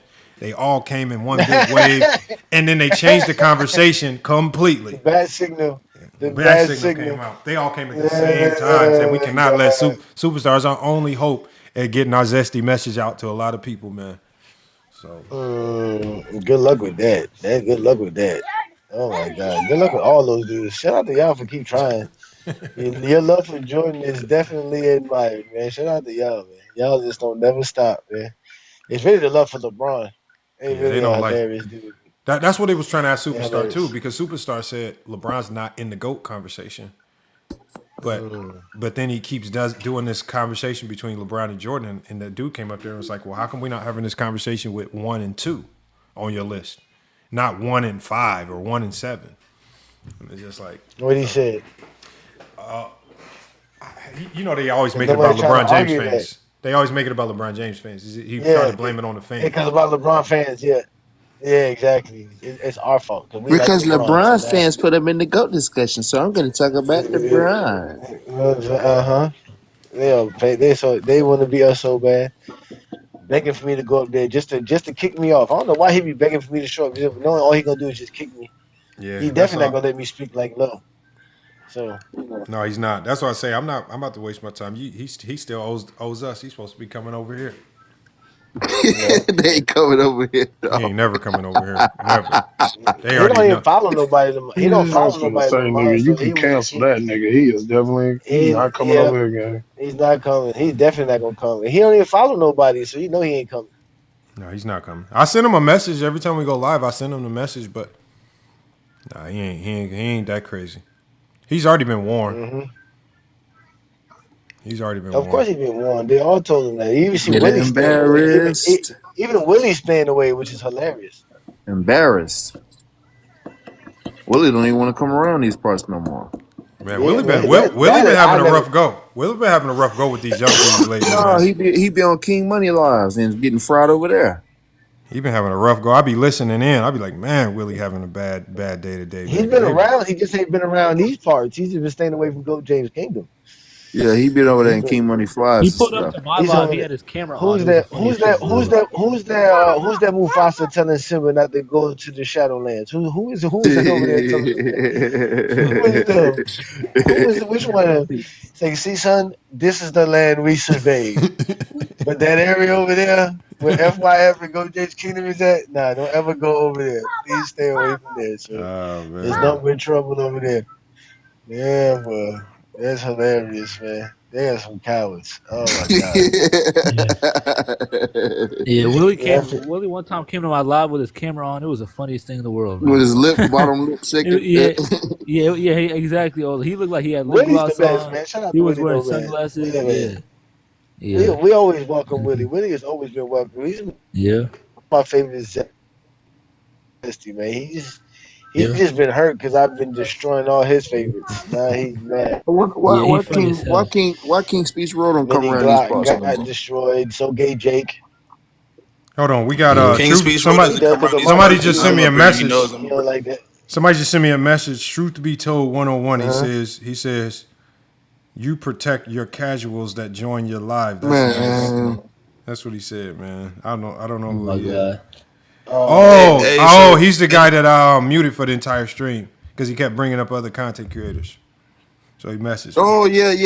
The one with the black and white picture. Oh yeah, Kayshawn or Yeah, something. he's a cow. Oh yeah. I know him. He sent me Nice. stuff all the time. I call him a coward. No, he's a coward. They're all cowards, man. They don't like this because this is going to be on YouTube. Y'all make sure to follow FYF Sports Debate on YouTube. Mad at that. They don't like the fact all our content is available for people to see. They think we're just supposed to just say this and not show it. Nah. Hold on, King Shy. What did This is gonna be available. what did the Bubble Boy do to get his Nothing. TikTok page suspended? Bubble Boy. Good show. Film and I don't know. everything. I don't know. Like I Wild Boy don't said, know, basketball in I motion. don't know. I'm sure they're I gonna got blame no it on me clue. or Johnny. They probably gonna blame it on me or Johnny or Yeah. Juan Boy. Yeah, they're gonna blame it on you, Lamont. Suspended for the. Yeah. Viz Did is y'all too know much his of a page was bum for me to suspended? care about. Did y'all know his page was suspended? Did y'all know? I knew his YouTube channel Yeah. was suspended, His not page his was page. suspended. I YouTube, tried to yeah. message him the other day. Yeah, Viz is too much No, of a his bum his for me his, to care his about, to be TikTok honest. His his TikTok. TikTok Yeah. page was suspended. Yeah, they're gonna say Lamont got his page suspended. Yeah, they're gonna blame it on me Yeah. or Johnny or Juan Boy. I think they was blaming it on Juan Boy. Damn, Mont, what you do to them, man? What you I do wish to the kids? I wish I knew, man. I No, wish I Viz knew. doesn't he even was talk violent basketball, though. man. He has 1,000 careers. 1,000 failed That, careers, man. 1,000 that failed careers. man, He don't even talk basketball. From Bates and that starting man. to be off. Yo, Yeah. we had a whole live on. You had like damn near a whole live on geek stuff last night. He got off of basketball, winning an anime Is that because the I'm Marvel cool like that. Encyclopedia? I'm That's at the poster or the Yeah. encyclopedia? no, that's the I Nah, got the that's us. encyclopedia and the poster. He's saying that's us. I I got got both. I got the But he don't the hardcover. I got the hardcover encyclopedia that look like that too. I got he don't the understand Batman that we don't care about encyclopedia being too. geeks, man. That's us. Yeah, they don't care, Yeah. man. Everybody on this panel gonna go see the Avengers movie this year. Yeah, December. Yeah. Everybody December. go see it. Everybody's gonna go see it. I'm looking forward So to He-Man. He-Man looks like it's gonna be good. I ain't gonna lie. I like that. yeah, I wish he was a little. I mean, I don't think they made him too lean. Yeah, you got to make it so at least when he hit that sword, he got to look different. Yeah, who could have played him? The dude that played Jack Reacher. I don't know who that is. You don't know Hey, Reacher? no, listen, you hit Oh, that you don't shit know right on the Reacher. head. That would have been a good one. Yeah, Reacher, right? He like 6'5", like he mad brolic. I don't Talking know. about the dude from Blue Mountain State. Yeah, you gotta check Reacher out, Lamont. You tripping. Or go, or at least go to I just don't his remember. fight I remember the scenes. movie. I just don't remember the There I was just the don't remember what series, it not looked the like. movies, because Tom, like in the book, he's 6'5", like 250 solid. They had Tom Cruise playing him. I was like, nah, that can't be Jack Reacher. But look, yeah, Johnny, I think it's time for us But to shut this one down. We going on what, 4 hours? I think Yeah, it we was a good one. I think it was a good one, man. I don't know what y'all talking about though. I can't wait for the Michael Jackson movie. I'm finna be dressed up. I can't wait. You gonna dress Yes, up? I sir. can't wait for Michael Jackson. Yeah, I don't know what Of y'all course I'm talking gonna about. Y'all dress up, talking man. about that Michael movie. I'm an Johnny, 80s and baby, I'm man. located. I'm an 80s Yeah, baby, man. I'm gonna dress up.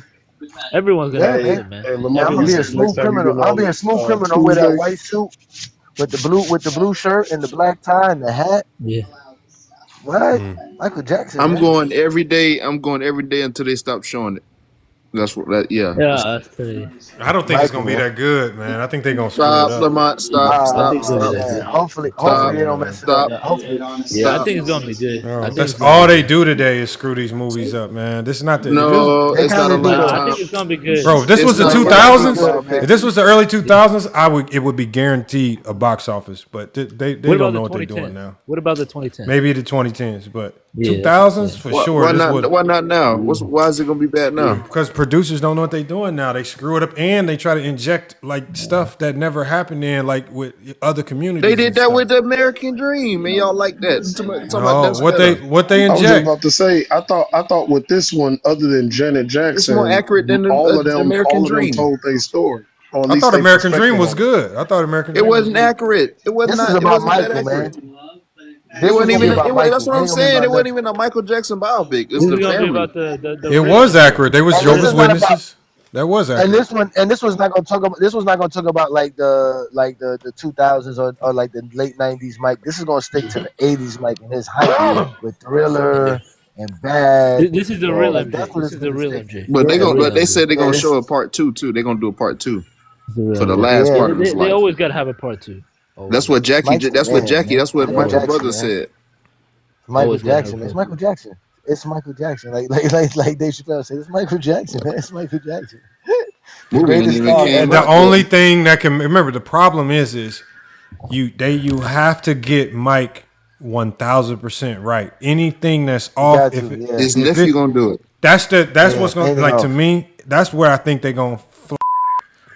I'm talking about you got to get Mike dead But he accurate. can do it. Yo, But he Lamar, gonna it's gonna do be it. hard to flop because you got all his songs. Like it's gonna be hard to like when they're gonna be playing "Beat It" and playing Billie Jean and playing those songs, man. Yeah, the Playing songs. "Come Yeah, Off the the songs Wall." alone might do it. The songs There's a alone might The leak. get you there. songs There's a alone, man. leak If they of do that, yeah. Mhm. there's a leak of a side by side of them doing Thriller, and it looks very good. All right, I'm gonna play So the I trailer like real to. quick. I'm gonna play the trailer real quick. Let me see. Yeah, his uncles, bro. Thriller. The Yeah, if Michael. they do Thriller. Oh my God, man! Come They on, man. they This, did all that. They did all that. Michael's brothers already said they was crying at when they did the interviews at the red carpet. They was literally Hold on. Well, crying. I won't get in trouble for playing the trailer, will I? not I the don't trailer. know. No, if it's the trailer, no, you No, good. now if Not it's the YouTube on yeah, not the YouTube you would, trailer. not on TikTok. Yeah, no, But TikTok. yeah, This is hey the Johnny, trailer. Johnny, the dudes, Jackie and Marlon and all of them, they were literally crying about how accurate and how good of a job he did of portraying his uncle. The Spider-Man Yeah. movie's coming out this year too. I mean, if it's anywhere half as near as what Ray was, it's good enough for me. And I think it's gonna be better than the Bob Marley movie because the Bob Marley movie was kind of good, but yeah. it could have been better. I think this is more accurate than the American Dream. The American Dream it was more like a movie instead of the real biopic, in my opinion. Too I'm much. about to action. say I'm more comparing this to the New Edition. Yeah, that was hella accurate, bro. Nah, the New Edition stuff was hilarious. No, the New Edition shit was lit. I ain't gonna lie, that shit. Most of that shit was factual. They Shout did out. their thing for that. Shout out to their first manager, Mario Star from my hometown. Shout out. Okay, respect. They did do a good The job. one that Faison Love played, that character. We all know like the Temptations. That was a great movie too. We all love the Temptations movie. That was supposed to be accurate. Obviously, like I said, Ray Charles movie was great. Hey, Lamont, you said you getting back on Tuesday. Yeah, I'm gonna do a live Tuesday. Yep. So all right, bet. I'm gonna holler at y'all then, man. Y'all stay blessed, man.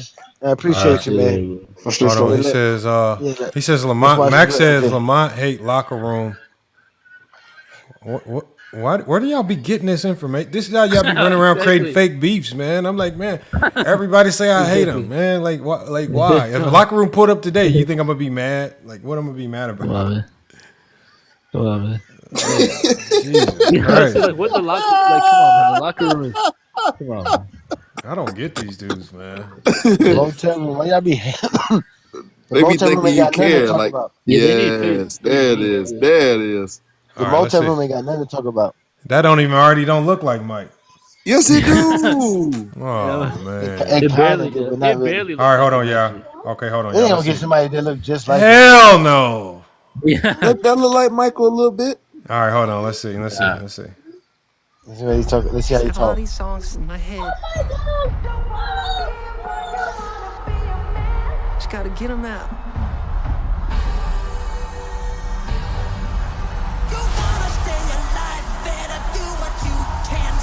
Y'all tripping.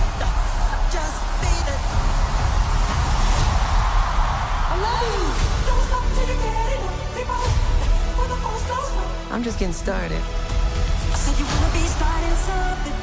There's no one like you.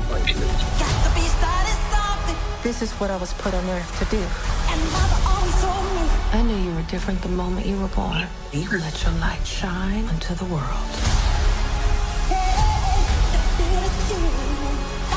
Yes, sir. It'll be an early The greatest of all time.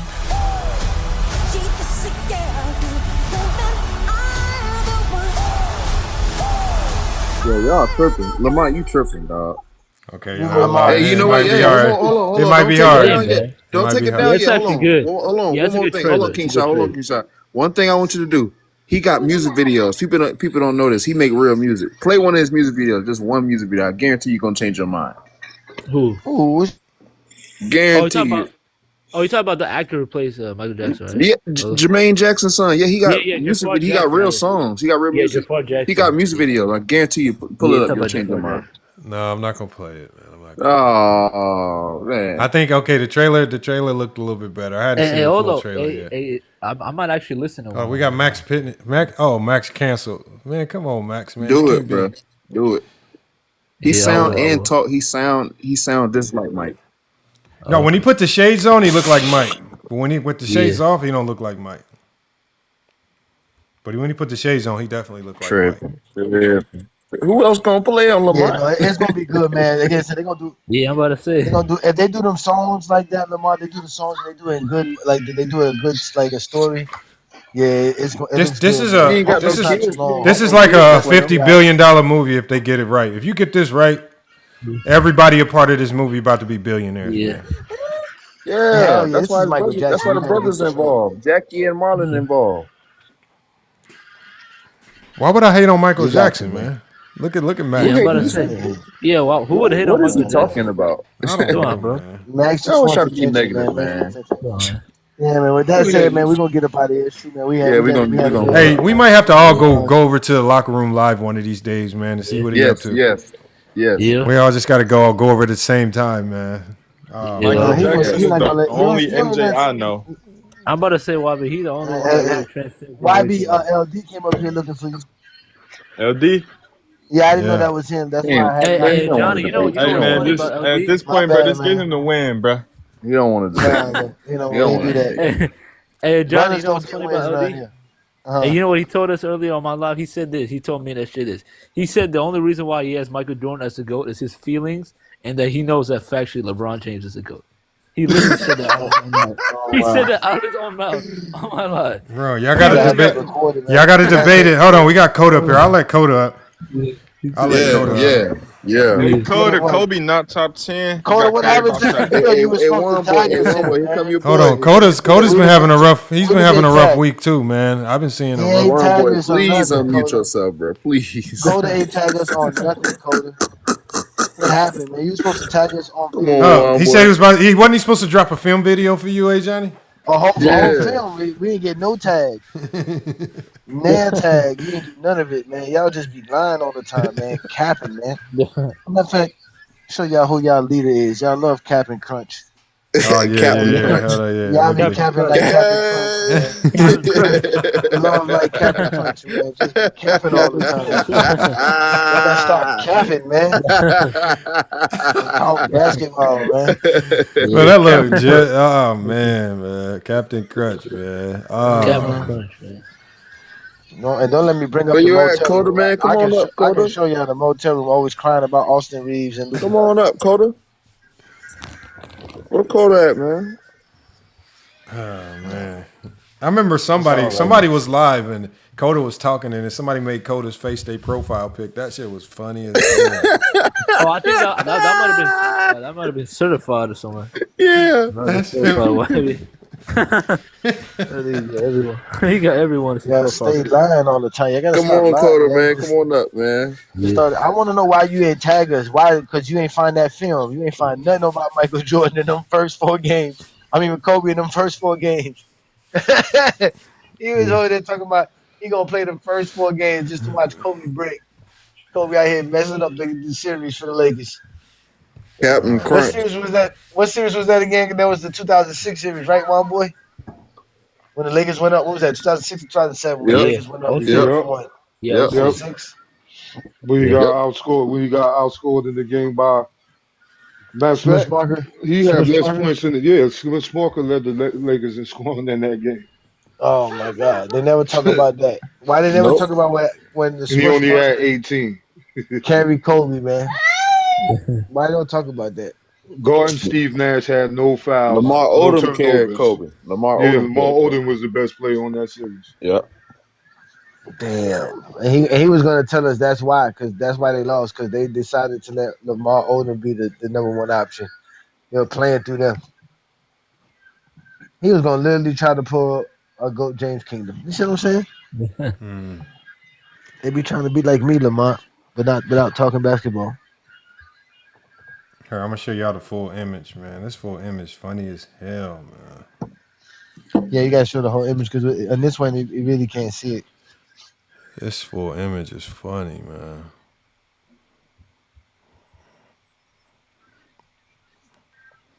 And again, ladies and gentlemen, this is all for education purposes. Cause I didn't think it'd come out like this, man. Oh, this shit is funny. That shit came out perfect, bro. That shit came out perfect. It's the hat. It's the hat on his head.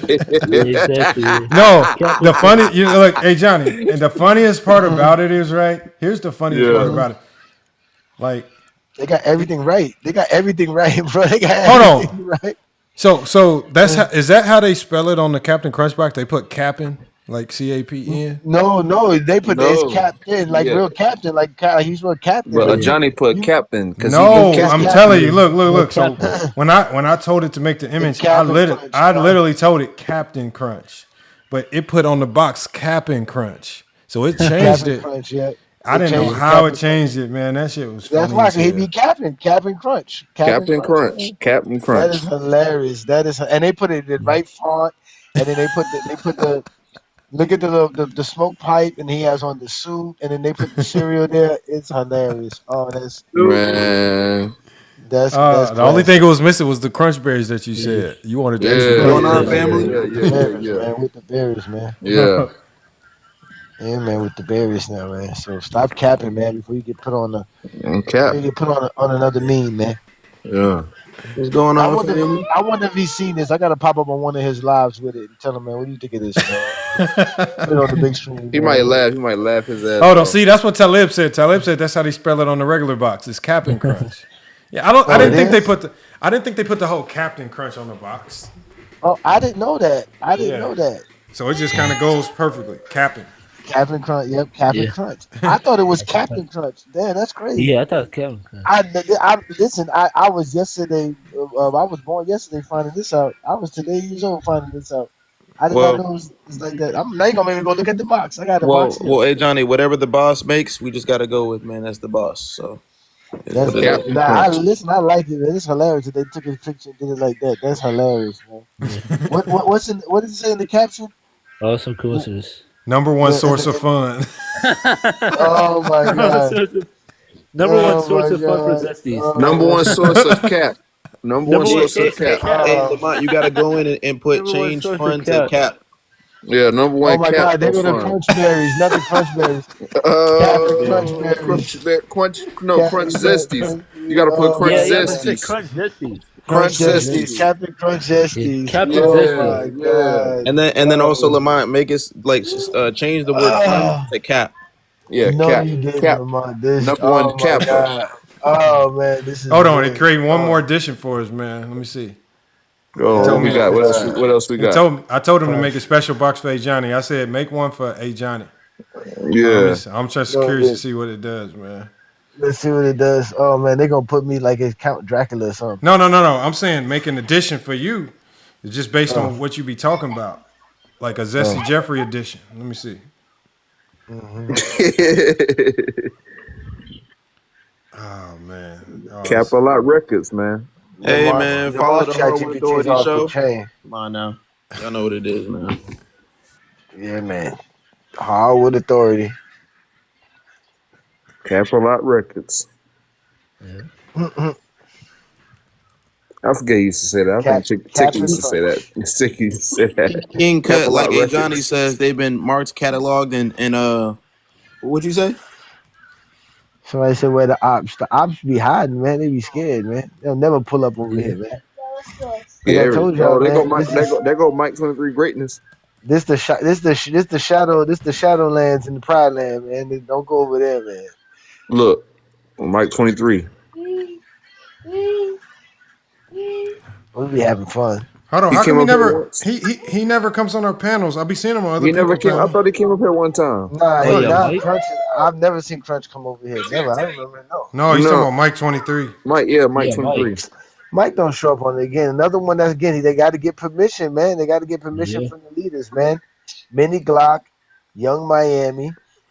That's the leaders right there, man. That's what they tell them what to do, man. Stay away from A Johnny, man. And Vision, Tell me y'all. and Blind Vision. I was on Superstar Live, right? And they called you out again, bro. They was like, I know. "Where go James Keenum at?" No, they say another word. I think we've seen that. But Lamont, I posted like 4 minutes of Superstar basically begging for help because Lowe was up there. So he had Big Assassins, DA. He even had Herm up there. He had Mez. And it was just literally in the 4-minute clip, Superstar literally says, "Oh, you know what? You took me on that. You're right." Wait. That's Wait, just actually kinda JJ, funny. is that a new trend? Is that a new trend in the Zesty community where they call King Roll their dad? Is that true, JJ? Is that actually King true? Roll. Is Not King yeah, Space that's what Roll. JJ said. He said they call him his dad. They said they call him their dad. I don't know what that means. Nah, that's not true. Yeah, That's I don't know y'all what that true. means. That's that late night That's the stuff. new that y'all be trend? doing. That's crazy. Hey, John, he said yes. That's crazy. That's a lack of sleep from y'all. I don't know what y'all doing. Yeah, Lamar, you gotta send me the Captain Crunch berries, man. The Captain Crunch berries is hilarious. I'm waiting for it to finish this last one. Is that the Yeah, edition? man. It's about to be That's done. hilarious. Yeah, this dude's a Crunch. troll. He just Lamar. He's a troll. He said King Daddy Speak. He said King Oh, Daddy. this is hilarious. That's King Speech Row. King Speech Row. I don't know. He's been having a rough week too. They all have. I tried to set up a new debate. He said he didn't want to do it. Nah, King Row won't debate no more. He's always gonna say if he loses, he's always gonna be saying we cheated him or something. Yeah, Don't have an excuse now. Nobody respects the Zesty no more.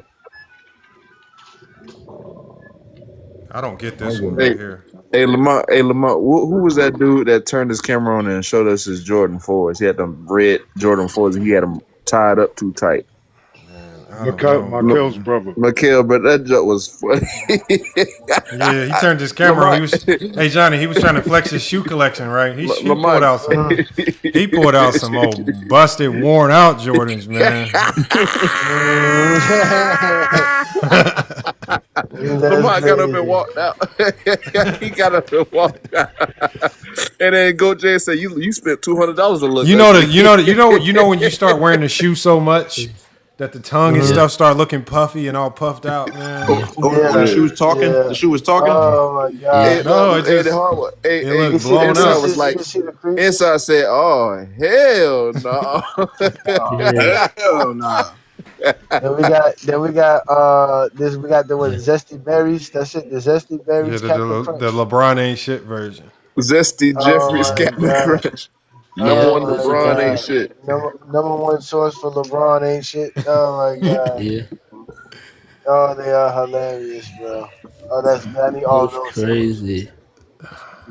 Get yours right now. Available on your grocery shelves. Oh my god. You That's got to put funny, this on a man. T-shirt, Johnny. You got to put this on a T-shirt. Oh man, they'll get really mad at me for that. Oh my Hey, god. Olo, I Yeah, uploaded the clip because you seen I've been getting the clips out. yeah. I uploaded the clip of the one where you're like, Jordan's the most overrated shooter, is the most overrated, and you went down your whole rabbit list. Yeah. Why? That's the one that's getting a bunch of traction. There's a bunch of people talking about, well, LeBron's 4 and 6, when the combo is not even about LeBron. That's what they do. That's what they got, man. That's what they do. Mention LeBron. That's what they got. Championships don't work though. That's the problem. That's what he said. He said most overrated winner because they think 6 is more than 11. Yeah. He was going crazy in that clip. Yep. Hold on, y'all see Tony called out Kev loves NBA or something. Tony killed him, man. He did. Oh, yeah, he he did cooked call it. him out. I seen Tony that. did. Yeah, he Yeah. cooked it. Tony going right at people. He said, "Well, look, I'm gonna do this. Yeah. I'm going right at I like people." Tony Lamar. Ooh, that other show Well, he did. Tony He came cooks in here. everyone. He He got was all the cooking facts. cooking them Kobe fans. That jump was He got all funny. the facts. Yeah, Tony got all the facts. All the He's facts. Who just was he lining up. singing to when he debated him? That jump was fire. That was Oh Herm. yeah, Herm, man. He Yeah. cooked Herm. Cooked Herm, That man. man turned to David Ruffin on her, man. That man turned Yeah. straight to David Ruffin. I know you want to leave me. Yeah. Ain't nobody come here to see you, Herm. Yeah, Hey, man. you know what? I might play it. I might play it just because the video is so bad. But I don't know. I don't know what Vision has been thinking lately. He literally did. It might be one of the worst videos I've ever seen in my life. And on LeBron. And then Blind vision? yes, and at the end of it, he was like, he said something like I think he was trying to be like clever. He was like, yeah, RIP in the chat. He said at the end of the video, and I was like, this gotta be the corniest, sorriest Oh, my video I've God. seen in a long time, man. It was horrible. None of the YouTube? logic No, it's on on TikTok. Yeah, it was horrible, man. I said, man, you Yeah. embarrassing yourself with content like this, man. You gotta come better. It was horrible. I don't know where he's from, but he's a weirdo.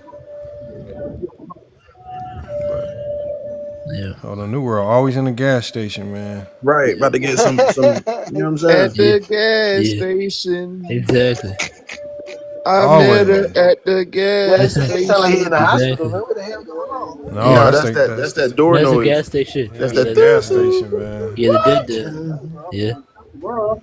I knew that, man. It was at 7-Eleven. Yeah, Let's see. he's having a blast. New World be having a blast, man. All right, y'all, we're gonna shut it down. Hey Johnny, man, Yeah, go shut ahead. it Let's get down, out man. of here, man. We're gonna let a hold on. Oh, I don't even have my Jordan song loaded up, man. I can't even play Oh, it. Man. come on, man. Oh man, it's all right though, man. But y'all know what to do, man. Y'all make sure to check us out tomorrow for the 4-year anniversary GOAT James Kingdom show. We 4 years in. Again, ladies and gentlemen, Jordan's we're gonna career is not celebrate. enough. We're gonna have so much fun talking about everything we've done in the past year. Obviously, you guys know GOAT James Kingdom has grown thanks to Lamont, thanks to you guys and everything. So again, 12 noon Eastern, Sunday afternoon, GOAT James Kingdom show, B Lee and A Johnny, 4-year anniversary. Shout out to all the GJK members. It's gonna be a special merch giveaway. So y'all definitely check it out. Come check us. And again, man, this is the TikTok takeover with Lamont and FYF Sports Debate, GOAT James Kingdom. We out here proving why LeBron is a great basketball player, and obviously why y'all avoid us because we talk basketball. We break it down in the film. We break it down in the actual whiteboard. We do all the great stuff that real basketball fans do. So again, if you like this content, follow us everywhere, and let the Yep. Zesties know, man. We out here doing our thing. But as usual, Yep. hide your kids, hide your wife, hide your credit cards. Scare them out in the Zesties and run around, man. Peace and blessings, man. All right, Y'all be y'all. good. Y'all be good. Yeah.